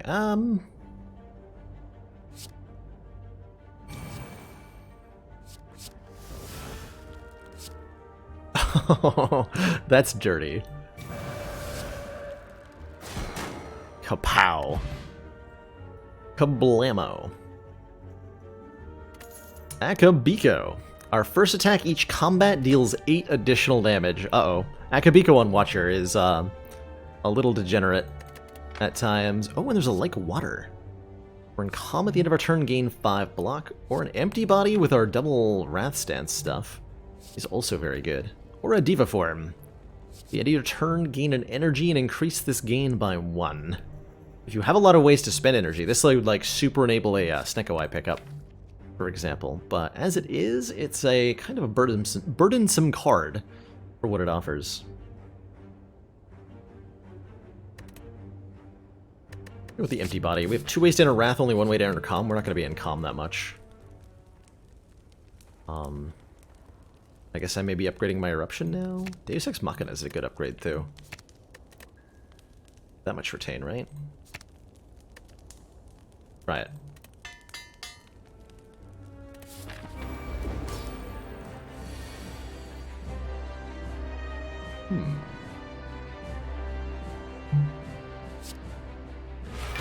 This is risky.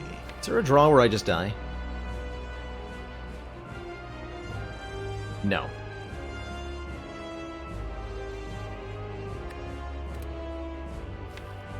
I have to draw at least one attack. Actually, wait, if I draw defend, deceive reality... No, I still block, actually, if I do that. Okay, yeah, we're fine. This is completely safe. Oh, it retains, actually. I don't even need to do this. Probably going to use the crescendo next turn, though. Only one of these attacks is actually 0 cost. We have the free attack power in play here. Or Surge.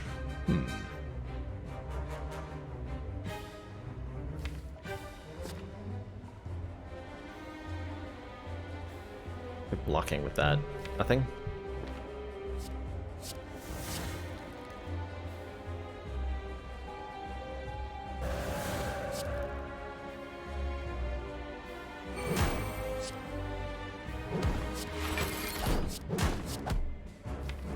I have no way to leave Wrath. Maybe didn't think this through very well. I'm sure it'll be fine. Only 3 additional damage for each of these that I play. Let me play that. I'm sure it'll be fine. I think I do have to play that though. Please let me leave. We can transform again next turn, so this is pretty safe. But I don't want to pull that again. If I can help it. Okay, noted. Don't do that. Do not do that.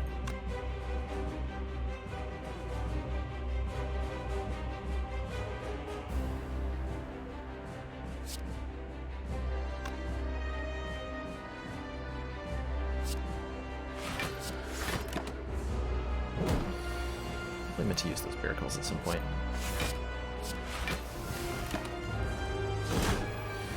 But you're so angry!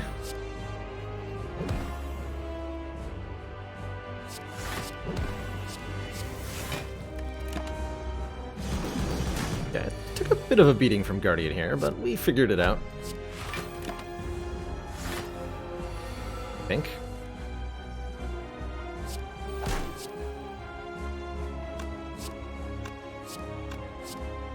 We did not figure it out. She managed not to draw enough damage. By 4. But do that.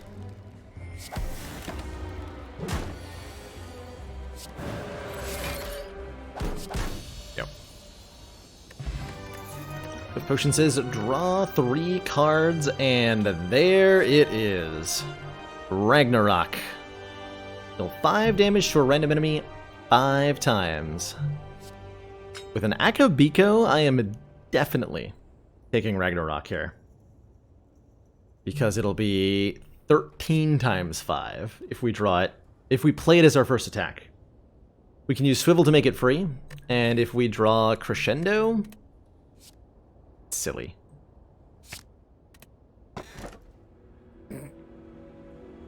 Should have taken that Deva form, huh? Sneko Eye. Be greedy to pass up on the follow-up when Guardian was in defense mode. A little bit, yeah. I suppose. Just a little bit. So Sneko Eye, I really don't need to say more about this, do I? The Deus Ex is the main problem, putting too many cards into our hand. Why is Ragnarok a rare card? Hopefully I will show that off. Ragnarok interacts really well with a lot of things that Watcher can do. And even though the raw damage output of it isn't quite comparable to, say, Bludgeon for Ironclad, it is very strong, working extremely well with stuff like Talk to the Hand, Wrath Stance, any amount of strength, any on-hit effects. Commander, regrettably, Luminescent! our briefs have recently been contaminated. Luminescent. Your discretion in this matter is expected. Thank you so much for that ridiculously generous 10 gifts of bomb 2. Welcome to the council, everybody. SJX, 0% Sneaky, Gramely, Drago8821, Toka222, Lion415, Bashananas, Nixar TV, Sheriff Chris Mannix, and Hubry. Welcome, everybody, to the council enjoy the new emotes, the community, and your newfound smug sense of superiority. Why don't we show some waffle love in chat for all that? Thank you so much for that generosity, Luminescent. As always, all stream revenue goes towards that counter up top. Your continued funding of my living expenses helps me continue to do this 6 days a week, and boy, am I ever happy to do it. We haven't had any interruptions during a stream today, have we? Maybe they actually fixed the internet. Let me check my bitrate graph. Yeah, it's been rock solid all stream. I think they might have actually fixed it. That's freaking awesome.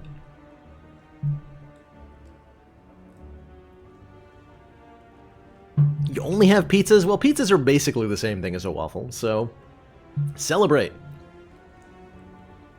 Celebrate. An 18-card deck with Snecko Eye, which means we draw Ragnarok approximately half the time on turn 1, and then get to choose not to play. Oh my god. If we don't? Wow, that's really filthy. Do I go 4 elites? Am I that insane? I might be that insane. I rip seeing Psychedelic Gray, I know. The tragedy. The tragedy. What events? We have a Omamori and a Gold Medal. Events are very good.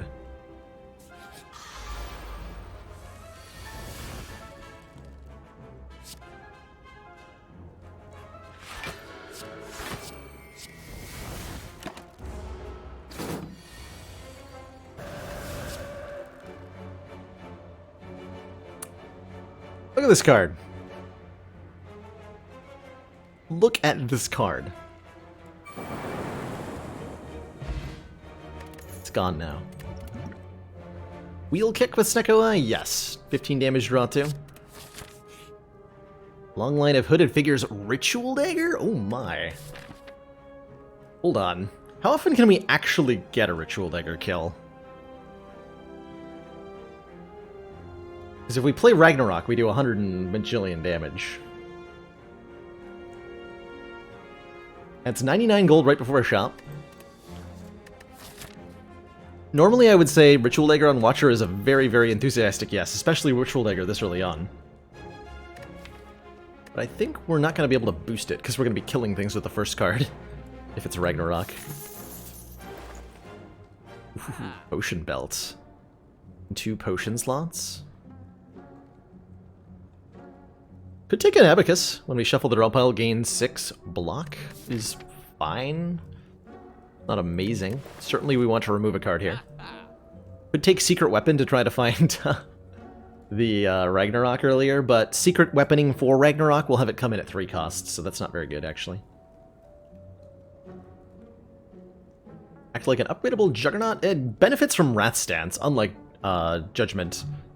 So a Ritual Dagger can be doing well over 100 damage very, very easily.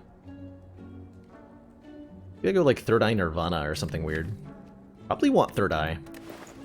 Definitely want to remove a strike at this point. We'll definitely take Potion Belt. Third Eye? I'll take a Third Eye. And block Scry 3, and then we're done here. Got here, how many Wallops do we have? None, but we do have Snecko Eye, Akabiko, Ragnarok.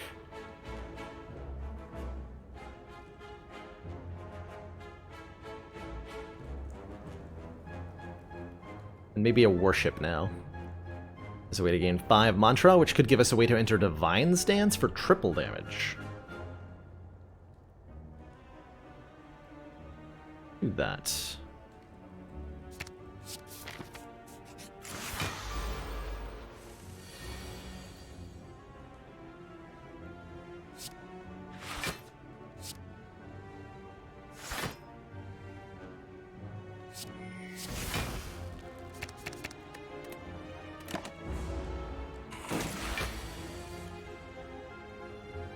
I didn't draw it.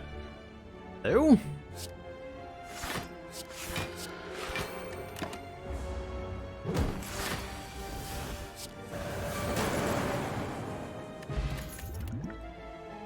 Rip. I want to hold.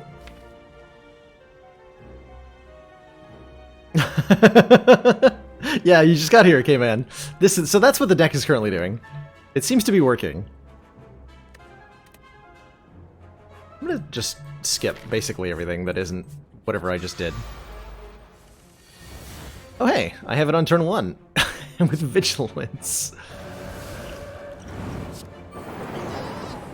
Fight. Good fight, nerds. Good job.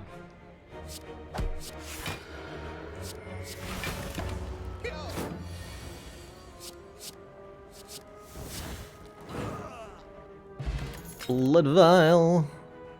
Brilliance does additional damage with Mantra, or Indignation's another way for us to apply Vulnerable.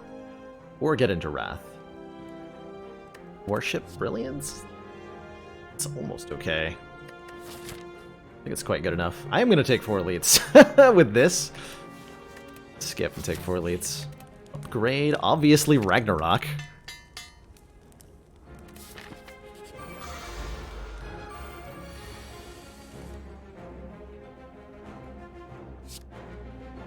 Okay,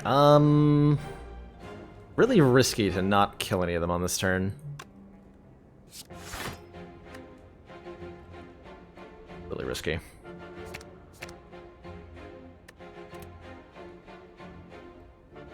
Yeah, let's not do the thing.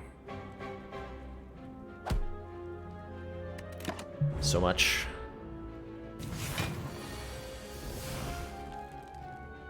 Okay, we got Crescendo, 0 cost Wheel Kick, 0 cost Ragnarok. Can't really complain about that.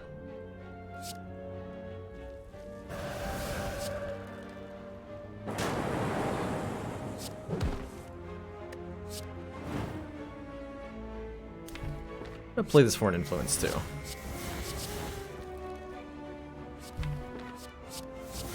Greatest order in the world, but it'll do. That'll do.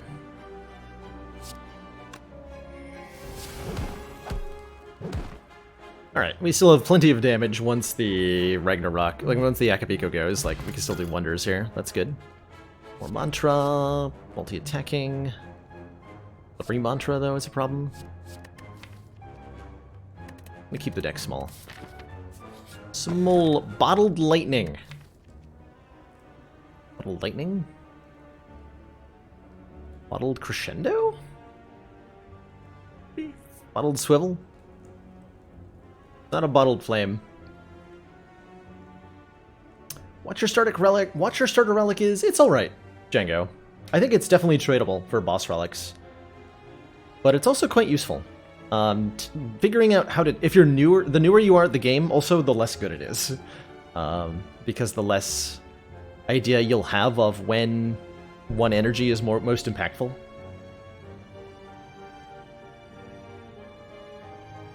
So the less experience you have with Spire in general, I think the more you'll struggle to find a use out of it. Like, at worst, it's a lantern, is one way to look at it. Would Bottle Deus Ex trigger its effect immediately? It should. Should. Which I think prevents me from drawing a card on turn 1. Though I'm not sure. I'm not going to test that. Take the Sapphire Key. I can't decide what I want. Come on, give me the thing. Give me the thing. Yes! Wait.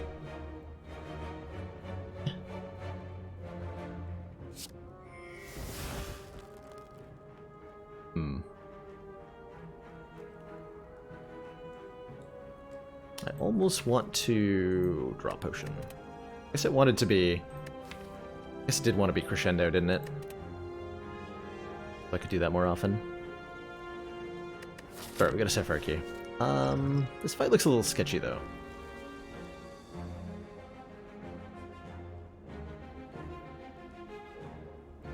Draw my hand, then Deus Ex would trigger, and the Excess Miracles would go into my discard. You're right, that does sound right. So here's the question, Forgotten Arbiter. If I pick up a bag of preparation at some future point, does that change? Because Bag of Prep puts the cards in your hand before you draw the main hand. So that would then change it so that you're overdrawing. and losing actual cards instead of losing miracles. Oh, Mega Prep doesn't do that anymore. Okay. Well then. Well then. I'm not going into Wrath Stance here, am I? Plenty of damage, I suppose.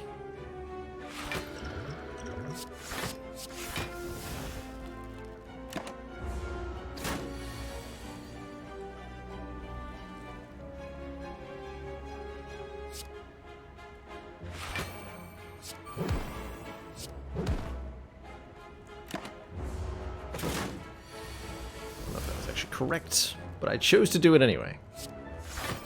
Yeah.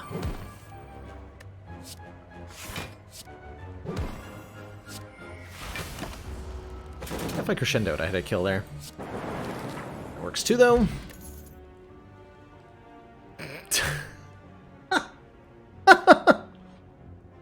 Oh, that's not fair. Pen Nib and Flex Potion? Oh my god. That's filthy. That is just filthy. Pen Nib says every 10th attack we play deals double damage.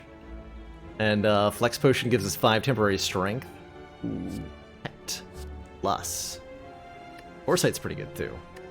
I think I want the block card. We are still figuring out the block game, and a 17 block card is figuring out the block game. Make that retain too. Have all the retain cards.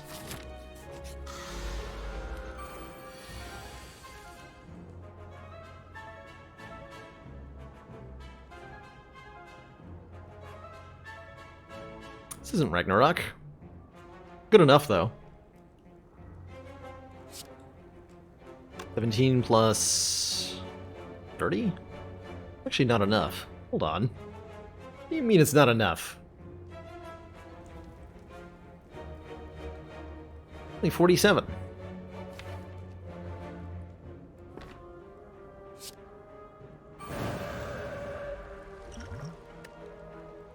Good follow-up.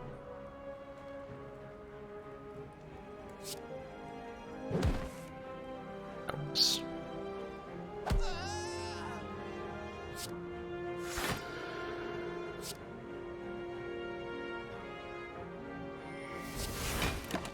Do that. Why, hello there.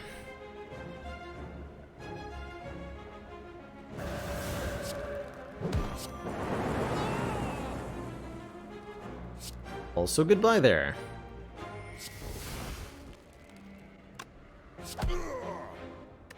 Pantograph, heal 25 at the start of combat. Wreath of Flame. Your next attack deals 8 additional damage. AKA reactivate Akabeko. That's exactly what this card does. Is the same effect as Akabeko, and it stacks with Akabeko. I think the Pen Nib and the Ragnarok go really, really well here. Akabeko, aka BEKO. Your first attack each combat deals 8 additional damage.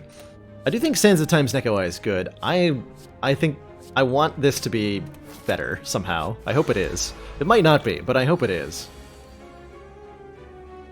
I really want it to be. I'm counting on it, in fact.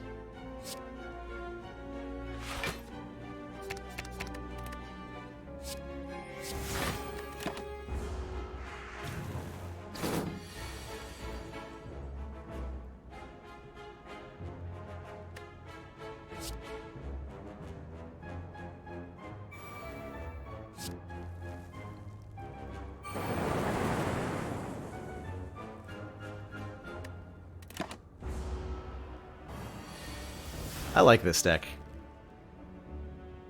I like this deck a lot.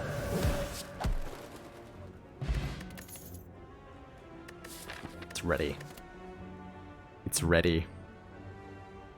And we can take the Sands of Time anyway. Cool.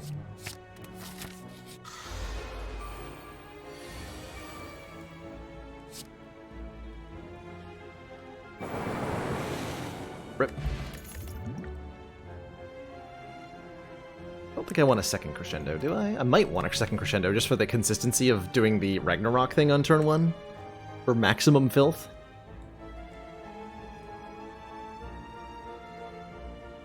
Echo got hacked. Echo got dunked.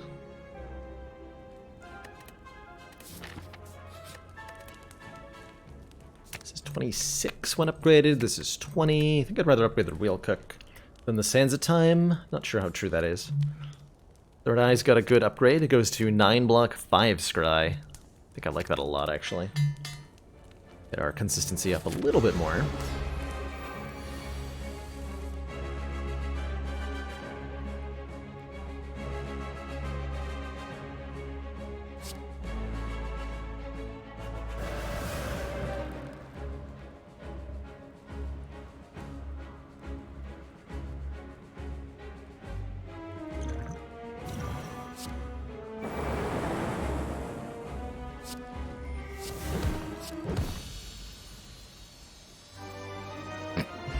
GG.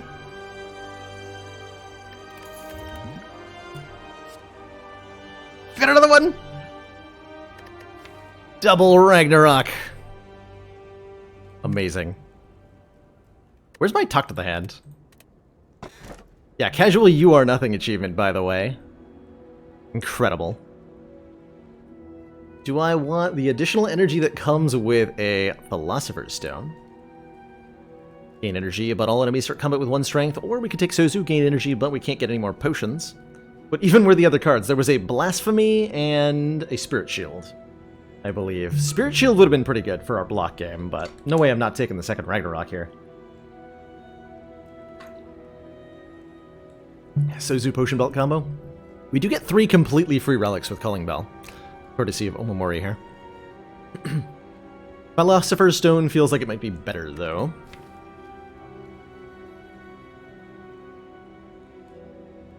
I should just go straight to Act 4. I really only just need 1 upgraded Talk to the Hand, and we're good against Act 4. I do think we need more energy. Well... yeah, I do think we need more energy. Take the Philosopher's Stone. Gotta be very careful about what we do against the heart. We have 512 gold, by the way. That's too much gold.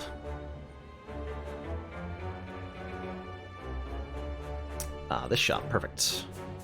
Go Elite Fire, Elite Fire, Elite Fire. Beautiful. Get our Ragnarok upgraded, get our... uh-oh. Oh no! The one thing that defeats me most handily. Spikers.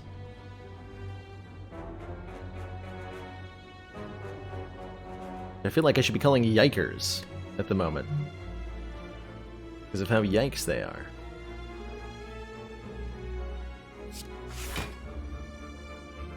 So do I really want Wreath of Frame Ragnarok next turn? Let's see, that would be an additional 16, so it would hit for 22.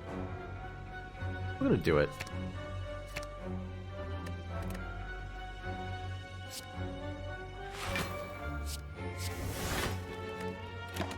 Oh, we have Crescendo too. So this is actually completely fine. We Deceive Reality, Safety, Miracle, Wreath of Flame, Crescendo, Ragnarok. And they're gone. Duplication Potion. This turn, our next card is played twice. Seems pretty okay.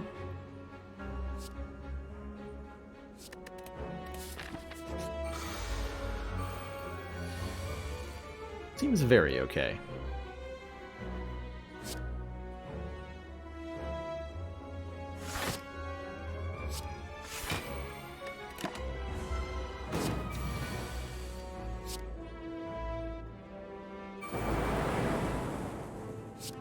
Like the lower end of how much that can do. I mismathed that. Whatever. Die.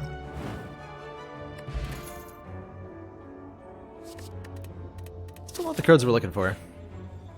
Loading Tesseract could be good. Show me... Trip is good. Is okay. Panic Button. Gain 30 block. We can't gain block from cards for 2 turns. Yes. We want that even with a Snecko Eye, because 30 is a lot of block. Chrysalis gets overridden by Snecko Eye, so it's not too good with Snecko. The skills won't cost actually 0, unfortunately. Maybe Trip. Wait for us to apply Vulnerable without losing our Akabiko stack. I'd rather just have a Fear Potion. You really are the strongest now.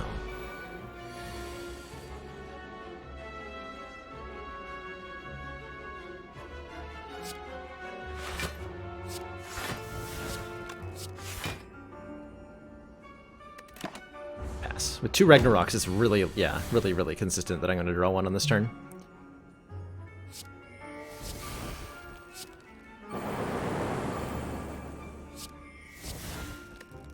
I've done that a little differently.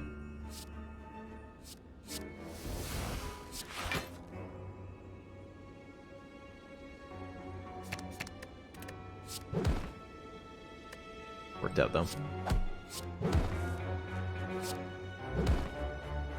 That worked out.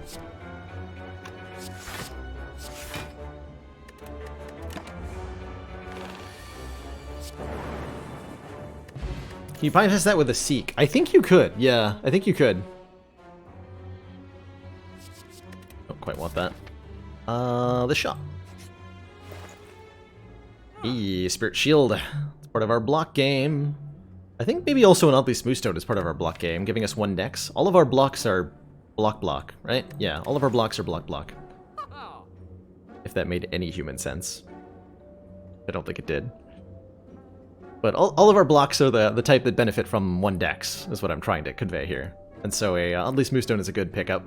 With our huge hand size, we're often having a full set of 10 cards. Spirit Shield is ridiculously good block. This will be Snecko Energy block 28 with a Snecko, Oddly Smooth Snecko Eye. And if we upgrade it, it'll be 37. Do we have attacks? I mean, what do you call this? What else would you call it? Get a Liquid Memories. Running a card from the discard pile seems pretty good. How big is the hand size again? Max hand size is 10. We draw 7 cards per turn, and we have enough cards that retain, such that we're pretty frequently hitting that cap on this run. Like right now, we're at 10 cards in hand. For example.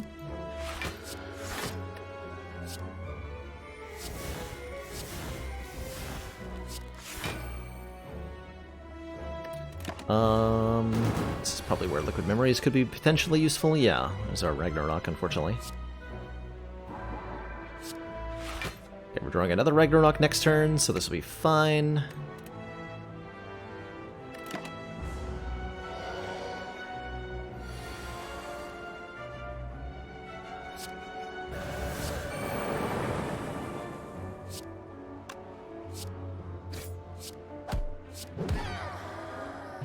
Damaru, start of our turn, gain 1 mantra. Interesting. We have mantra gain already with our warship. That encourages me to add like 1 more smallish mantra card to the deck. What would a boss relic that gives energy and reduces max hand size be like? There's one in Replay the Spire, I think, Sisyphication, or one of the other relic mods that we've played with a couple of times, which says, gain an energy at the start of your turn, your maximum hand size is reduced by 3.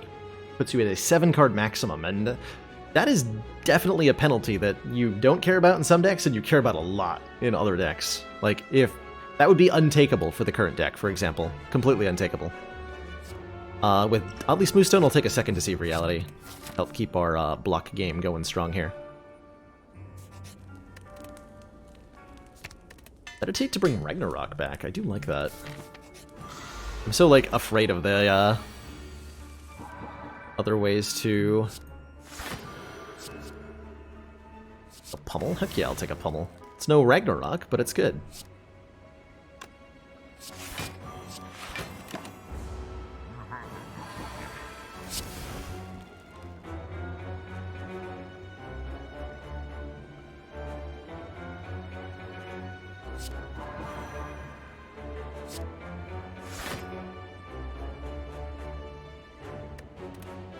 Okay.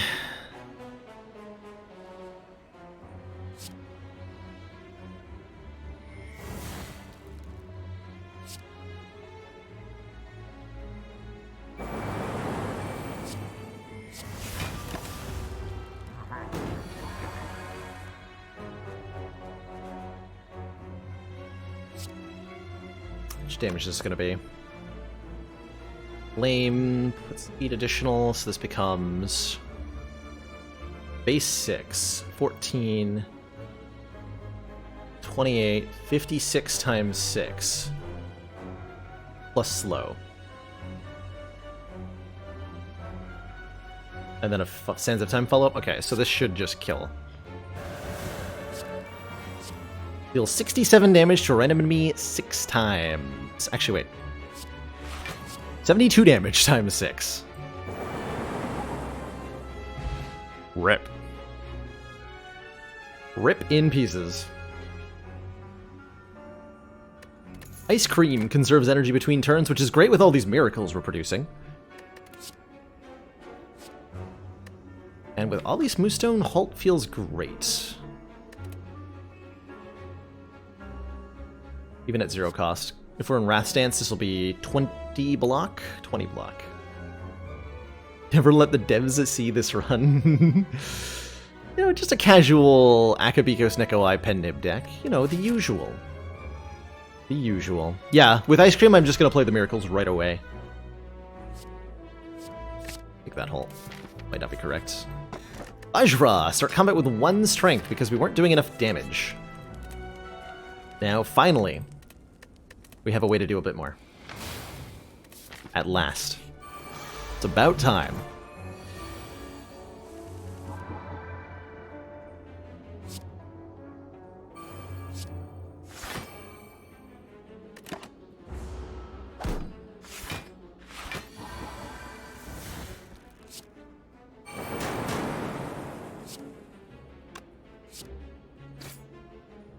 Times 6 is not 46, is it?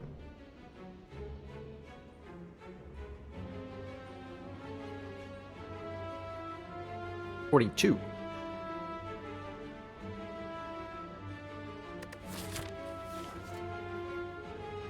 Sad Panda. I don't have so much energy, Jesus.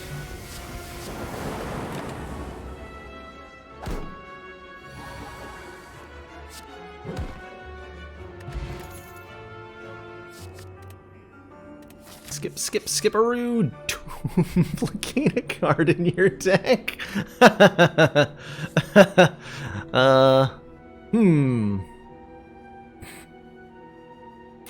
What should I duplicate? I mean, like, maybe Spirit Shield's actually correct. I'm duplicating Ragnarok, though, obviously. Triple Ragnarok!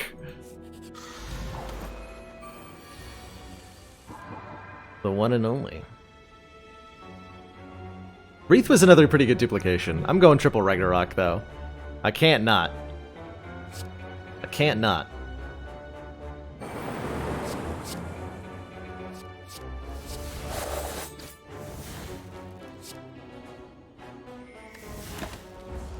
Yeah, if you insist, game, I will do this thing.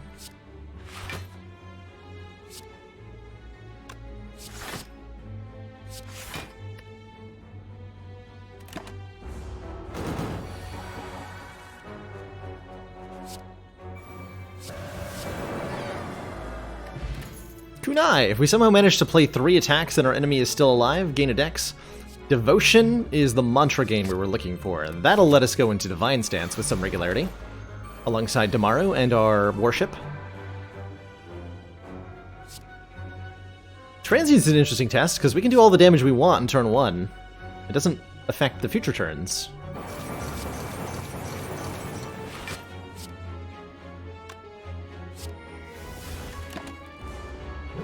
Unless we kill it, which we might do. Full disclosure.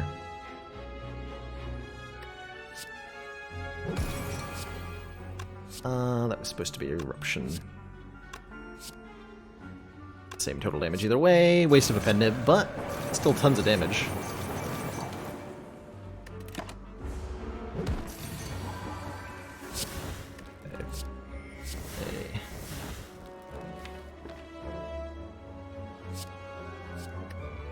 Frickin' Hyper Beam?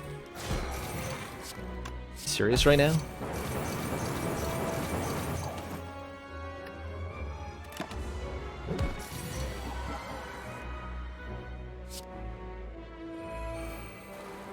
Okay, so we have Divine next turn.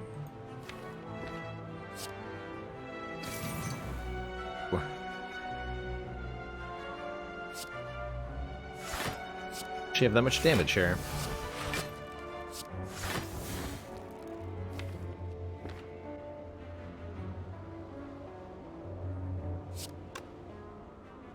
Pretty willing to take one. I am super willing to take one. Didn't draw it. No! Unfortunate.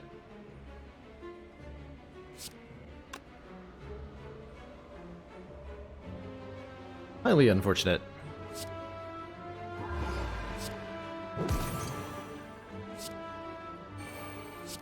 $67 damage strike, though. Could have used potions to maybe get a kill there, but I decided I wanted them for later. And Indignation is so strong. I can upgraded one. I think I upgraded? No, I upgraded Spirit Shield. 4 block for each card in our hands. Yeah, if it was A20, I would have killed. That's the funny part, right? On Ascension 20, the fight would have gone on 1 turn longer. Or Ascension 17 it up, really. Which is pretty funny to me.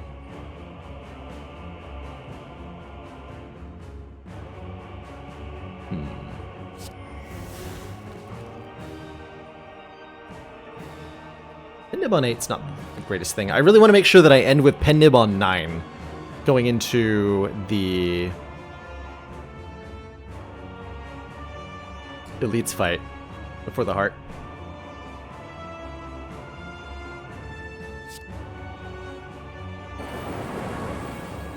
Rip.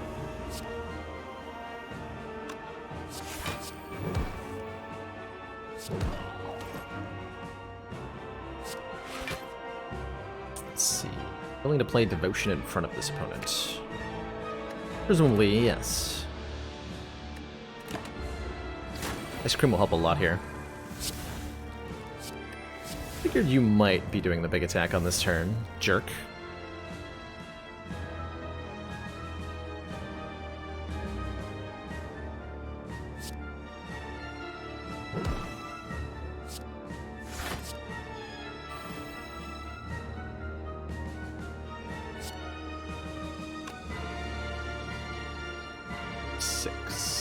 Devotion defend panic button if I want to play the devotion here. Probably do want to play the devotion. Take 1 actually.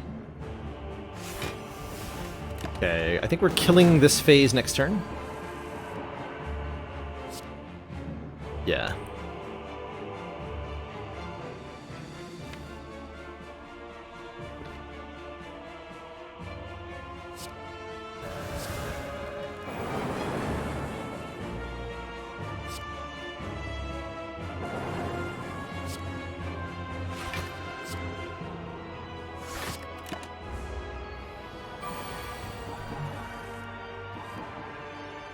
Seems good. See, we have Worship here, which can put us immediately into Divine. Otherwise, we go Divine next turn. Probably want to go Divine next turn here.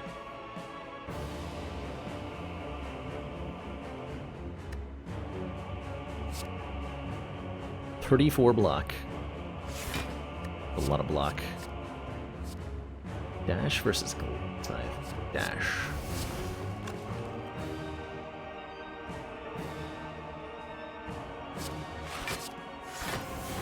Play Indignation. Do Indignation Empty Body, that doesn't help me at all.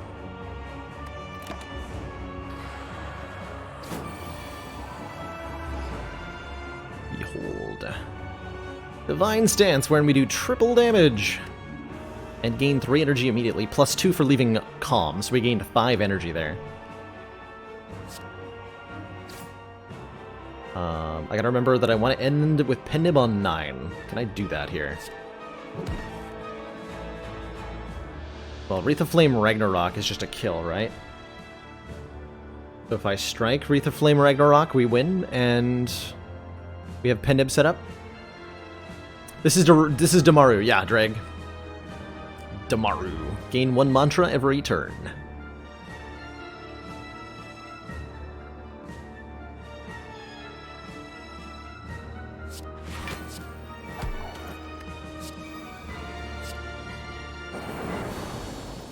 GG. Two thump, a deep pulsing dread can be felt throughout the room. Is this the heart of the Spire? Is this the source? All of this frickin' damage. I think it might be.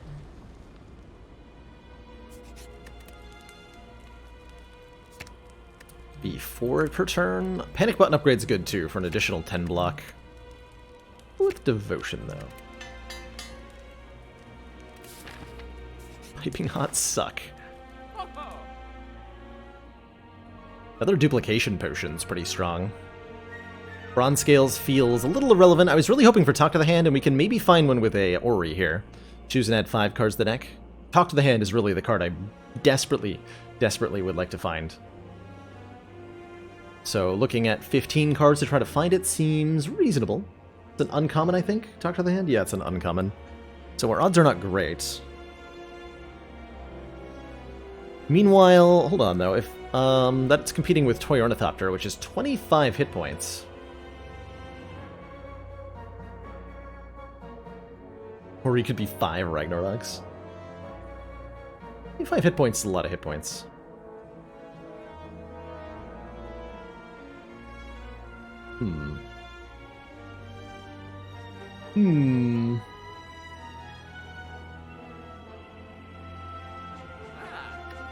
No rush. Take your word for it, strange merchant man.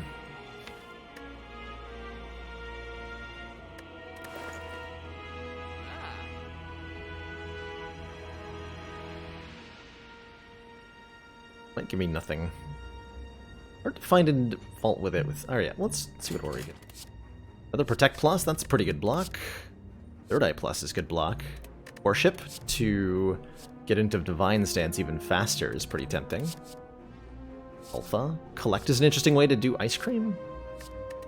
Okay, no Talk to the Hand, but I do like Protect Plus. I do like either Worship or Third Eye Plus. I think the Worship. Lots of mantra here. And then I'm going to take this Duplication Potion over the Explosive Potion. And I think that's all we need. I think we're quite good here with 2 Duplication Potions, 1 Liquid Memories. That's a lot of card duplication. And 2 Swift Potions for card draw. Should be real good.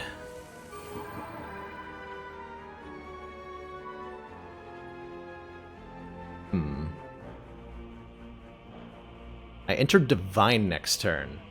Oh, hold on. What does Mark do? Mark is an intern. He brings me coffee. No, just kidding. Mark is a status effect applied by pressure points. Pressure points first applies a stack of the Mark debuff, and then deals damage to all enemies based on how much Mark they have.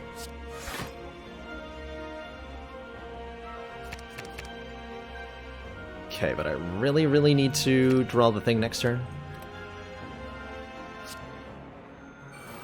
Yeah, I do have to play this. Okay, so we have 6 mantra. We're going to gain 4 mantra at the start of the turn, entering Divine Stance immediately. I'm not going to block.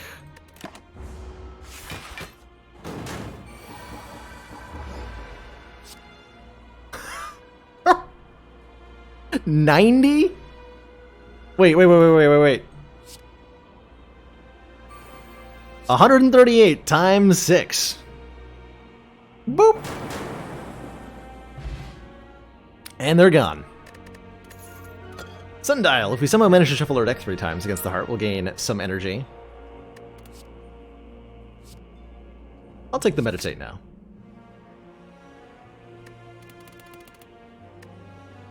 Colorless Potion could be a Dark Shackles or a Panic Button. It's like more than 7 damage. Alright, heart. Yeah, so when I said I was kind of comfortable climbing with Watcher, this is why. Oh, duplication potion, devotion. Yeah, devotion potion. Go to divine every other turn. Devotion potion.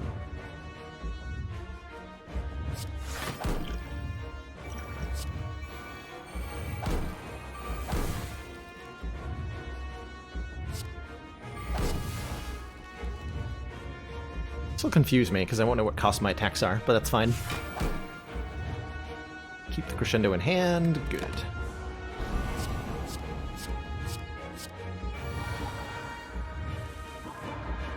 Alright. So this part's a bit of a problem. This part right here.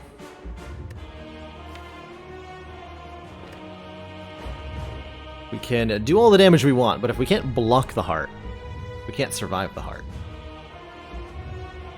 We do have to block at least a little bit to survive. I'm looking for Spirit Shield, ideally. So I'm gonna Third Eye and then draw Potion, probably. This puts me Divine immediately, by the way. So it gains me some energy, I'll probably play it.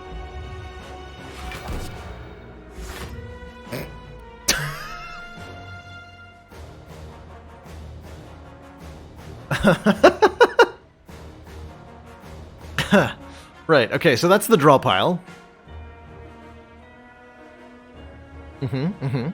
I see.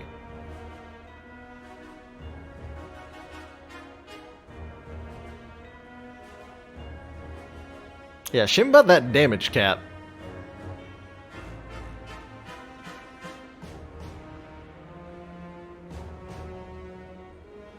I think I want to discard 2 of them. I'm fine with.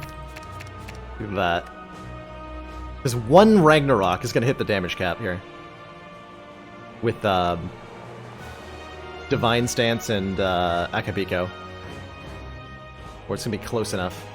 I don't know how much they cost, that's true. But it's going to be 0, so that's nice. Let's see reality. So this becomes then 33 times 6.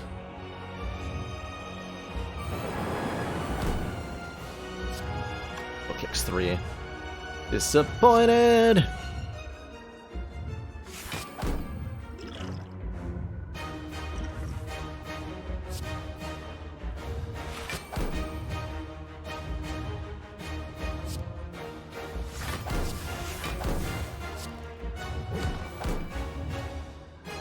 Okay, not the greatest turn in the world.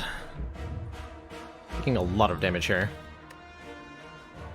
It also did a lot of damage, so I can't complain that much.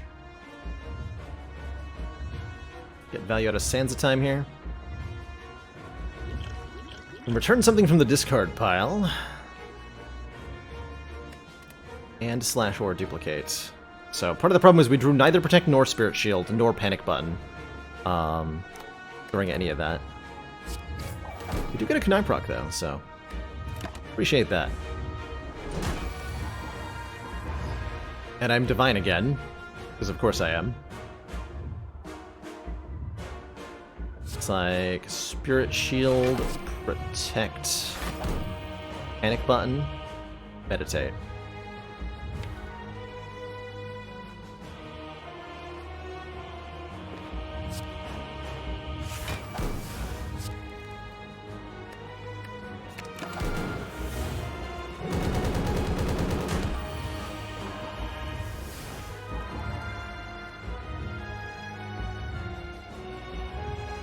Go Divine again?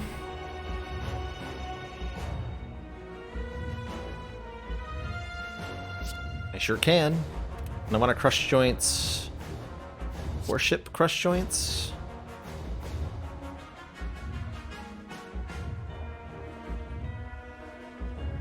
Let me ideally kill this thing next turn. Actually, I think we have guaranteed lethal next turn. If I'm looking at this correctly.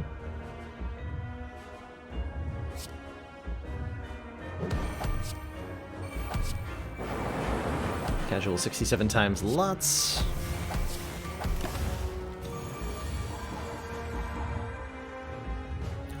Sure looks like I got lethal to me.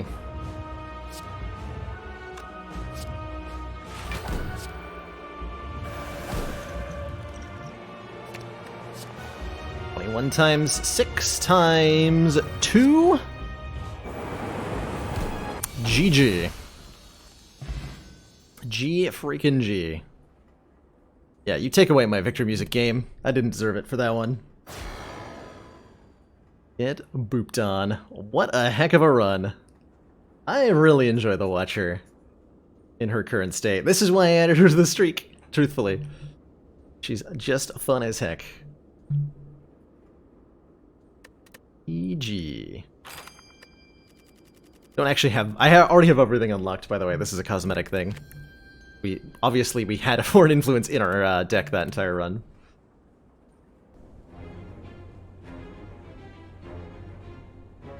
What a heck of a run.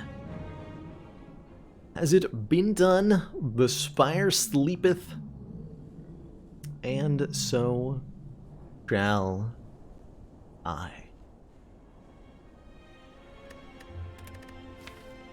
Three Ragnarok plus. Snecko Eye, Akabiko, Divine Stance, million damage. It was, what, 138 times 6 against the elites? God damn. That's pretty strong. That's pretty strong.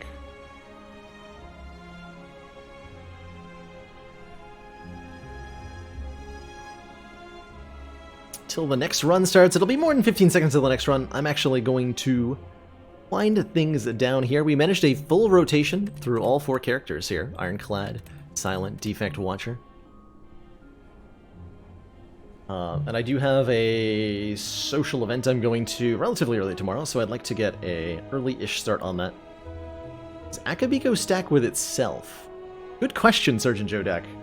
We should do a Every Relic is Akabiko run to determine this. I would very much like to know. Would very much like to know. I'm going to throw a host on over to First Dane, who's doing some Ascension 20 Heart Slaying. And I'm going to say thank you so much for watching, everybody. We'll be live tomorrow, not later than 4 p.m. Eastern Standard Time, for our usual Spire shenanigans. Also, don't forget, on Saturday, which is coming up soonish, on Saturday I'll be playing Untitled Goose Game, starting at noon Eastern Standard Time, our usual Saturday early time. And I'm looking forward to that. That's the community-voted game for the month. Thanks so much, everybody who followed, subbed, or otherwise supported the channel today. Luminescent, thank you so much for those gift subs. And everybody else. Every relic is a sacred bark. Only. If only. Alrighty, everybody. Have a great night. Thanks for watching. See y'all next time. Ta-ta for now.